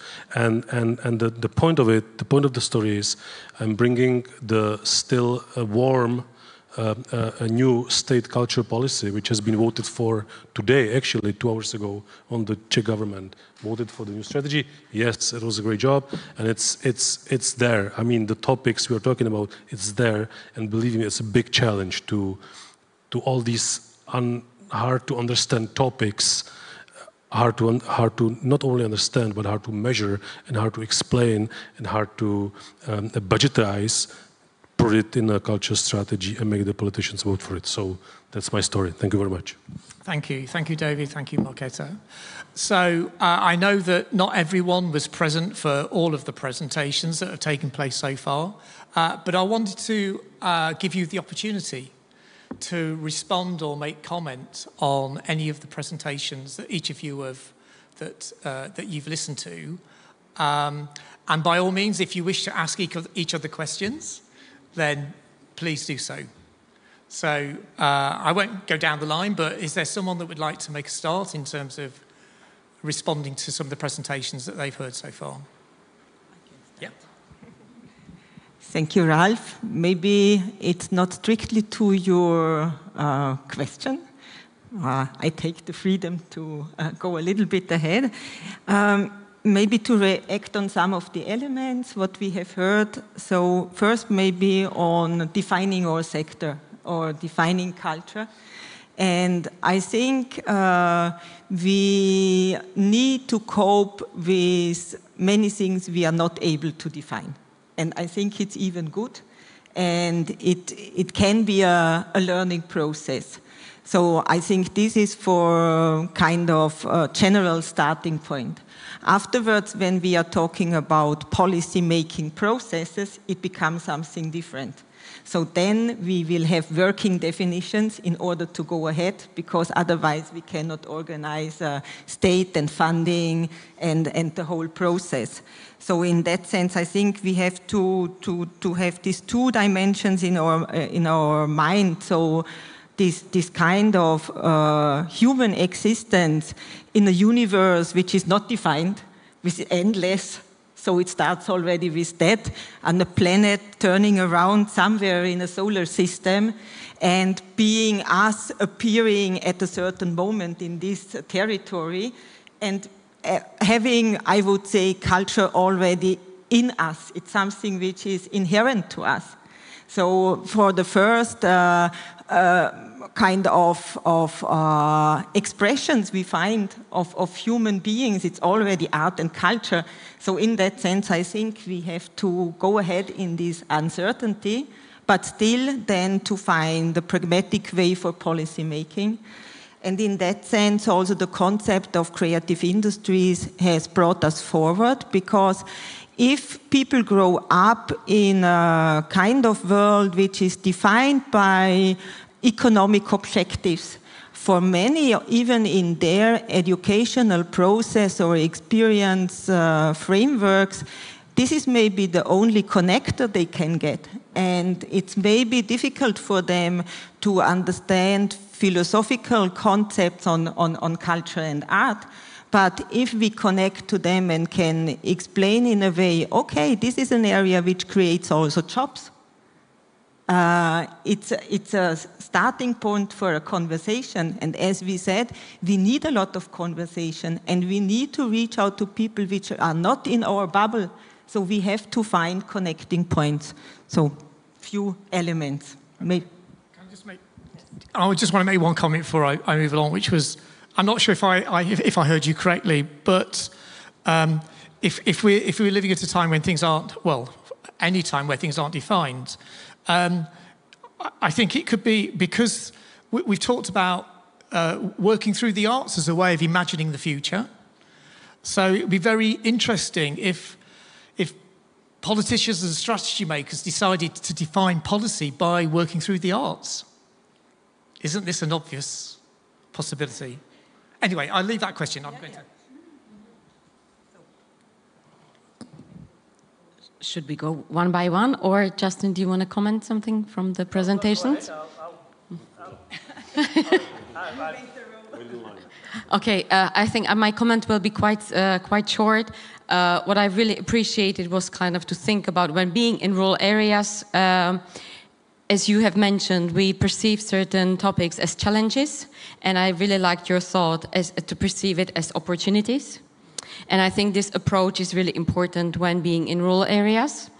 And also maybe I'd just like to share regarding the economic impact and if culture is an industry or not. And I think we can, there was this big conference just 2 weeks ago on the results of mapping of regions and culture and creative industries. And I think we got into some gray zones if performing arts should be included in there or it shouldn't be, which is always like, it's a topic, and I would love to dig deeper into it, but maybe it's not the time now because we would just go on. But actually what I've realized in our village, that actually since, because the village in the past used to be it used to be quite cultural. And there used to be theater, like volunteer theater, and there were a lot of traditions. And then many young people left the village. And they have started to come back because certain culture events started to take place. And also our residential house was established there. So we've started to actually attract the attention from the artists from Czech Republic, but also from all around the world to come there. And suddenly there were people that the inhabitants knew from TV, you know, so they've started to feel that they mean something. And it's all these encounters in the streets, community projects, culture projects, art projects that we like to include the inhabitants in. But yes, and what I have learned yesterday, which surprised me because we are a really tiny village, I went to this meeting of a big, in a town close to us, which has got 2,000 inhabitants, and I have learned that they are very envious of our village because there is so much culture going on. And I was like, wow, I've never thought that actually. And they told me people have started talking, and I said, good, this is the way. You know, people have started talking, and now it's kind of a competition. Which town will do more? It's fantastic. I mean, and it's a little thing, you know. So talking about all of this really, and the after kind of result is that actually there is no house for sale in our village. In other villages, you can still buy places. In our, no. Sorry, you are on a waiting list. But and I really think it's because the village is really alive, and there's a lot of young people, families living there. So I think this is kind of to think, maybe if you would think about the number of inhabitants, where the village is set, that you would think it's a challenge, but we thought about it as an opportunity. So I just wanted to kind of make that really important point. Yeah, I could just make few comments. You know,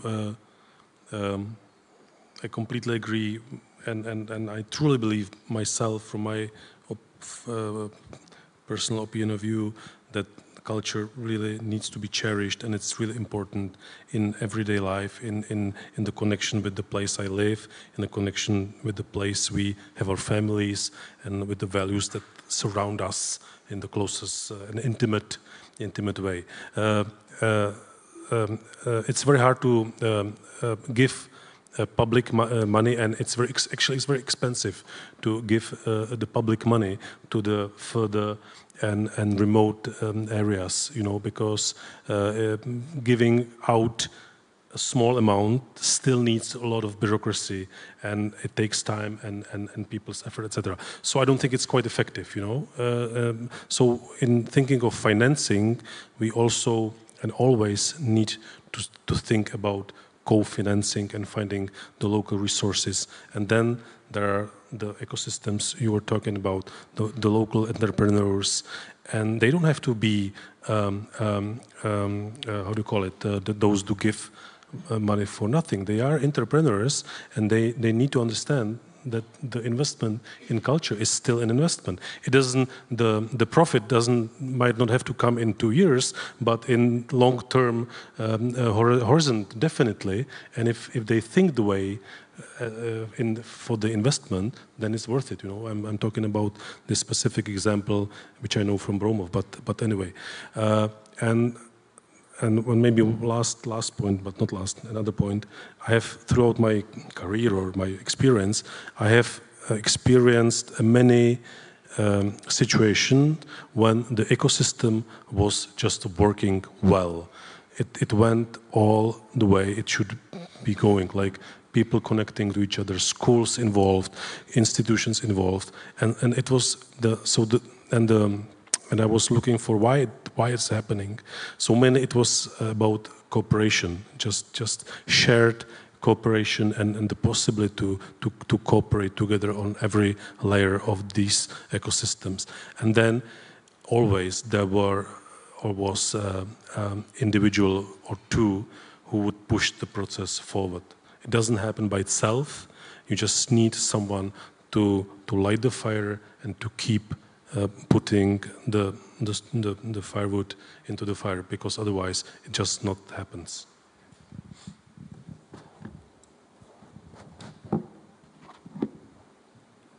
Justin, was there something that you would like to say at this point, or? Well, just to back up the idea of a place and your local place. There's a Chinese guy who was talking about, he called it the nearby. You know, that he was saying, you know, the kids younger people in the pandemic, and he was talking about China, but it applies everywhere. You know, online all the time for obvious reasons, but online all the time, and a kind of combination of absolute individual, you know, it's just me, but also exposure to the world. They know about, you know, everything usually bad out there, whether it's in, you know, Nepal, America, blah, blah, blah, they know about it. And, you know, this guy said, well, they don't know what's happening 2 blocks down. And I really took it to heart. Maybe it's an obvious thing, but look locally, especially at the moment, look locally. Do you know what's going on locally in your village, town, neighborhood, whatever? And so paying attention to the nearby and connecting with those people and getting off the spectacle, and we're all guilty of it, I am as much as anybody, get off the spectacle and start actually connecting with people. And so I would back up anything that can help that to happen. And in any way, you know, it's pragmatics as much as anything. Okay, thank you. So if we do decide, let's dig a little bit deeper, and if we take it that the work that we're engaged with, the rural touring work, is a way of connecting people to each other through the arts at a local level. I have to take my glasses off so I can read the question. So my question is, what are the strongest arguments for funding rural touring? You know, we're here specifically to talk about not the arts in general, but rural touring, as I say, specifically. And going back in some ways to part of the presentation that Justin was making, are the arguments about economy, democracy, building a sense of community, well-being and health, sustainability, all of these, or should we concentrate on the arts as an essential creative human activity in its own right? Or is it a combination, or does that muddy the waters? And I'll give you for example that, you know, Justin was saying, making a case for art and culture as a foundational good in its own right. The World Health Organization published a report documenting evidence on the role of the arts in improving health and well-being. The European Union recently published a report entitled Culture and Democracy, the evidence how citizens' participation in cultural activities enhances civic engagement, democracy and social cohesion. The arts are included in CCI as an economic driver, yet represent probably around 2% of economic growth. So, would someone like to take up the baton and speak first? We don't have to go down the line. I mean, we can, or we can break the molds. No, she starts. No. You start. You start, and then no. You start. Maybe to start with an example. More or less 10 years ago, I was the expert for cultural ministry to come up with cooperation with our Ministry of Agriculture. And it was about rural development. And it was about connecting all the rural territories from our country to other territories. And in that sense, the arguments were manifold. So it depends really on the context. So this initiative was related to the EU LEADER program.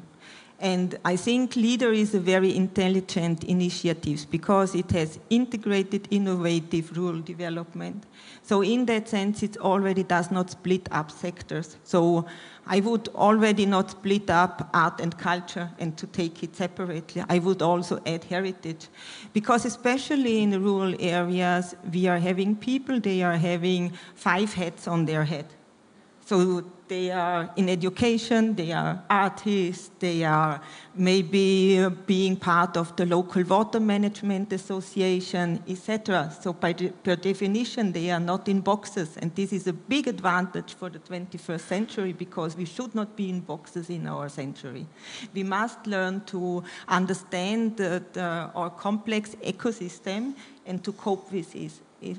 And so in that sense, already we had a very broad approach.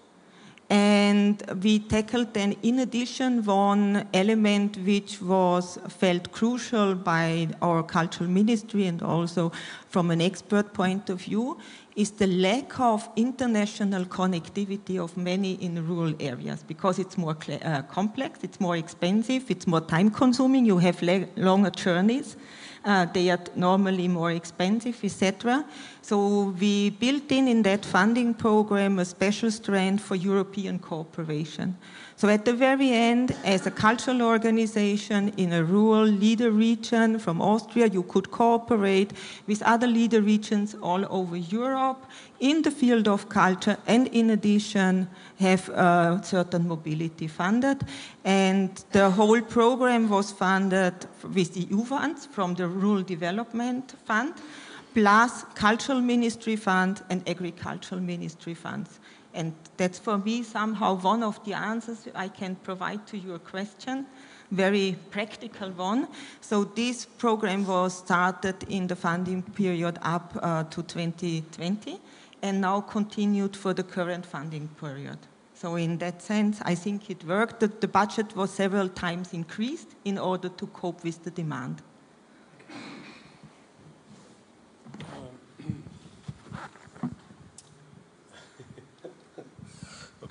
I had a point which I forgot, but anyway.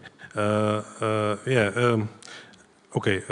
think that the worst enemy for democracy is apathy, you know, which you're talking about. Sitting by yourself at home and being scared of what's behind the door and watching top teams or following topics that are far away from the reality. And democracy is about voting for the local representatives which fight and for the local topics. So if we want to build up democracy and build up, we need to have engaged society, and only culture and sports can help that. I don't know about any other agenda which could bring people more together and make them in contact and make them brush the fear while discussing it, you know, that's basic. That's the fact. That's the fact. And but you need the infrastructure for connecting people. Either if it's a bench for 2 at least, or it's a coffee. Or if it's a culture venue, and then there is what I've been talking about. Then there is a lack of the money because the state just cannot build a theater or a community center in every village because there is 6,000 villages in this republic, and it's just impossible. But what could be the alternative infrastructure for bringing people together and for building the stronger societies. For me, or it's also a fact, public libraries are the most, there's the biggest density in the field, in the schools, elementary schools. The elementary schools is the most, and I call it the culture institution. For me, the schools are not only educational, but local cultural institution. And if they would be thinking like culture institutions, a lot of things would change. The third, football stadiums. In every village, there is a football stadiums with a football, not in every, but in every village they play football, no? It's like there is a small field for playing football. Okay, I look at it better. But I think there is a lot of football players. I think there's a lot of football for playing. You know? Okay, not every village. That's a strong statement, but it's quite and then the local firefighters and Sokol, I don't know. But anyway, we should be thinking about these examples as also cultural institutions. We should invite them, involve them in the process, involve them in the ecosystems, and try to cooperate and co-fund the activities together. Of course, it sounds quite maybe from a distance because a deputy minister sits quite on a high chair, but still, I think there is some points on that. Yeah, thanks. I mean, I would go for that entirely. I think that's absolutely crucial. Those foundations and that rationale, and you know, culture and democracy. It's very complicated and different dimensions of it, but ultimately that's what it has to be. If it's about self-rule, you need the cultural capacity, the cultural capabilities of the spaces for people to do that self-ruling in that sense, and that's why why I would disagree with what you said at the beginning, that we need to talk about culture in terms of economics, otherwise people won't understand it, and I think it's the other way around. Because we've been talking about it in the language of economics, people devalue it, and I can say that young people, they might not be able to give me a definition of culture for cultural policy purposes. What? But they're watching films, they're reading books, some of them, listening to music, going to dance. They're doing culture. So when a politician comes along or a researcher comes along and says, "Oh well, it's actually an economic benefit," this has been disastrous for us, and it's got us nowhere. That's the thing. That's what I keep saying to people. If it was massively, if we had so much money coming, we might say, "Oh, all right, then I'm a creative industry." But the opposite has happened. We've devalued culture.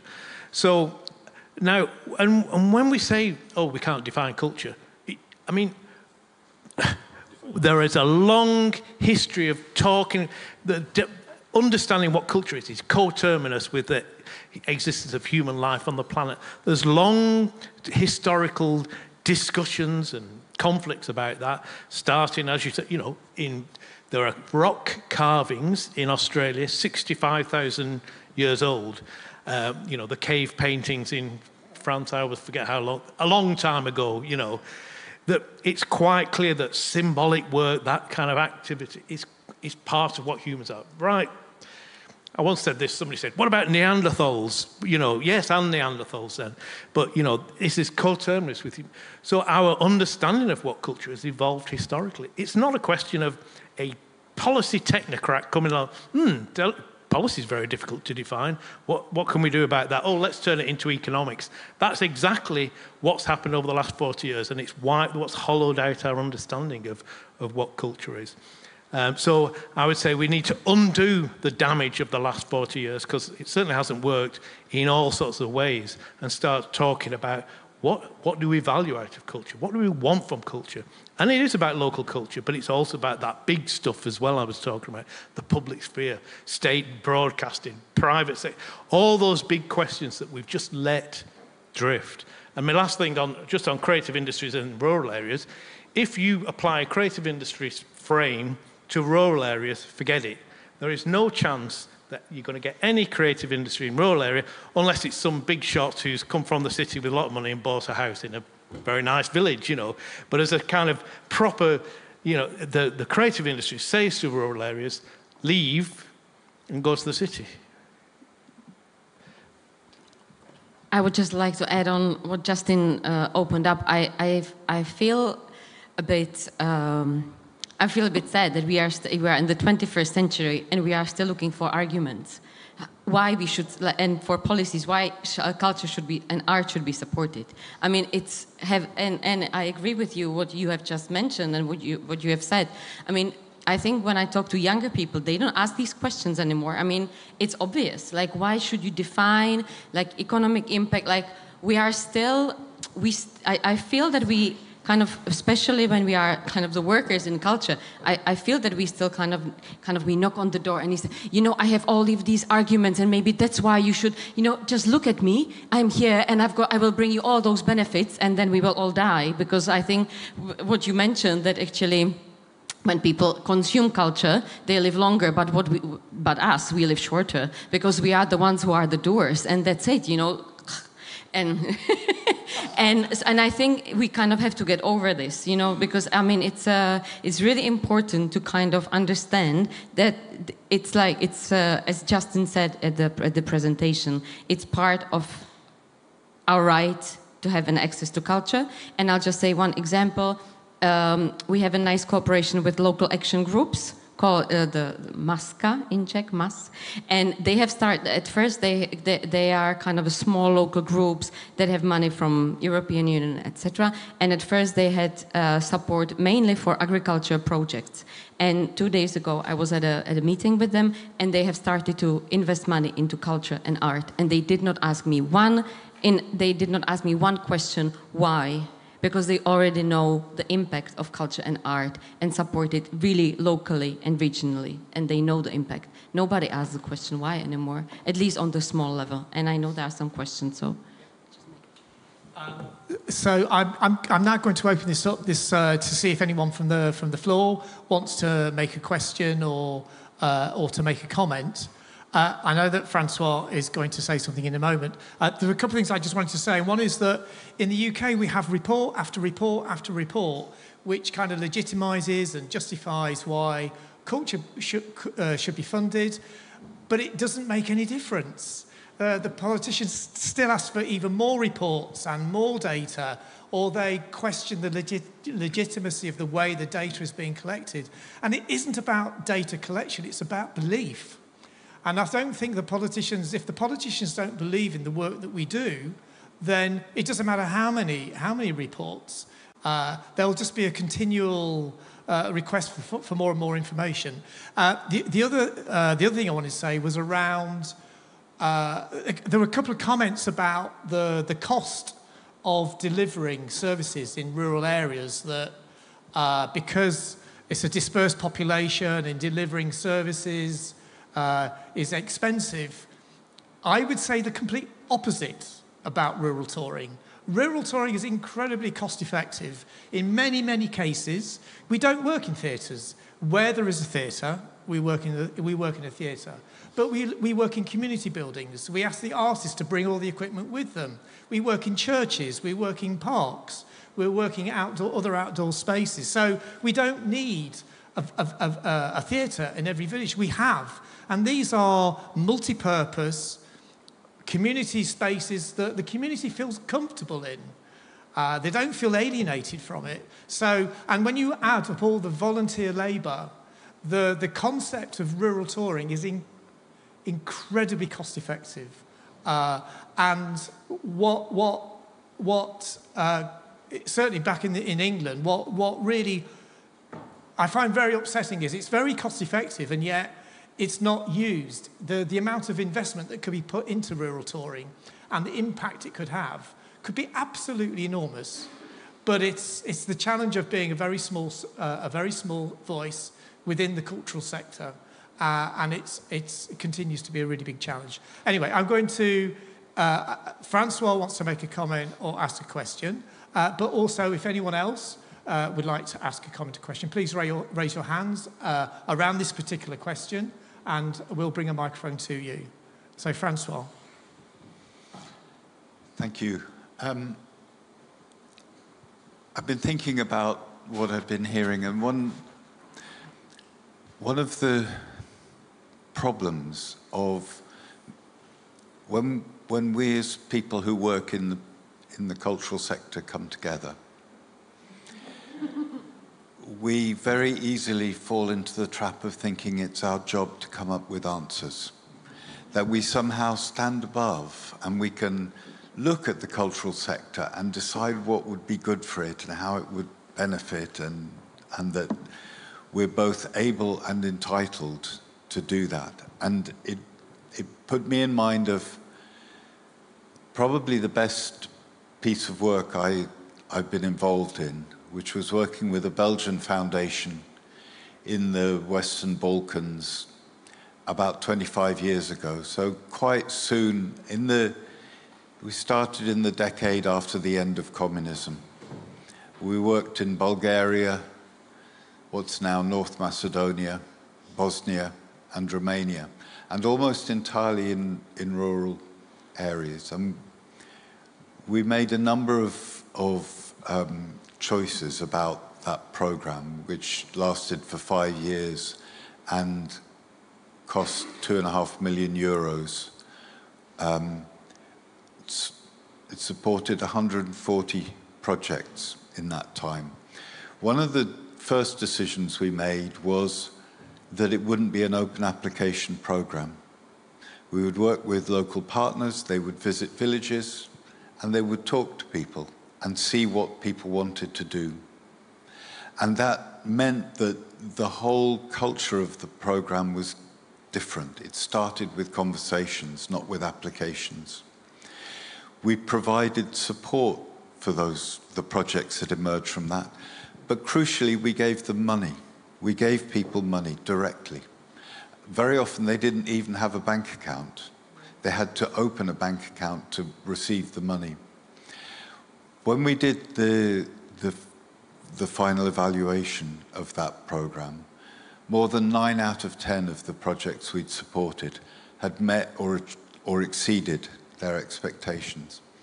And crucially, at the beginning, the program was called Living Heritage. And if you're interested, on my website, you can download the reports about it. But originally, when I was meeting people, and people would ask me, what do you mean by heritage? And I would kind of flounder about and say, well, it could be museums, it could be traditional culture, it could be this or that. After a year or two, I'd learned enough from listening to people, and we adopted a new definition, which is heritage is whatever you care about. And it really worked. So we supported environmental heritage projects, museums, traditional culture, folklore, food festivals, Turkish wrestling, all sorts of things. I have no idea now. It's a long time ago. But the point, the underlying point I wanted to share with you was just remembering that the one thing that those of us who are in charge, and to a greater or lesser extent, those of us who are professionals in this field, we either are in charge or we think we're in charge. The thing that we find hardest to do is to listen to the people who we intend to benefit from our work and actually take seriously the things that they want to tell us, because it's so difficult not to think that we know better in the end. Thank you. Thank you, Francois. Was anyone else wanted to ask a question or make a comment at this point? Looks like not at the moment. Yes. Hi, I just want, should I introduce myself first? Yes, please. My name is Boga, I come from Croatia. I'm artistic director of a private theater that works from babies to adolescents. And what you talked about, trying to convince how to get funding. My biggest kind of question and problem is the part where now I just finished yesterday an application for funding, and what now a lot of people, like a lot of big guys up there, want us to do is to explain how we educate and how theater educates and contributes to education. And I'm like, theater for education is one thing, and then artistic, however we want to call it, is the other. And so one new question, I was like, yes, please answer me, tell me how to do this, because I don't want to argue even the argument and trying to describe what I'm going to teach through theater, because it's not a classroom lesson, it's a theater performance. And then on the other hand, I think the answer is in the question, because I think the answer is in educating the communities. Not educating like we are above, so we're going to educate something, but in learning together about what culture, our culture is, because I have a feeling we don't know anymore. That is my sense. We are trying to take someone else's culture. And especially, I'm coming from Croatia, is a very small country, and we are very prone to copying other, like I'm not talking the whole day with here, how can we copy the Norwegian system or whatever. And Croatia is very used to being under someone, under the Hungarian, under Austria, under whatever. And I feel like I work with children a lot, and they don't even know what their heritage is. So I think I want to go out and not explain that I'm educational. And on the other hand, I think the answer is in education in the sense of learning together, and then from there going into culture and creating culture from that. So for me, I'm very torn, because I want to say that theater is educational about learning what it means to be human. And then again, I have to explain myself to decision makers to give me money to be able to teach while I don't want to teach. So I'm very confused. So yeah, I just wanted to say thank you for today. This was one of the best. I was very worried about conferences, because usually, especially when a culture people come together, we just talk about what we did, and it just like spend the whole day saying, hi, I'm this and this, and we do this and this. And today I learned so much. So thank you very much. Yeah, thank you. I think for those of us working in a situation where we have to find the resources, we often go through a very tortuous process. It's very rare that you can look for resources purely on the basis of it being about creativity. For my own organisation, we work with health, we work with education, we work with social services, we work with the environment. And we have to be very clever. We have to be thinking sideways about how we can subvert the funding system in order to bring resources to do the work that we do. And just as a kind of a publicity note, I'm not sure how many of you are aware of the new European Bauhaus, but it's a sort of a funding program that's run through Europe, and they have significant amounts of money, and they have 3 pillars under which they consider applications. One is inclusivity, one is sustainability, and the third one is beauty. And it's in some ways, it's a perfect area to look for potential resources. So I've got another question, surprisingly enough. And we've got a range of experience in terms of policy, on the ground, from a political perspective, academic perspective. And so my question is, who might our allies be both inside and outside the cultural sphere when advocating for rural touring? And then how do we resource this advocacy? So in my experience, it's quite typical for people working in one sector to be quite siloed. They think in, whether it's culture or education, there's a jargon, there's a language, and people look forward, but they don't really look to the sides. And most of us are aware of other cultural organisations, certainly within Europe, like Culture Action Europe, IETM, et cetera, but I'd be really interested to hear about who some of our alliances may be inside the cultural sphere that you're aware of, but also outside. Like we heard this morning about the Rural Pact. Who would like to go first?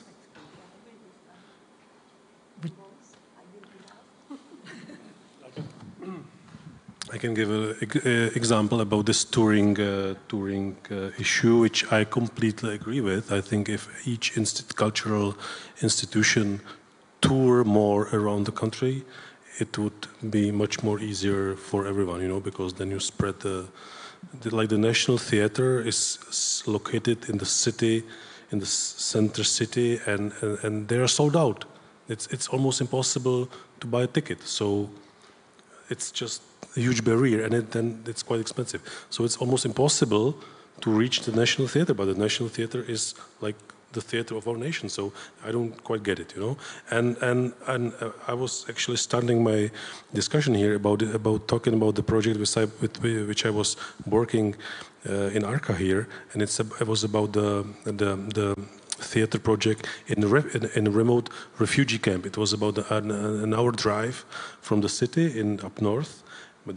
And this theatre, financed by the city of Prague, mainly at the time, went out and made this quite risky project out of the city in the unpleasant environment of a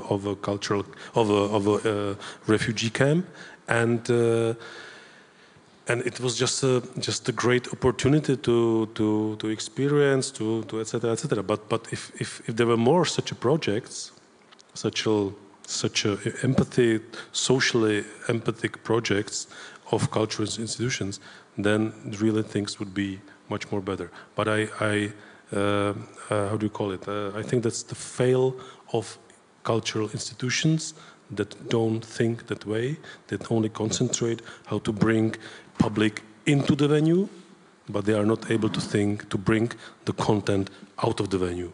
And that's I think, very necessary mind shift of all the institutions which are just being very close to what's going on around. Can I just, are there, in terms of outside the cultural sphere, you know, the non-arts sphere, do you have thoughts about other allies beyond the cultural? Yeah, well, I think that I mentioned it. The cooperation is just must have, and I don't know if it's a sport, if it's art, if it's gastronomy, if it's tourist industry. I wouldn't underestimate the importance of creative industry in a sense that the creative industry has a lot of common with culture. It grows from culture, from art, from creativity, but it is able to find own sources for the action. So, and then I think it's very necessary, even in a local and rural level. I've known many examples of when it really works together. So, open up, cooperate, step out of the box, and just spread around. I don't know. I would just like to comment on David, because I think you are talking from the Prague perspective, because actually in the regions, the cultural centers are very open to the communities. They do work outside of theaters. They do work in schools, in prisons, and I mean, the culture really strives in the regions. And I think Nová is a great example of that. It's really alive. The centers are alive, and I'm really sad that actually there hasn't been enough attention, kind of an appreciation and kind of focus from from the centralism of Prague, that actually you see it's still perceived that actually Prague is maybe Prague should get inspiration from the regions. I mean, I think that would be really important. Yeah, well, some of the issues you face in the rural areas, you know, dispersed things. I mean, I know the Australian perspective, right? And to go from Melbourne to its nearest city is an 8-hour drive. Okay, so touring is problematic in Australia. Well, Taylor Swift can do it, but your mid-level band, it's very, very hard even for mid-level, to, you know, it's a lot of money. Well, obviously you have to get there, but even while you're there, you know, you drive. So I went to a festival just before I came away in Brisbane, and a band from Melbourne came up. They drove, I mean, it's 12 hours driving, never mind sleeping. So there are all sorts of those kind of challenges. And, but in order to, especially overcoming the problem of touring, it's about venues. It is about the logistics and the costs that are built into that. And obviously in Australia, there are very big distances involved. But it's also about, it's about thinking about what it takes for that activity to take place and the resources that might require and the reason you would give those resources. So I think I mentioned it in my talk, music venues. Music venues in Australia failing,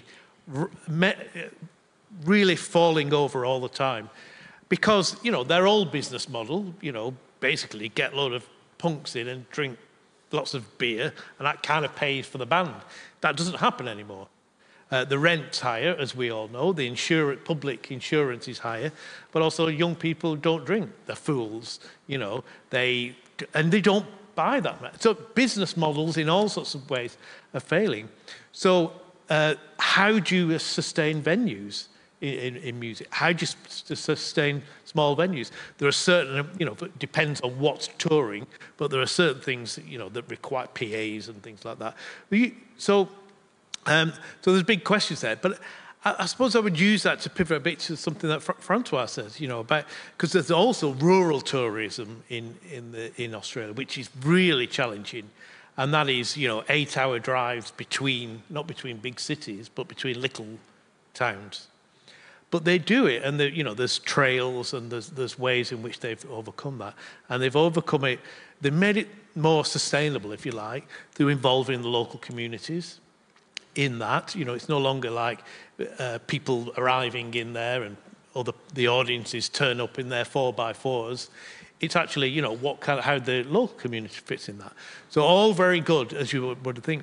But that takes resources and it takes effort. And I think,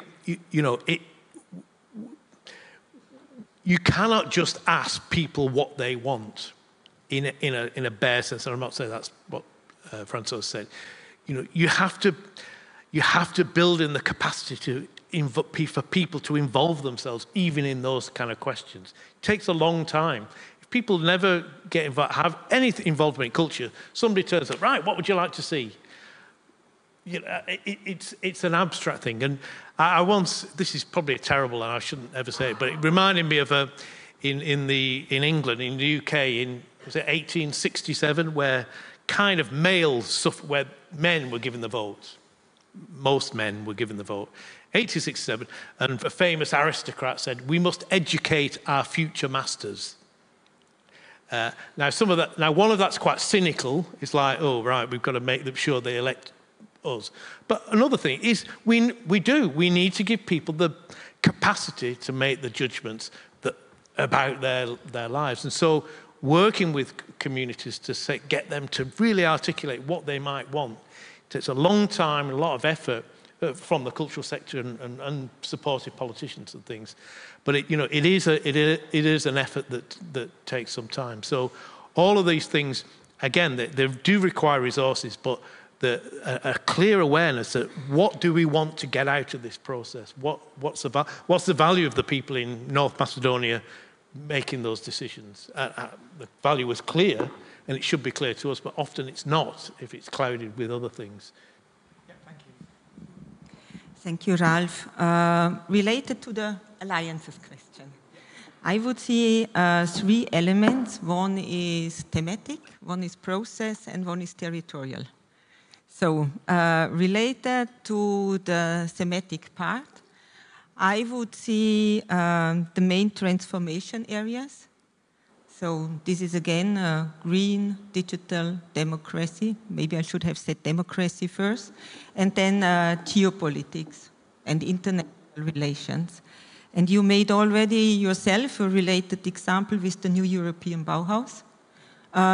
So this was clearly linked to the Green Deal and then policy priorities. And I think also from an understanding that this transformation cannot be done without cultural processes too, and without aesthetics and the beauty, etc. But we must be also very clear. We talked a lot about bottom-up and participative approaches. New European Bauhaus was a clearly top-down initiative, which became only participative then in the implementation process, and also based on that understanding that these kind of policies cannot be brought forward if it's not co-created and not built up in a participative setting. But it was a difficult birth to have it run. Now we are having related funding programs, but very few related strategic activities. So when we talk again about visionary policies and policy debate, I think New European Bauhaus is still underperforming the potential it would have. Yeah. So then on processes, I think, and I published that also recently in a paper on cultural spaces and democracy, I think we need partners in order to bring forward open governance. So this is about representativeness, transparency, information, access. This concerns us in Europe, but also in international solidarity, and I think there we have a big blind eye. So, and where are the strategic alliances related to that? So, for example, local governments, elected local representatives, also their networks. They have global networks in which they engage exactly for these open government processes and also for cultural rights, for example, United Cities and local governments. And so these are natural partners in order to bring forward these agendas, and not only from a European but also from an international perspective. And I think this is really important also for all debates in Europe, that we understand that we are in an exceptional situation here. We are the exception on the globe, and that there needs to be also this open approach towards other continents, which is really crucial, including rural to rural. And the third thing is territorial, and I mentioned it already this morning in my speech. I think we have to overcome this urban-rural divide. It's not about who gets it, but can we bring things forward together? And this could be a very strong agenda, and culture is the natural bridge in order to connect these territories and to come up with integrated territorial development. And also finally, maybe this is an additional argument, what you just said in your first question, what are the arguments in order to convince the decision makers? In a way related to the EU, it's in their policy orientations. It's already clear we want to have social cohesion, we want to have economic cohesion, we want to have integrated territorial development. So you have all the arguments already in their documents, just to demonstrate that culture is the natural link, and New European Bauhaus can be also an example to refer to and to build alliances with. Yeah, please do. I will talk from a very territorial and kind of bottom-up perspective. I think it's really important for people actually who are the doers, who are the workers in culture, to be part, the main allies for them are networks. Because if you are left alone in the regions, that you have no voice whatsoever. So I think it's really important to have allies in the names of either regional platforms or national platforms or even international platforms. You have mentioned IETM and other organizations for Czech Republic. It's Nová síť, it's Vision of Dance, it's various kinds of, it's Association for Independent Theatre. And I think it's one of the crucial allies, because those people can speak for you, you can speak to them, and I mean there can be a consensus and one strong voice. I was really happy that Radim Stršeň was here this morning, the Deputy of Ministry of Regional Development, because it's for the second time that he has attended a conference. Last year there was a conference about residencies, and he also accepted the invitation, and he was really he talked a lot about the importance of culture in the regional development, and I really like the fact that he talks about himself as Mr. Rural. I love it. I think it's, and he said it again, so it's true. Like he does not make it up, because, and his energy and the way he really it's amazing. So I think it's these people that really also that you meet and then you feel that it's true. And it's the honesty, and you know that maybe it will take some time, but you know that you can rely on someone. So seeing him here for the second time, I kind of thought, wow, he means it. That's great. And then on the really kind of local level, I think when you want to do rural touring, or if you want to organize anything in the rural areas or in the regions, and you are involved in culture and art, your allies are the closest people. Municipality, the mayor, the elderly, they are the most important, how they talk about you. Also the farmers, because you want to make, some of the events you want to do on the fields, or there are some owners of the land. You need to know how to talk to the locals. You need to contact the electrician, he can do the electric stuff. I mean, those are your allies. It's the closest people to you, it's the neighbors, and they really make the change for you, and they can really make the change, things can happen, and everyone is happy. So let's not forget also those people. On the local level. Okay, I was at the beginning saying that I just brought a new state culture policy, which was really, we have been working on it since the beginning of January until the mid of June, July, August, September. So about 8.5 months or something.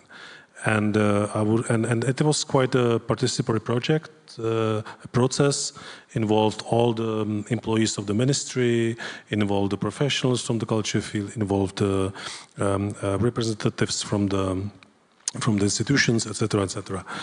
And I would like to present, and there's 3 priorities, and I would like to present the priority number 1.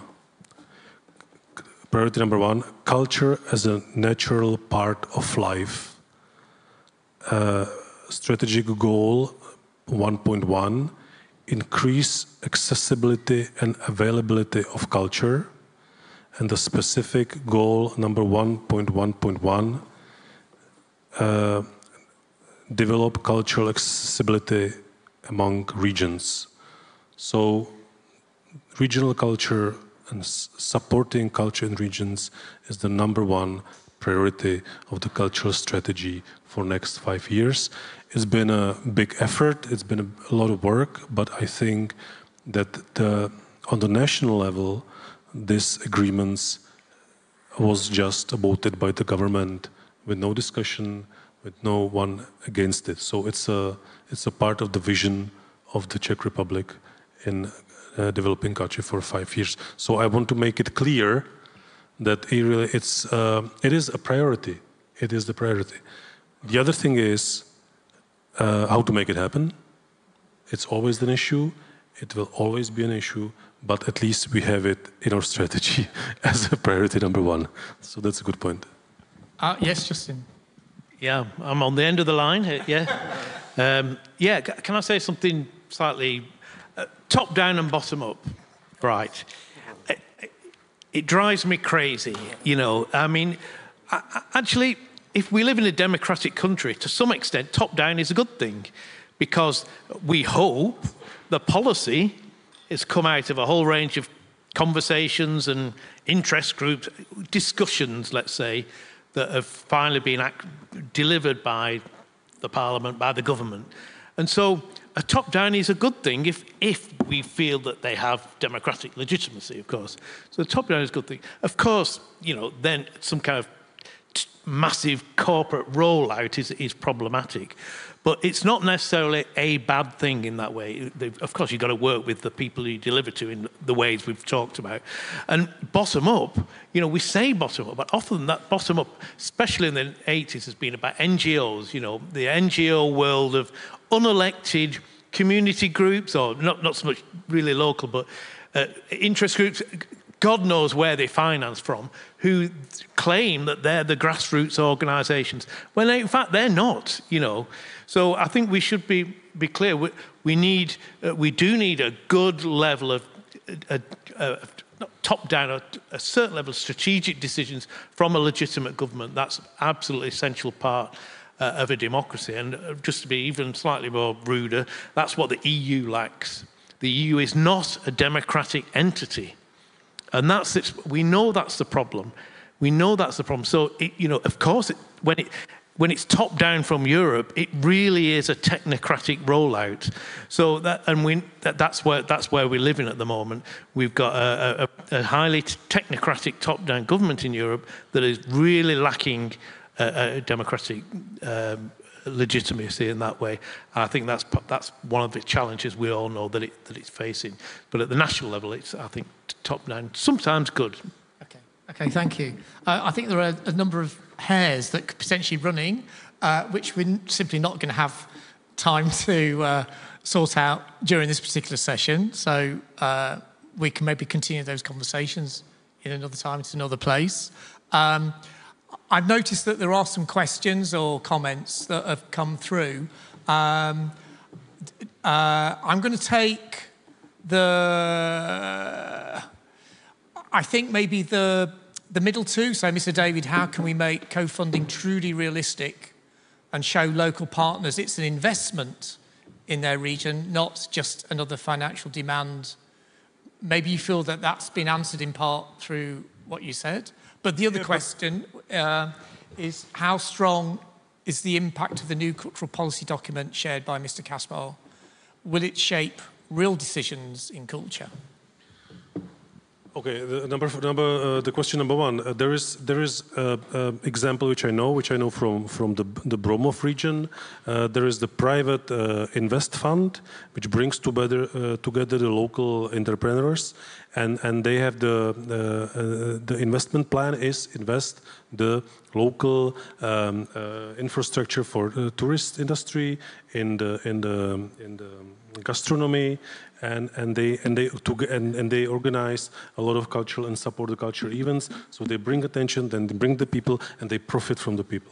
It's much more complicated, of course, but there is a scheme which works. And the thing is to pursue the investors, to invest the money in maybe not the fastest profit, but the most I would say the most meaning. The most smart, or I don't know, the best profit in a way of responsibility for life, and so that's one thing. And not all the people want the fastest profit. There are a lot of investors who want to invest in smart and good possibilities. And how to make this happen? Well, that's the biggest task. Cooperation on every level, on every layers, and because I think there is a quite agreement and a lot of consensus on this, because it was participated widely. Yeah. So I think everyone who finds its sentence and his issue and his topic here can relevantly ask the government to fulfill it, because the government has voted for it with no exclusion. So it's a manual. It's not a law. It's a manual. It's a frame for discussion, and it's a frame for makes the thing happening. Okay, thank you. We're coming towards the end of this session. There is a comment at the bottom, or a question at the bottom, and then a question at the top. I'm going to take the one at the bottom first, which is, how do you choose the programs for rural touring? We should ask the communities what they want, but also people choose only from what they know and have seen, which is a good question. I think I can only talk for my own organisation, where we have an artistic policy, where we try to curate a programme across different art forms, across work that's drawn from a local through to an international programme, and we get feedback from the communities that we work with. And an essential part of the process is that we create a menu which people choose from. So this is a process that the partners within SPARSE utilise as well. So the role, both the partners and the local promoters have a dynamic relationship. It's not one person is more important, it's an equal relationship, and the basis is that once the program is produced, it is for the local promoter working with people or talking to people in their local community to choose the performance that they want to see. And then you have this feedback loop so that we get feedback from the communities, and that informs maybe the choice of the next menu, and so it goes. I think that's the way it goes. And then the question at the top, I'm going to take this one, and then I'm going to ask one final question of the panelists before we finish, so we might run over. It says 2 minutes. All right, I'm going to ask a question. I really want to ask this last question. So I want to ask, because we want to be proactive and focused, I want to ask each of you up to 3 concrete actions that you can suggest, that you can recommend, that we can take to advance the idea of rural touring into the future. 3 ideas? 3 concrete actions. We can do 1, 2, 3 to take us forward. Who wants? Okay.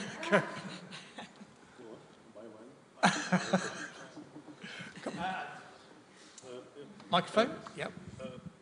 Yeah, if you are, and I'm talking from the Prague perspective. If you are abroad, a search for the local cultural activities, and connect and try to involve in them. That's number 1. I'm going to say something that's not related to that, but I think we've got, it's my final words, then I'll shut up, because I think we've got to also make culture not just a left-wing issue, and recognise there's let's say the conservative right of a long investment in culture, in tradition, traditional family values, traditional religious values, heritage, all those things that is really important, and they're as shocked as people on the left are about what's happening, the breaking up of those traditions, the messing up of family life, the messing up of local communities. So, and we might, I don't know, I'm saying we, who know, left and right might disagree, but what do we mean by culture? Should it be traditional and hierarchical, or should it be whatever? But we've got to recognise it's across the political spectrum, and that, you know, if it's a real democratic thing, it can't just be some kind of metro culture smuggled in.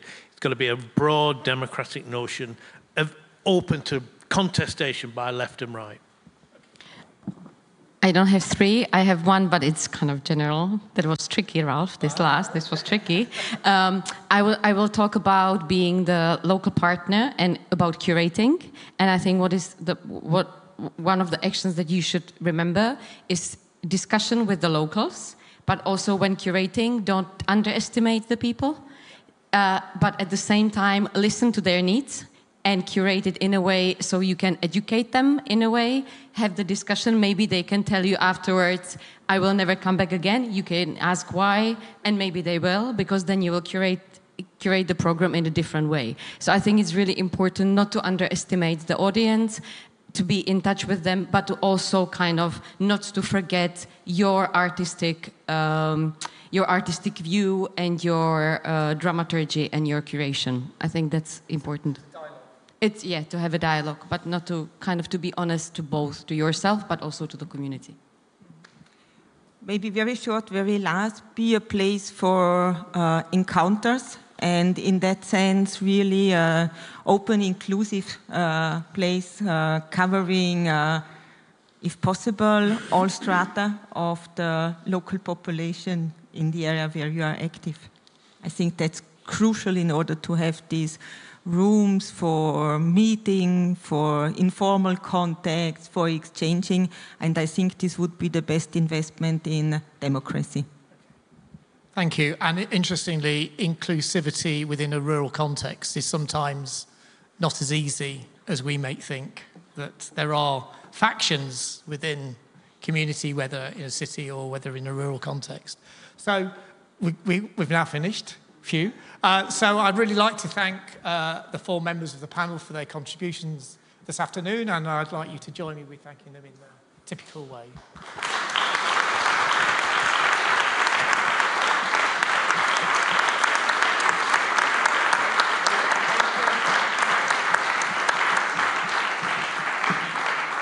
Well, so please let me tell you that as we come to the end of the official part of the program of the conference, I would really like to extend my heartfelt thank you to all the guys for their contributions, for the keynotes, for the speeches, for your presence, and also for all your energy. But also, I have to say, one moment, that this event wouldn't have been possible without the generous support of our partners like Creative Europe, the Ministry of Culture of the Czech Republic, the City of Prague, the State Fund of Culture, Arca Plus Theatre, and BEA. Do I read it well? Okay. And your dedication to culture, rural innovation, and cross-sector collaboration is what makes gatherings like this is so impactful. But we are not done yet. And I would like to introduce to you a friend of us who's gonna be in charge of the most funny part of the conference, of the open mic. So it's yours. Yeah. Hello, everybody. Nice to meet you. I'm very happy that we are here. You are probably very tired. You heard lots of words. You are hearing them now. It's probably very tiring and very exhausting, so we prepared for you lots of funny stuff. We will have open mic. It should start around like 5 o'clock or something. Now you should go for a coffee break, but Aneta told me that you should not eat a lot. You should network and kind of like try to find, you know, the connections and everything, because we don't have enough food. Anyway. The open mic will consist out of also some words, but we will also have some handstands, I assume, some music. We also prepared for you like very special soundtrack, which is going to be like fucking amazing. And yeah, and maybe you have the question, it's running through your head, like what the fuck he is wearing. And you will probably get to know if you will come to the open mic, so don't leave, please. Yeah, and if you are from a foreign country or something, you are probably not going home anyway, so just stay here, all right? Yeah, I don't know what's wrong with my hand, but it's like that, but it's okay, all right? Mistakes are okay, and I think it will be fun. So join us within like, I don't know, just come, okay? What?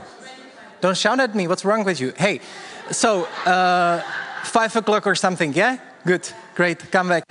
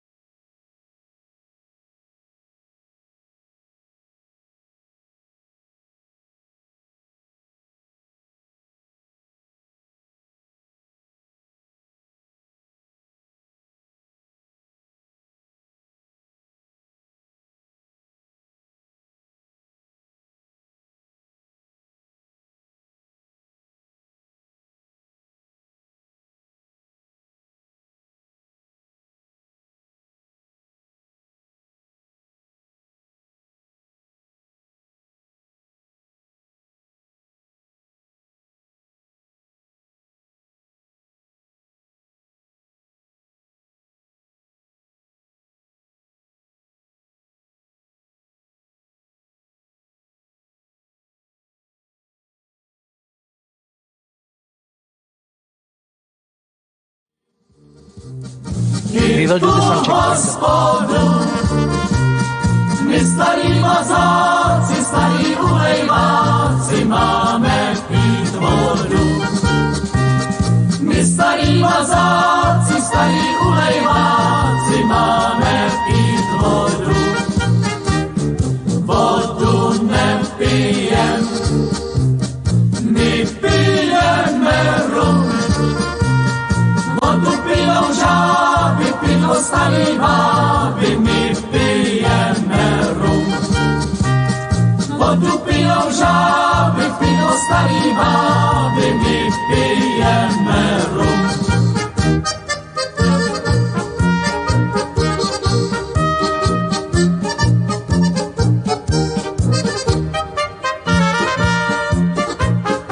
Now you just heard the real taste of Czech rural area. Coincidentally, it's kind of a sound of actually the village I was born in. The village is called Stoklasná Lhota. It has like 100 inhabitants or something like that, okay? And now maybe you are wondering why he's wearing this, and I will tell you why I'm wearing this. I'm wearing this because this is actually a uniform of volunteer firefighters, all right? And it's for special occasions, such as a funeral or something like that, yeah? And so, to be honest, it's very important for you to understand that the volunteer firefighters are basically the main drivers of culture in the small cities all around the Czech Republic, yeah? But I kind of like got lost myself because I was supposed to explain you the open mic and how it's gonna work, so now I'm going to do it, yeah? And also coincidentally, I'm sorry, I'm very confused man and person. I'm also going to be the first one who will make the first like contribution to our open mic, yeah? So open mic, anyway, sorry. So, Culture Get Together is a conference that is happening almost every year, yeah? And on the end of it, we all the time have the open mic, which is a place for not very formal contribution to our conference and so on. So this is going to happen, yeah? And it works like this. We will have around like 5 people. Also, you can join you. Any of you can like raise a hand and come on the stage and start saying something or jumping or dancing or whatever, yeah? And so, yeah. It will take 5 minutes for each, for every person, yeah? And they will hear a song, sound, and this means that the contributor should slowly finish. Okay, it's not like a clear cut, fuck off, or something like this, no. Yeah? Slowly leave, find your end, and so on. So that's it. This works, wonderful. So, I'm the first contributor, so we will try it. We have a rule that once I will touch the microphone, the 5 minutes will start, the countdown will start, yeah? So I'm starting right now. So get back to the uniform, yeah? So I was growing up in this village. There were like 100 people, not more. And all of the cultural life in these villages was driven by these volunteer firefighters. They took care of the common spaces. They organized kids' days, women's days. Sometimes we even had a theater, yeah? And also, every single event that happened in our village was fueled by hectoliters of alcohol. It was a beer, it was a slivovice, lots of alcohol. That was like the main condition for something to happen, you know? People had to kind of like drop their, I don't know, maybe they were scared or something scared to talk and so on. So alcohol was very important. Me, myself, I started drinking when I was 11 years old. I'm not lying, actually, yeah? And, but I had no choice because actually I'm ginger and it was very problematic for me. I couldn't be any more different. I was ginger already, it was very problematic, so I was also drinking, like the rest of us. And so, but it was up until very important moment in the city close to my village. There was a performance which was called Evžen Onegin. It was done by Theatre Petra Bezruče from Ostrava. And up until that moment, up until this moment of the theater, I gave 0 fucks about theater or acting or anything. But that performance, it was kind of alternative, all right? And it kind of like opened my eyes. I never saw anything like it. And once I saw it, it changed the game completely. So I was 14, I stopped drinking alcohol, and I started pursuing my acting career. And here I am. I finished the theater academy. I am a successful alternative poor artist from Prague. And what I love to do most is to actually coming back to the rural areas where I grew up, okay? and bringing back the art. And I feel like it's super important. But I had this one experience. I was doing the performance. I was naked on the stage. I was probably also touching my colleagues. I was staring at the audience a lot. Everybody was confused. I wasn't saying anything, and sometimes I was saying, sometimes not. They were confused, right? And I asked one of the men who was in the audience, and I asked them, did you get it? Did you get the performance? And he was like, nah, I didn't get it at all. And I was like, okay. And then he started to continue talking. And he was talking about emotions, about the feelings he had during the performance. He was talking about that it's very interesting to look at a naked man for such a long time without the sexual context. And he was like talking, and he was having this like monologue, all right? And I was like, this is very interesting. And the rest of the audience were also listening to him because all of us were there, and we were there together, and we talked. And he was talking, and the monologue was happening. It was like 5 minutes, 7 minutes, 10 minutes or something, and he was still talking about his emotions and so on. And slowly, we started to be like silent. We were like looking at him. And then he closed the monologue, and he said, nah, so I don't get it. And that was actually amazing. And I realized that everything is about context, that like you really need to even have to feel the permission to maybe even to feel the thing. Like you don't have to understand in like the regular normal sense.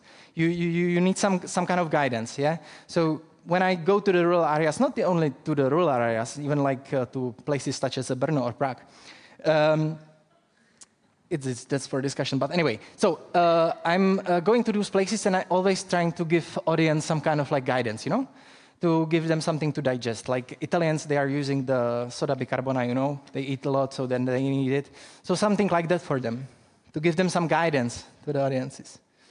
And I'm not sure if it's working or if it's not working, but sometimes it's very interesting. So he felt like he didn't get it, but he get it at the same time. But he didn't know that the things that were happening and he was feeling during the show were actually the thing, that was the thing. You know what I mean? It's confusing again, right? But it's all right, because this whole rest of the evening will be really confusing. Anyway, so that's, yeah, and now I'm thinking, like, how can I go back to Stoklaska, which we call Stoklasná Lhota, Stoklaska, and how am I supposed to go back to this village and kind of show them my art without kind of like them feeling patronized or something, you know? How can I show it? Like, what kind of guidance should I give them in order to make it? For example, Markéta Malková, as you saw her, witnessed her here, she is like amazing example because she is from very small village here in Czech Republic, and the people in the village, they actually believe her, you know, because he's the Markéta from the village. So I'm probably also supposed to became Markéta. Now the timing is gone, and we hear the song. That means that my contribution is finished, and now we will continue and we will move on. Yeah, that was my. I would expect you to clap or something. Yeah, amazing. Thank you. So that's how it works. I forget about the clap, please, after the 5 minutes are gone. Now I'm going to leave the stage. I will leave here my amazing colleague Marie Kišlovský. She is our music for this night, okay? And now I would ask Jasmin Heyer to come on the stage. Jasmin co-leads the Circus Association Acrosphere and the new Circus Center in Graz. She performs internationally with the Contact and as a duo, blending partner acrobatics, trapeze, and live music. She focuses on community building, activism, and inclusivity in performing arts. Please come to the stage. Another applause, please.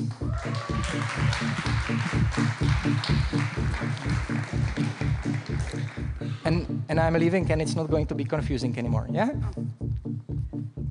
Okay, hello. Sorry. I was just finishing the dossier, and then I got three calls. Swallow first. Then I got 3 calls for the upcoming tour, so I couldn't eat my banana before, but I expect you know the situation. Yeah, sorry, so rude. I didn't introduce myself. I'm Jasmin.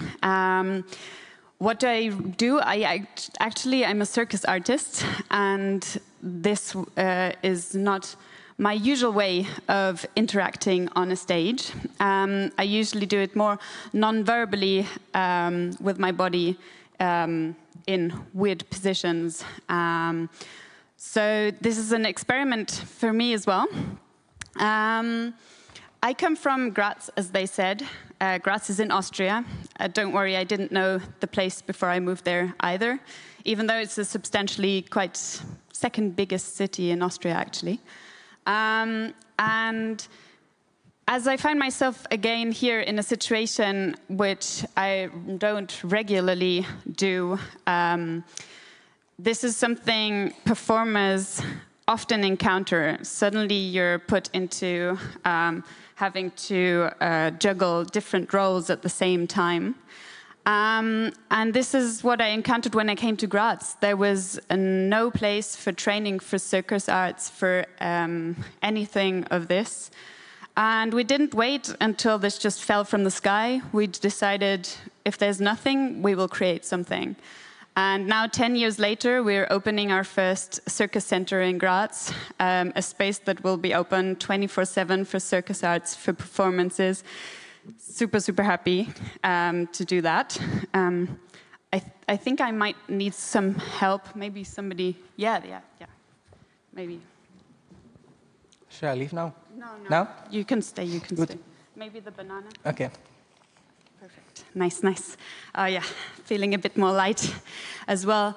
And something similar also happened with rural touring. So we started touring in Europe with our company Contact, a circus collective of 6 acrobats and a musician, a live music, and people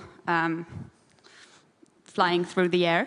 And we also engaged in the program with Take Art in the UK, the Circus Round and About 2 program. We enjoyed it so much, so we decided we needed something like this in Austria. And again, there was nothing like this in Austria. So we said, okay, so we will apply for fundings and we will make it ourselves and make this happen. Maybe somebody else could help liberate me a little more. Oh, yeah. So many volunteers. Yeah, it's amazing. Have an apple. Thank you. Yeah, so we got some government funding and started looking for local promoters in rural areas. And we suddenly found out that there are a lot of artists, there are a lot of people trying to do these things on very small scales, a lot of people knowing just somebody and taking art to the rural areas, but all very scattered, all very underground. Nobody is really properly interconnected. Yeah, maybe I need another 2 people. Volunteers, please. Come on. Sylvia, I think you know the stage. Exactly. And who was it? Julia, no? Yeah. You look like... Was it Julia? I'm sorry. Names, yeah.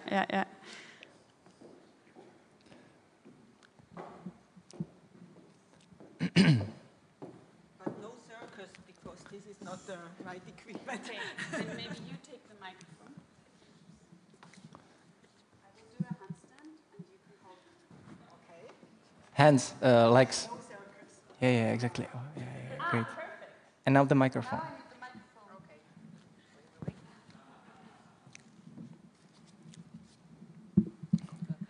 Okay. Maybe a bit closer? Yeah? Can you hear me? Perfect. I can see you, I can hear you.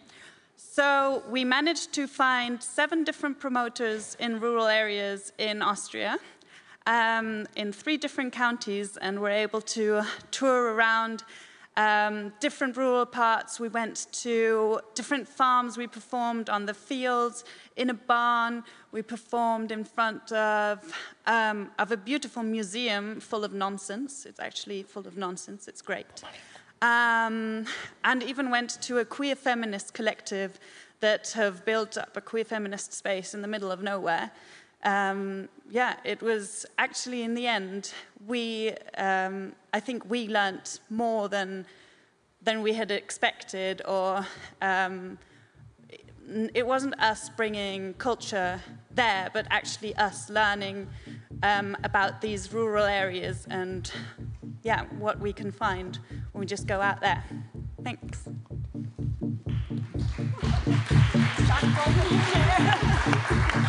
Amazing.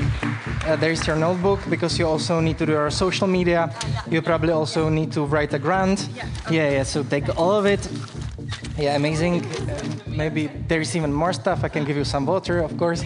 Amazing. Everybody can leave. Thank you for your contribution. It was amazing. So again, it was Jasmin Herr from Austria. Thank you for your first contribution. For the first real contribution of the night. And now I'm not going to add more time to our night, and I would like to ask Jan Žurek to come on the stage. Jan is over 15 years. He has experience in independent theater, public administration, and cultural strategies. Move. He served as an artistic director of Divadlo na Cucky, director of DV7 and a regional council, jak se to říká? Counselor for Culture in Olomouc. He is active in expert committees of Ministry of Culture and currently works as a consultant, lecturer, and external teacher at Palacký University.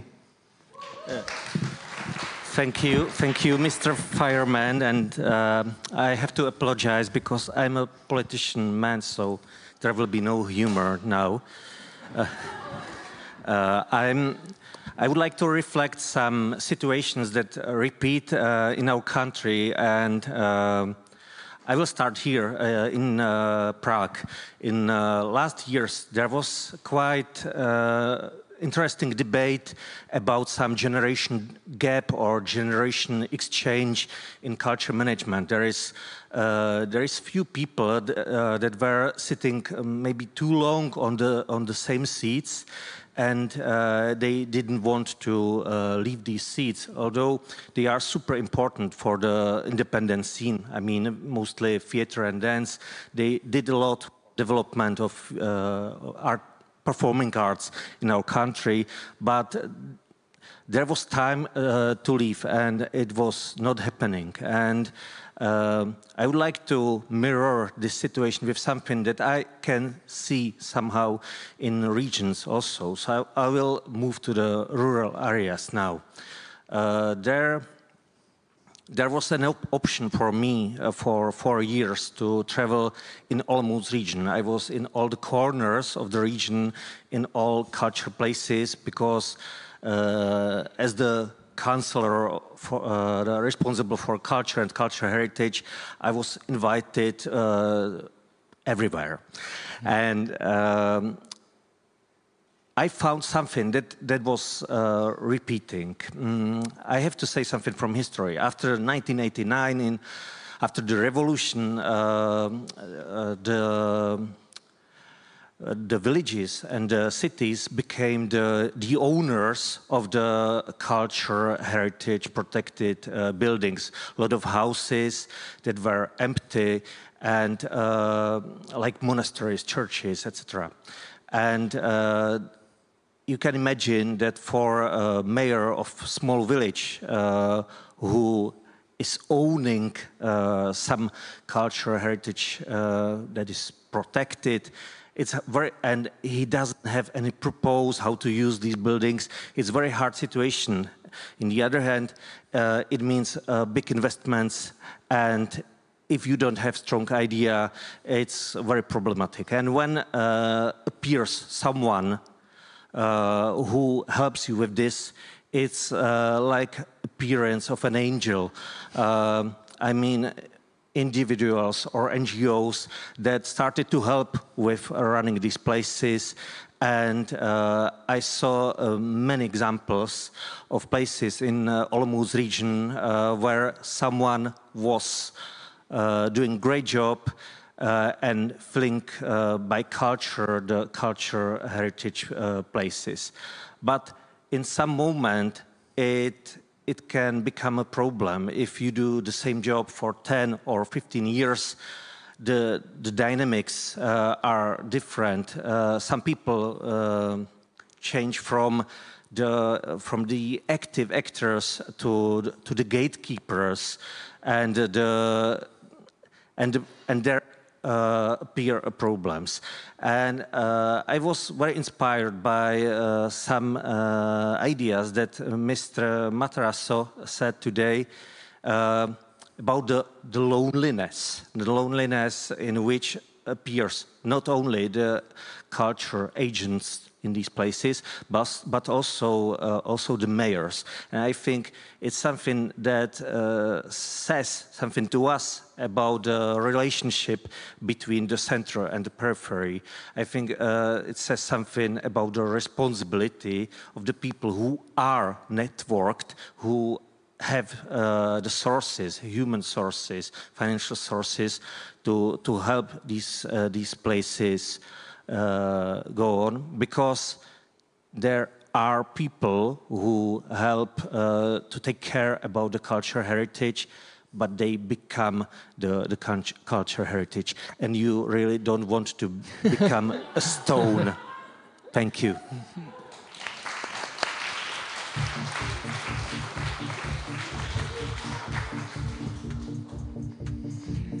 So amazing, thank you for this contribution. It's very important to know where to live. I know when to live, so I would love to invite Bazo. Bazo moved from Ulaanbaatar from Mongolia to Plzeň 5 years ago. In Mongolia, he organized film festivals and hosted culture events, and in Czechia, he aims to build connections between Czech and Mongolian culture. He organized the Mongolian Film Festival and continues to engage with the Czech culture scene. So applause for Bazo.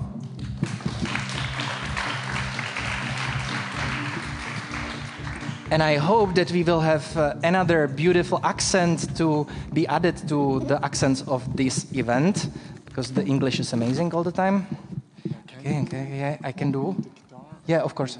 The microphone, should I hold it the whole time? Yeah? Well, yeah? Well, the microphone, I need that microphone. You need this? Yeah. No. With the stand? Yeah. Yeah? And now? It will be my guitar stand. Oh, fuck. Yes, let's do this. And now the microphone, another microphone. Yep. Yeah? Right here, yeah. Okay, good. Thank you so much. Scheiße, I'm so useful.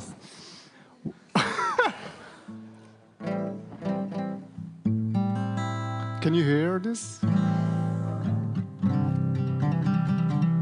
Thank you. Thank you for volunteer firefighter Yuji. Bringing the sound of guitar into your ear. And this is the story about Mongolian poet who lived in 1980s and who was the only poet lived in the countryside. And he lived in the countryside for his whole life.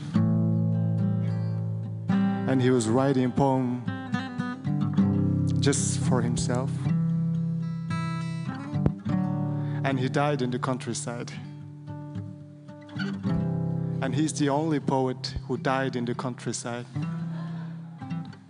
Because all the poets died in the city, yet they were writing about the countryside. And time to time I think about this poet because he went to the city only once a year to party, to buy books, and also to read poems with his friends. And now you're in the train, and you're in the train cabin with this poet, and you recognize him because you read poetry. And you know that he came back from the city. You know that in his bag there's full of books. And you know that he is smelling an alcohol. And he's sleeping so tight after all this partying, all this drinking, and all this reading poetry. And now he's going back to the countryside to write the most beautiful poems that you're going to read this year, this autumn. because his poems will be published in Czechia for the first time. It is translated by my wife, who's Czech, whom I married for 10 years. Why I married her? Because she was only a Mongolian speaker from Czechia.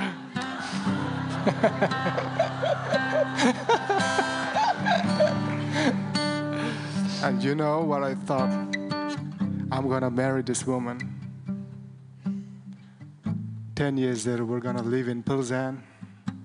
Just like that poet, no glory, no party. And her Mongolian will be great, and she will translate my favorite poet one day. And that poetry book will be published this year. And I hope everybody will buy that magazine. It's called Tvar. And now I want you to sing with me, sing the lullaby of Tanzangin Nimsuru. He is in the train. What you can do for him? Nothing. He doesn't need money. Can you give him vodka he drank a lot of? Do you want to kiss him? He had enough kisses in Ulaanbaatar. He's sleeping, just leave him alone. But sing this lullaby with me.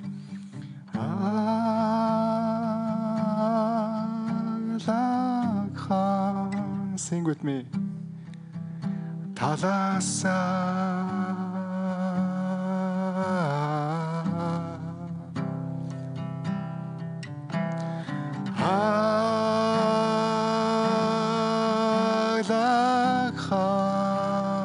Beautiful.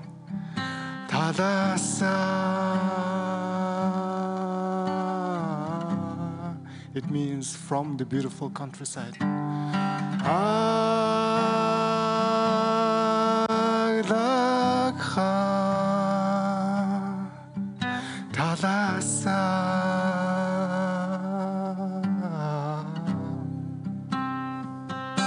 Louder.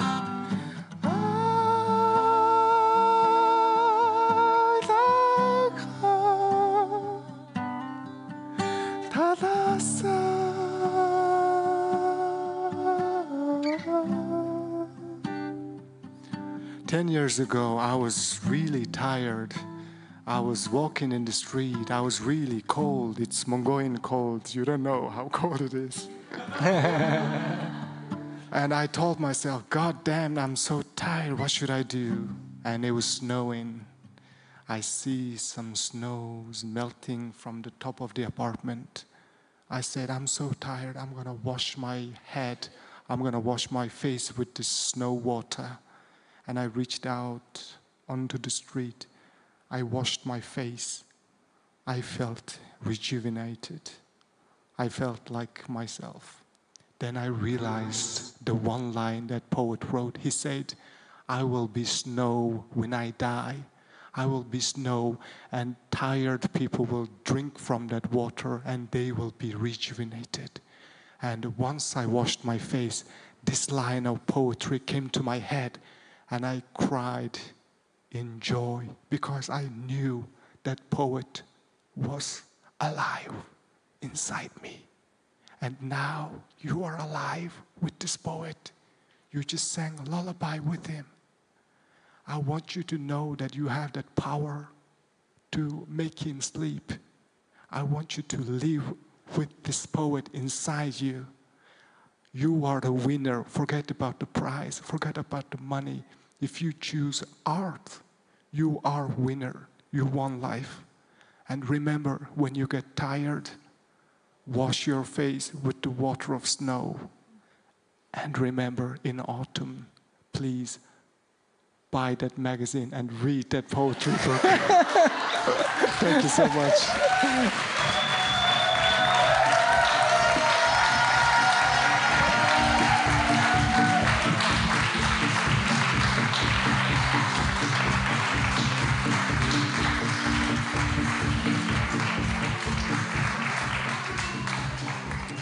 So that was Bazo from Ulaanbaatar.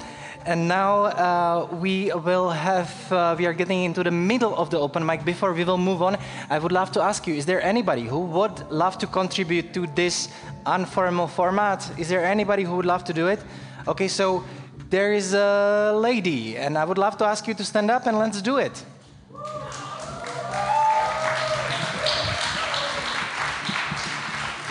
You see? Amazing musicians in Czech Republic.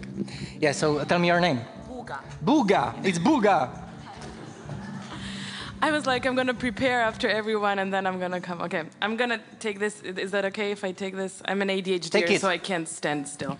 Okay, I have the same problem, actually. Well, then you understand. I actually want to tell you the story of Luca. I'm going to try not to cry, but I'm a crier. Because that's actually, I thought, you know, I thought maybe I can be in the open mic, and then what I'm going to talk about, and like rural touring. I do rural touring, but still. And then we were talking about all of this, and I was like, maybe you can help me. I'm going to tell you the story of Luca, and then maybe you can help me how I can write that to my Ministry of Culture and get funding for this. It was COVID. And before COVID started, I do performances for babies. And every weekend, we have like a lot of shows. Every weekend we do another one. And there was Luca, who would come before COVID to our theater. And he was on every show. Every weekend, I knew Luca would come. And I was like, you're here again? You watched the show already? Yeah, I'm learning it by heart. I was like, okay. I mean, he was 5 years old. I was like, okay. You do you. And then COVID came, and I did online performances, which I hated. And I know this is not a story of rural touring because we were in the city, but basically in COVID, it's like we were all in our micro islands. So let's pretend that it has something to do with it. Anyways, and then I got an email, I think, or a message, it doesn't matter, and a video. And Luca, he created my show. I saw my scenography made out of shoe boxes. And he performed in his kindergarten, where I wasn't allowed. I couldn't go there. I wanted to. I fought for it. I wanted to go to the children because you can't do it with a camera, and I wasn't allowed. But Luca was allowed. And he did the show. It lasted double what it usually lasts because he invented the whole thing. And like it started, I was like, he knows the thing.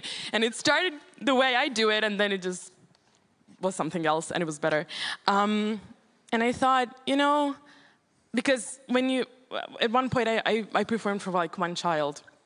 And when I go into smaller spaces, it's like sometimes it's 5 kids or 10, and sometimes you think, oh God, I traveled all this way for 10 kids, like. And then I remember Luca, and he's just one kid who changed the world. And to all of his kindergarten friends, he brought theater when I couldn't. And then I know that even if it's just one person, one baby, one child, that it can change a whole universe. And that was very big for me. And so whenever I write my applications, I'm like, can I just write the story of Luca? And like, so you understand what we're doing, so I don't have to bring in numbers and how I'm gonna change the world, because I have Luca and he's gonna do that. So it doesn't have a number, just one, but it's all of the numbers inside. So I think when we think about all of these logistics and what we're gonna do, sometimes it's hard. For me, it's hard. I tour a lot, I work a lot, and sometimes it's just another show. But I hope that sometimes we remember Luca, and that we remember that we are all Luca. Thank you.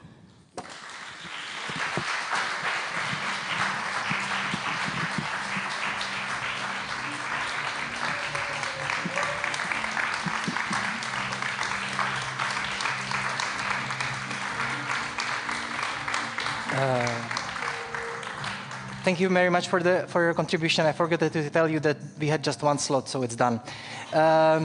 Now we are in the middle, and Nitish Jain should come join me on the stage, and we have logistical stuff. So you are plugging your phone to the notebook jack. You are giving me your box, and we will distribute your envelopes. Wait for the sound man to cue us. We can change the jack. Amazing. I would love to ask you to distribute these letters, please. And I just want to add to your book, because actually theater and the people from the Divadlo Petra Bezruče from Ostrava, they have no idea that they helped me to stop drinking when I was 14 years old. You know, I'm the living proof of it. This is happening. Like, really, I stopped because of them, because I started pursuing the acting career, you know? And here I stand. I don't drink, really. Yeah, so... Yeah. That's also very interesting. Yeah, because I know that the Petra Bezruč, they are heavy drinkers. Anyway, so once we are ready with the mic... So once you have the letters, please, and don't open them, right? You are opening them, right? Don't open them, yeah? That's like, yeah, you can begin. I am leaving. So, and I will also tell you who you are, because you are Nitish Jain. Yes. Nitish, you were born in India, yes. You are based in Czechia, and you create immersive performances combining objects, spaces, storytelling, and sensory experiences. Is that enough? Yes. So can I leave? Yes, thank you. Amazing. Yeah. Hi, thank you so much. So my name is Nitish. I'm from India, and I've been living in Czech Republic for the last 10 years. I use performance art to make sensory experiences. And I would like to invite us all today here to take a pause and to slow down a little bit and use our imagination. So for this, you have these envelopes that I have passed around. And I would request everyone to just take a seat and keep your hands empty, just maybe with the envelope in it, and then we will begin. And I will guide you through this imagination practice. I will just play the sound.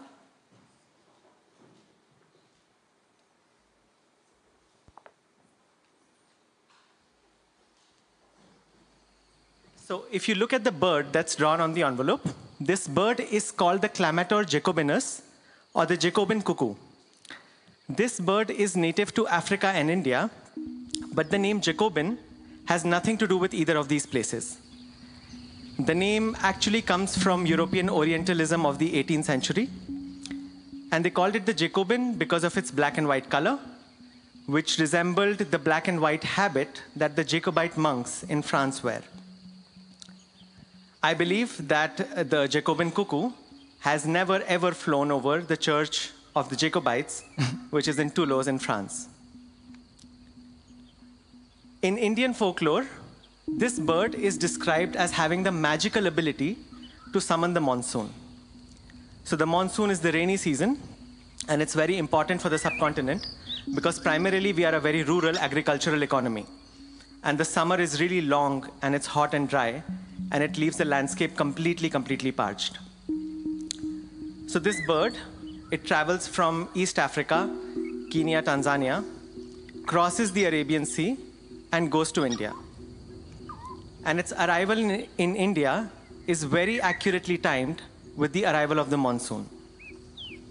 As soon as this bird arrives, the cool monsoon breeze follows.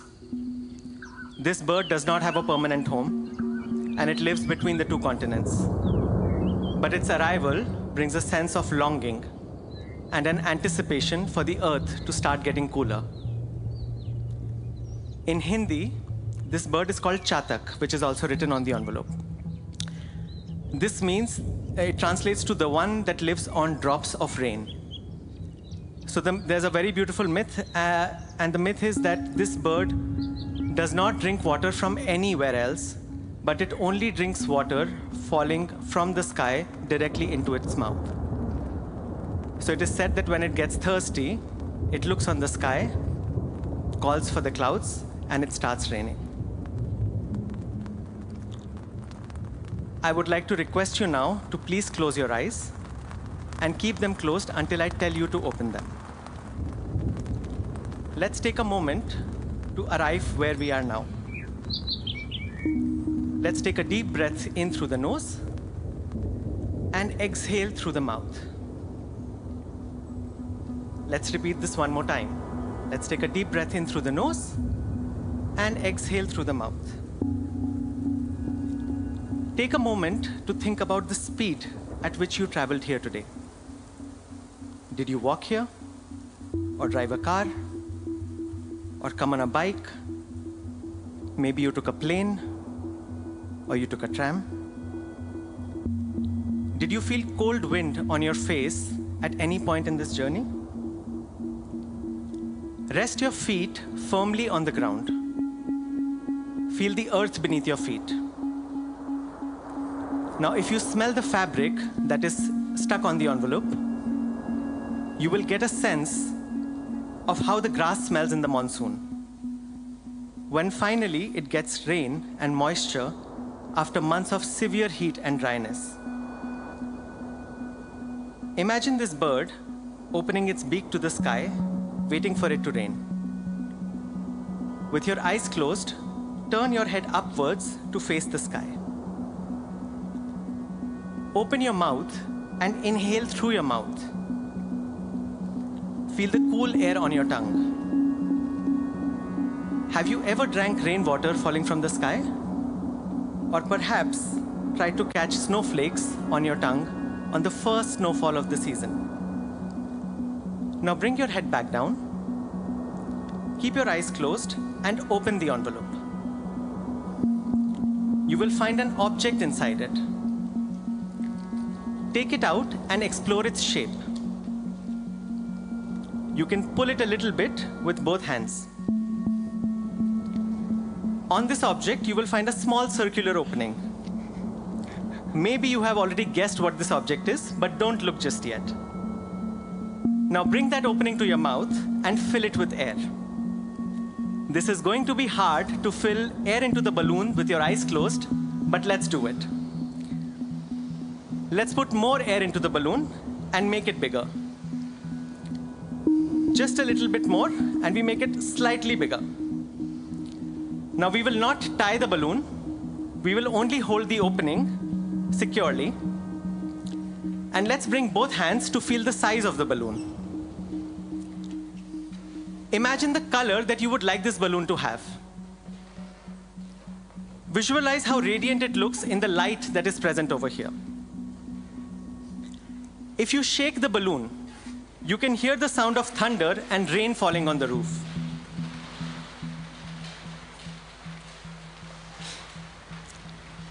Keep your eyes closed and hold the balloon securely in one hand. Raise the hand with the balloon up above your head. Stretch this hand as much as possible while you sit firmly on your chair. Now turn your head up towards the sky once again.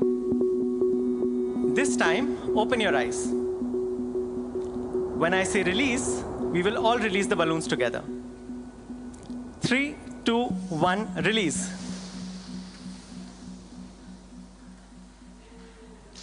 So this is a glimpse into my practice, which is multisensory. You can put your hand down, please. Mm-hmm. And I like to create these moments, which are reset buttons, and through this bring attention to themes of local and global ecology, post-colonial narratives, and these sort of peripheral viewpoints. This work, especially, was developed at a residency that was provided by Novasit, the organization that is doing this symposium, and this residency took place in Norway, in a very remote village up north called Surnadal Sora, which is even 2 hours away from Trondheim, north of Trondheim. And over there, we were just working and looking at seagulls all the time because it was the summer. And that's how we got to talking about different kinds of birds and what they do. Thank you so much.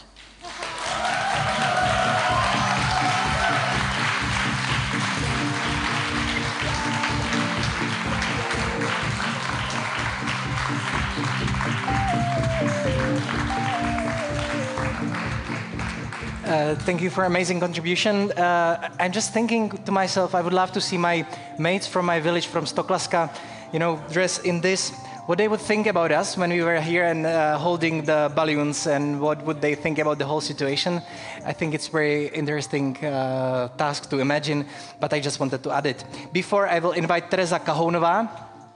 She is creative producer and musician. Tereza studies architecture in Prague and has been involved in several culture projects, including Festival Lásky plno, Days of Architecture, Pěstuj prostor, and film. I'm not looking at you, but I'm pretending that I know what am I doing.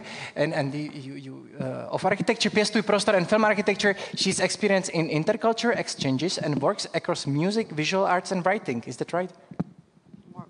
Yeah? Great. Do you need my help? I will move you the microphone. Yeah, that's here. Wait, please. It's work in progress, as you probably understood by now.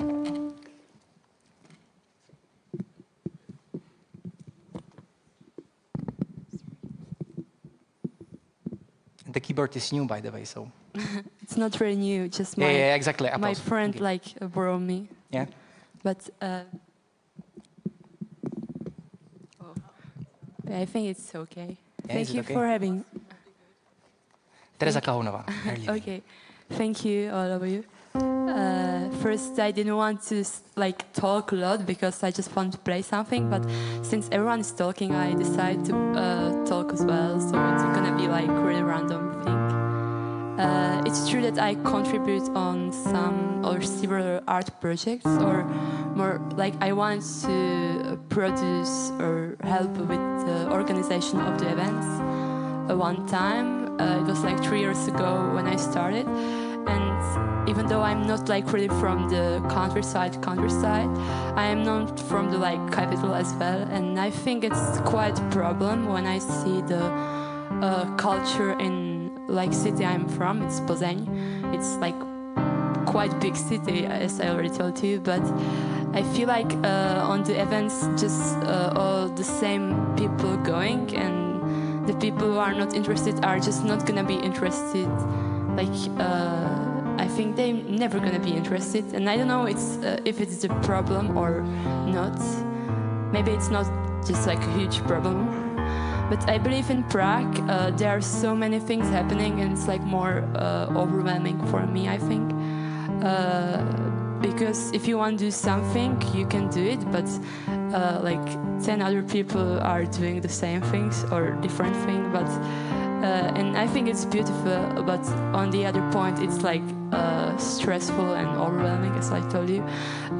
But I think it's just like a circle, because the art projects are going to the capital cities or to the big cities, and the cities who aren't that big, just like the art people or art projects are just disappearing.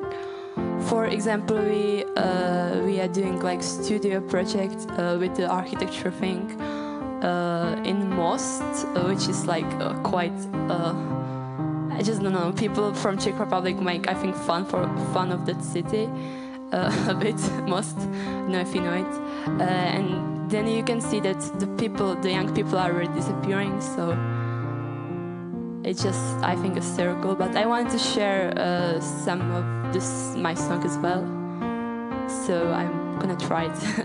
But it's in Czech, so I believe all of you not gonna understand. It's a song about a place, I think, and about a connection, because it's a song about the city I'm from. I live in the edge of the city, so it's really old house, and it used to be a village, but right now it's part of the city.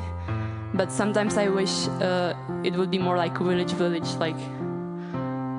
yeah.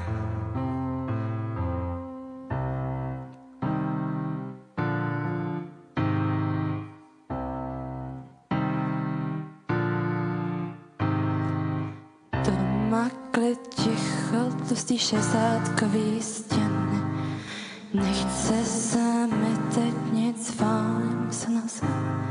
Něco se za ten čas muselo změnit, ale když vracím se z Prahy, všecko zoufale stejný. V všech starých albách jsme ještě děti, o pořádek let víc svět mě furt drtí. V těch šedivých zdech občas zahlédnu barvy, potom nemůžu se z nich vymanit, vysvět. Tak radši polem vášky a žalosti točí, slyším jen syrový ticho, samotu zručení řeky. V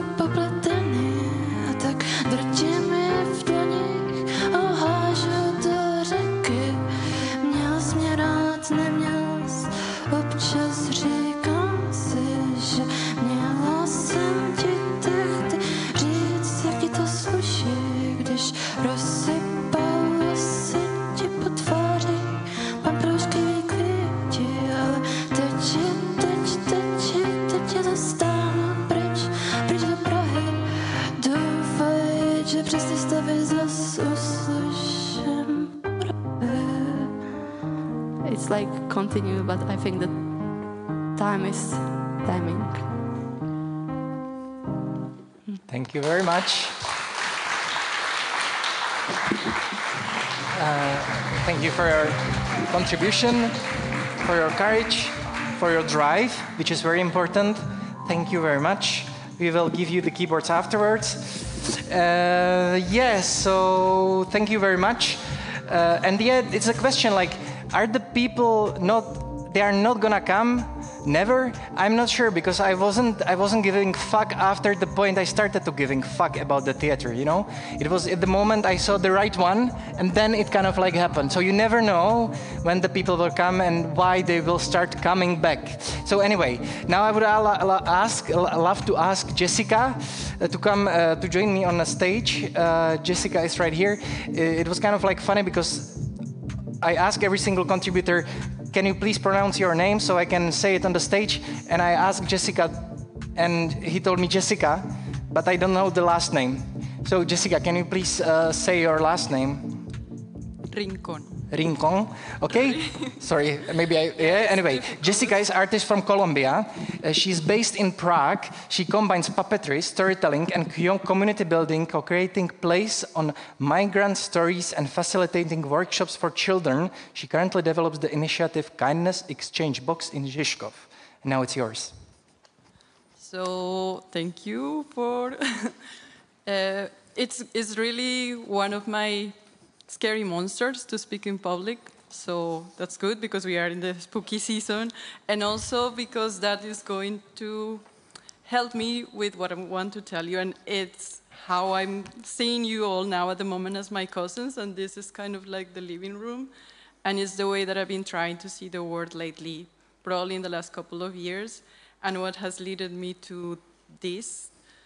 You're kind of part of my experiment and been looking at ways to how can we connect, how can we start seeing each other as what we are. It's, all the people that I have seen here and in general are just proving what I already know and feel, and that what I know that you also know is how we are creative people, we are amazing beings, we have all this potential, and we keep being told that we have all these traits, or that the world is this terrible place, and we do see it, but if we put our focus in all the good things that we have, I think that it would be amazing. So what I wanted to ask you, and then I'll tell you a bit more about the story, is to tell your own story. I brought this box. It broke, which is great because it's part of the all things go bad at the end, and it's quite improvised.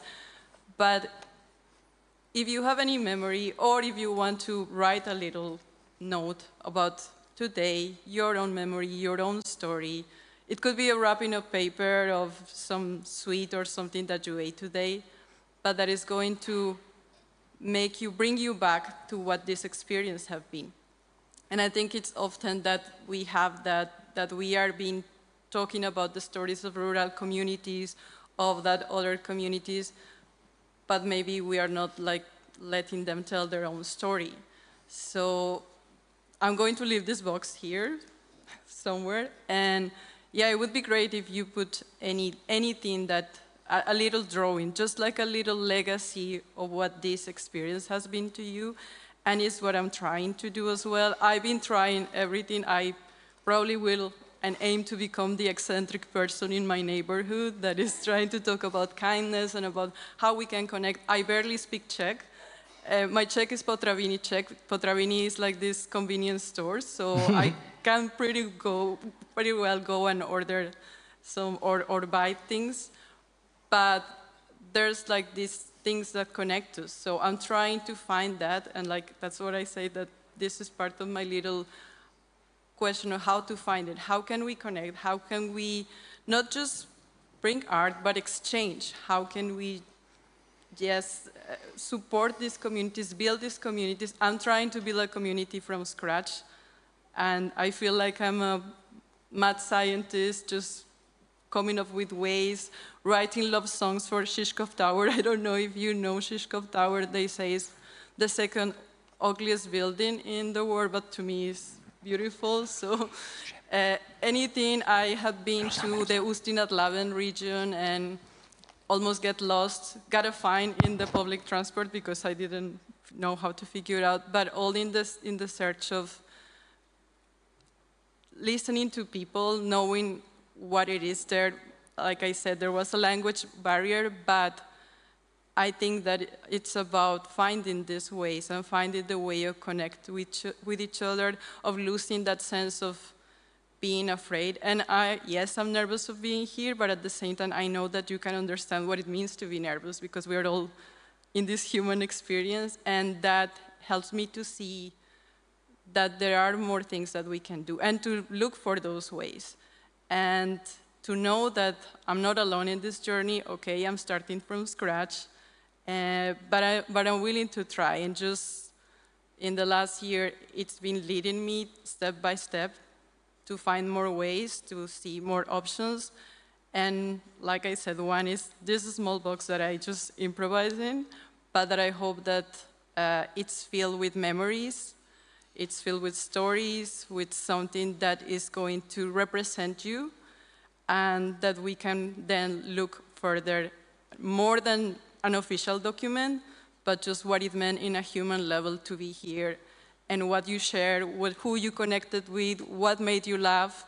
I think that those are the things that if we keep as sacred as they are, and we bring and continue sharing with each other, are going to keep us not just surviving, but thriving. So I saw my timer, but... yeah, so, thank you. Yes, I will do it. There's the box, you can leave it here on the beginning of the stage, is that all right? And there are some papers, or take your own papers and put it in the box. It's very important, believe me. And thank you for your contribution. And I think we are getting to the end of open mic, and we will also close the whole conference by the last contribution. You are supposed to have Laszlo and Laszlo Galosh and Marta Lajansky. We have only Laszlo. All right, so I would love to ask Laszlo to come on the stage. Laszlo explores the relationship between subjective and objective reality through photography and video, performing internationally since 2018. And their performance Jeremite, is a cultural political commentary on censorship and self-censorship in Hungary. I'm going to also help him, and it is going to be a little bit longer than the rest of the contributions, and then we will finish this night. So Laszlo, where you are.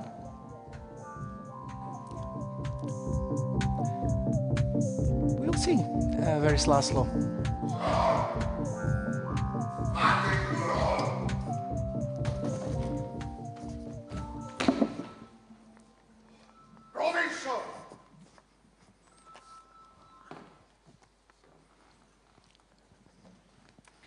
Backward!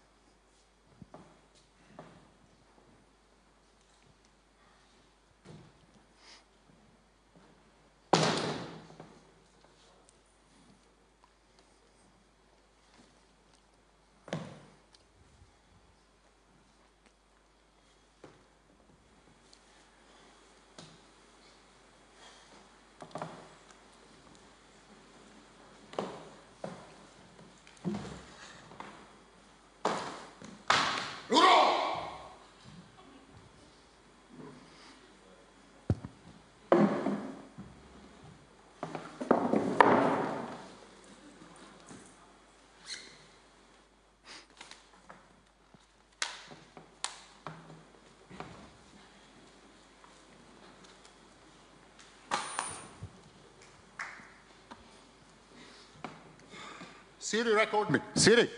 Siri. Siri. Siri. Siri, record me. Because now it's really time to grasp that certain wholeness, the eternity, and to answer to those certain questions. Yes, the ones that have always been there, about being, non-being, purpose, and emptiness.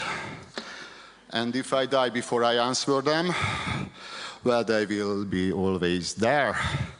But until or rather, if there are no answers, at least something should finally be said about whether the questions are good at all, and whether we are addressing those questions in the right place. Do we really need to question the universe, or God, or the unnameable? We could write a good little drama out of this. Or even, since so many good little and big dramas have already been written about this, perhaps it would be enough to perform the existing ones well. Well, that is in a way that is flesh and blood and life affirming, one could say, cathartically. Anyway, I'm not going to do any of this. I'm neither a playwright nor an actor. So excuse me for this little ramble. It's possible that there is some deeper meaning to this little sketch, but if I'm being very honest, it's just really a framework that makes it easier for me to stand here naked in front of you and talk about, even if I can't, at least without my papers, and especially in English, because there are artists who are not speaking English, just by the way. So I want to talk about what independent art means and why it's important. And I want to be very honest, because that's what it is primarily about. And about not choosing the easy path, but the one that's worth taking. About the fact that there is an option not to do something just for profit, but rather because we believe there are things, there are matters that need to be talked about. Or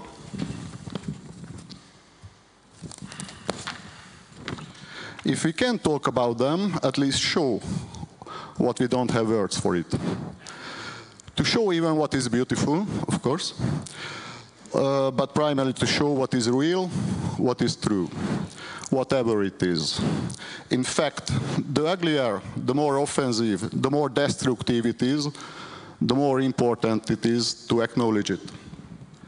Because without that, it will just rot further, swell up, and eventually everything will be flooded with that filthy torrent of things that we did nothing about while we could.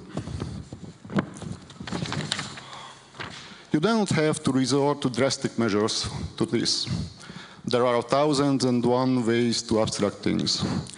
You don't necessarily need to undress, bleed, urinate, and then write on the dirt on the stage. But you must not avoid any of these or any other tool just because some people don't like it. Being an independent artist means that I decide for myself what, why, and how I create.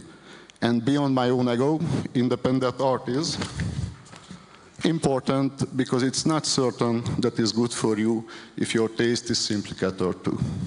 It's cliché after cliché, I know. That's the only way I can express myself verbally. That's why I choose other forms of expressing what I consider important in a meaningful way. But we are slowly getting to the point where we shouldn't stay silent, at least in Hungary, in the countryside of Europe. Not because of aesthetics, art theory, or quality issues, but because of political, ideological expectations, and often because of the perceived or real pressure to conform to these. And that's why it is important to speak sometimes, even if it's imperfectly, and to speak about the facts, the stuck in reality, instead of the comfortable, safe framework of fiction. And actually, the facts in these days are impersonating, controversial, and messaging to each other. So that's why I asked Jiří to impersonate some people from Hungary, from the cultural workers, who has sent me some letters. You can stay in clothes, it will be better maybe. You don't need to compete me. Just. Okay. Should I start? Hello, Lazzi. A new gallery is opening here in town, and I was asked to be the first exhibitor. I thought that not many people go to exhibitions in our area, and moreover, no one knows this place. So I would organize an event every 2 or 3 days that they could come to. I would invite a few of my friends to do a reading, a concert, a performance, of whatever they can think of. Would you like to perform something? Well, sure, thanks. That will be great. We are working on something with Siporka Vandal anyway. It fits perfectly to your work. I think we can even use some of your exhibited pictures. We will finish it in a few days anyway. When should we go?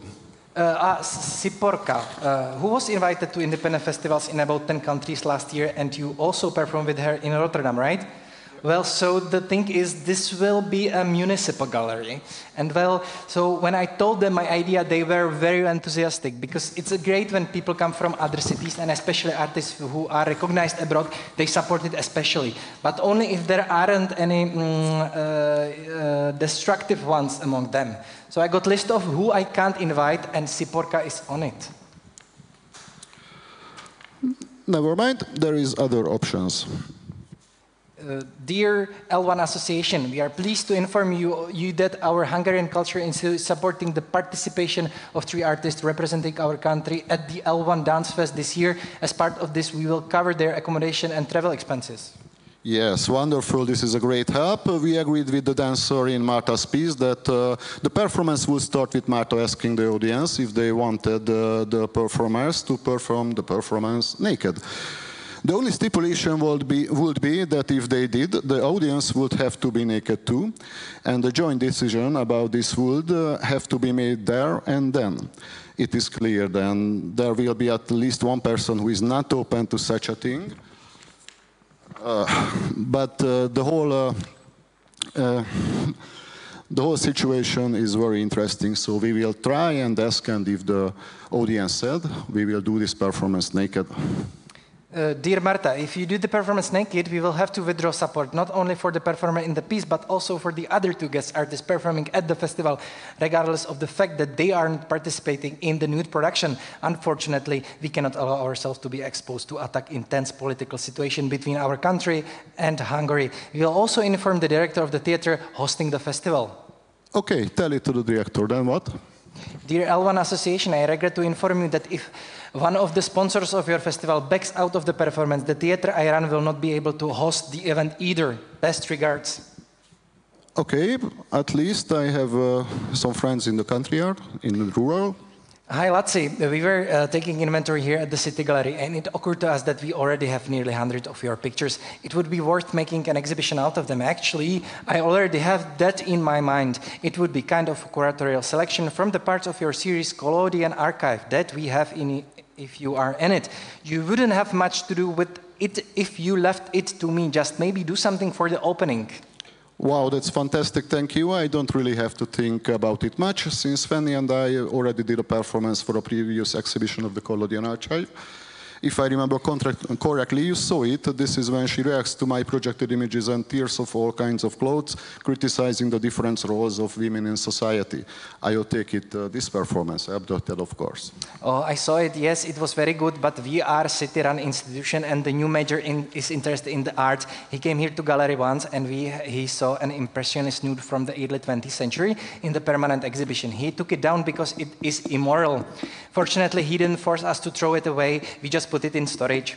But I don't think he would like your performance. I don't want any trouble. Let's leave it at that. Maybe I'll ask Miloš to play the guitar at the opening, okay? Okay, Miloš wasn't played the guitar in my opening. Hi, Lazzi. Last fall we talked about having an exhibition with us. You said you would do some stronger performance for the opening. How do you feel about that? Could you send me a rider? Sure, it's ready, and we've already show it in Serbia, so it's tested. I send you the rider. There would be nothing wrong with that. I've also organized performance festival myself, but the building we operate in is an educational institution. According to the new interpretation of the new law, even though it is a university, it can't show or install 18+ things. I'm committed, but this is a sensitive situation right now. Let's come up with something else. I run out of strength. And I ran out of time, but this is go just on and on. Thank you for your attention.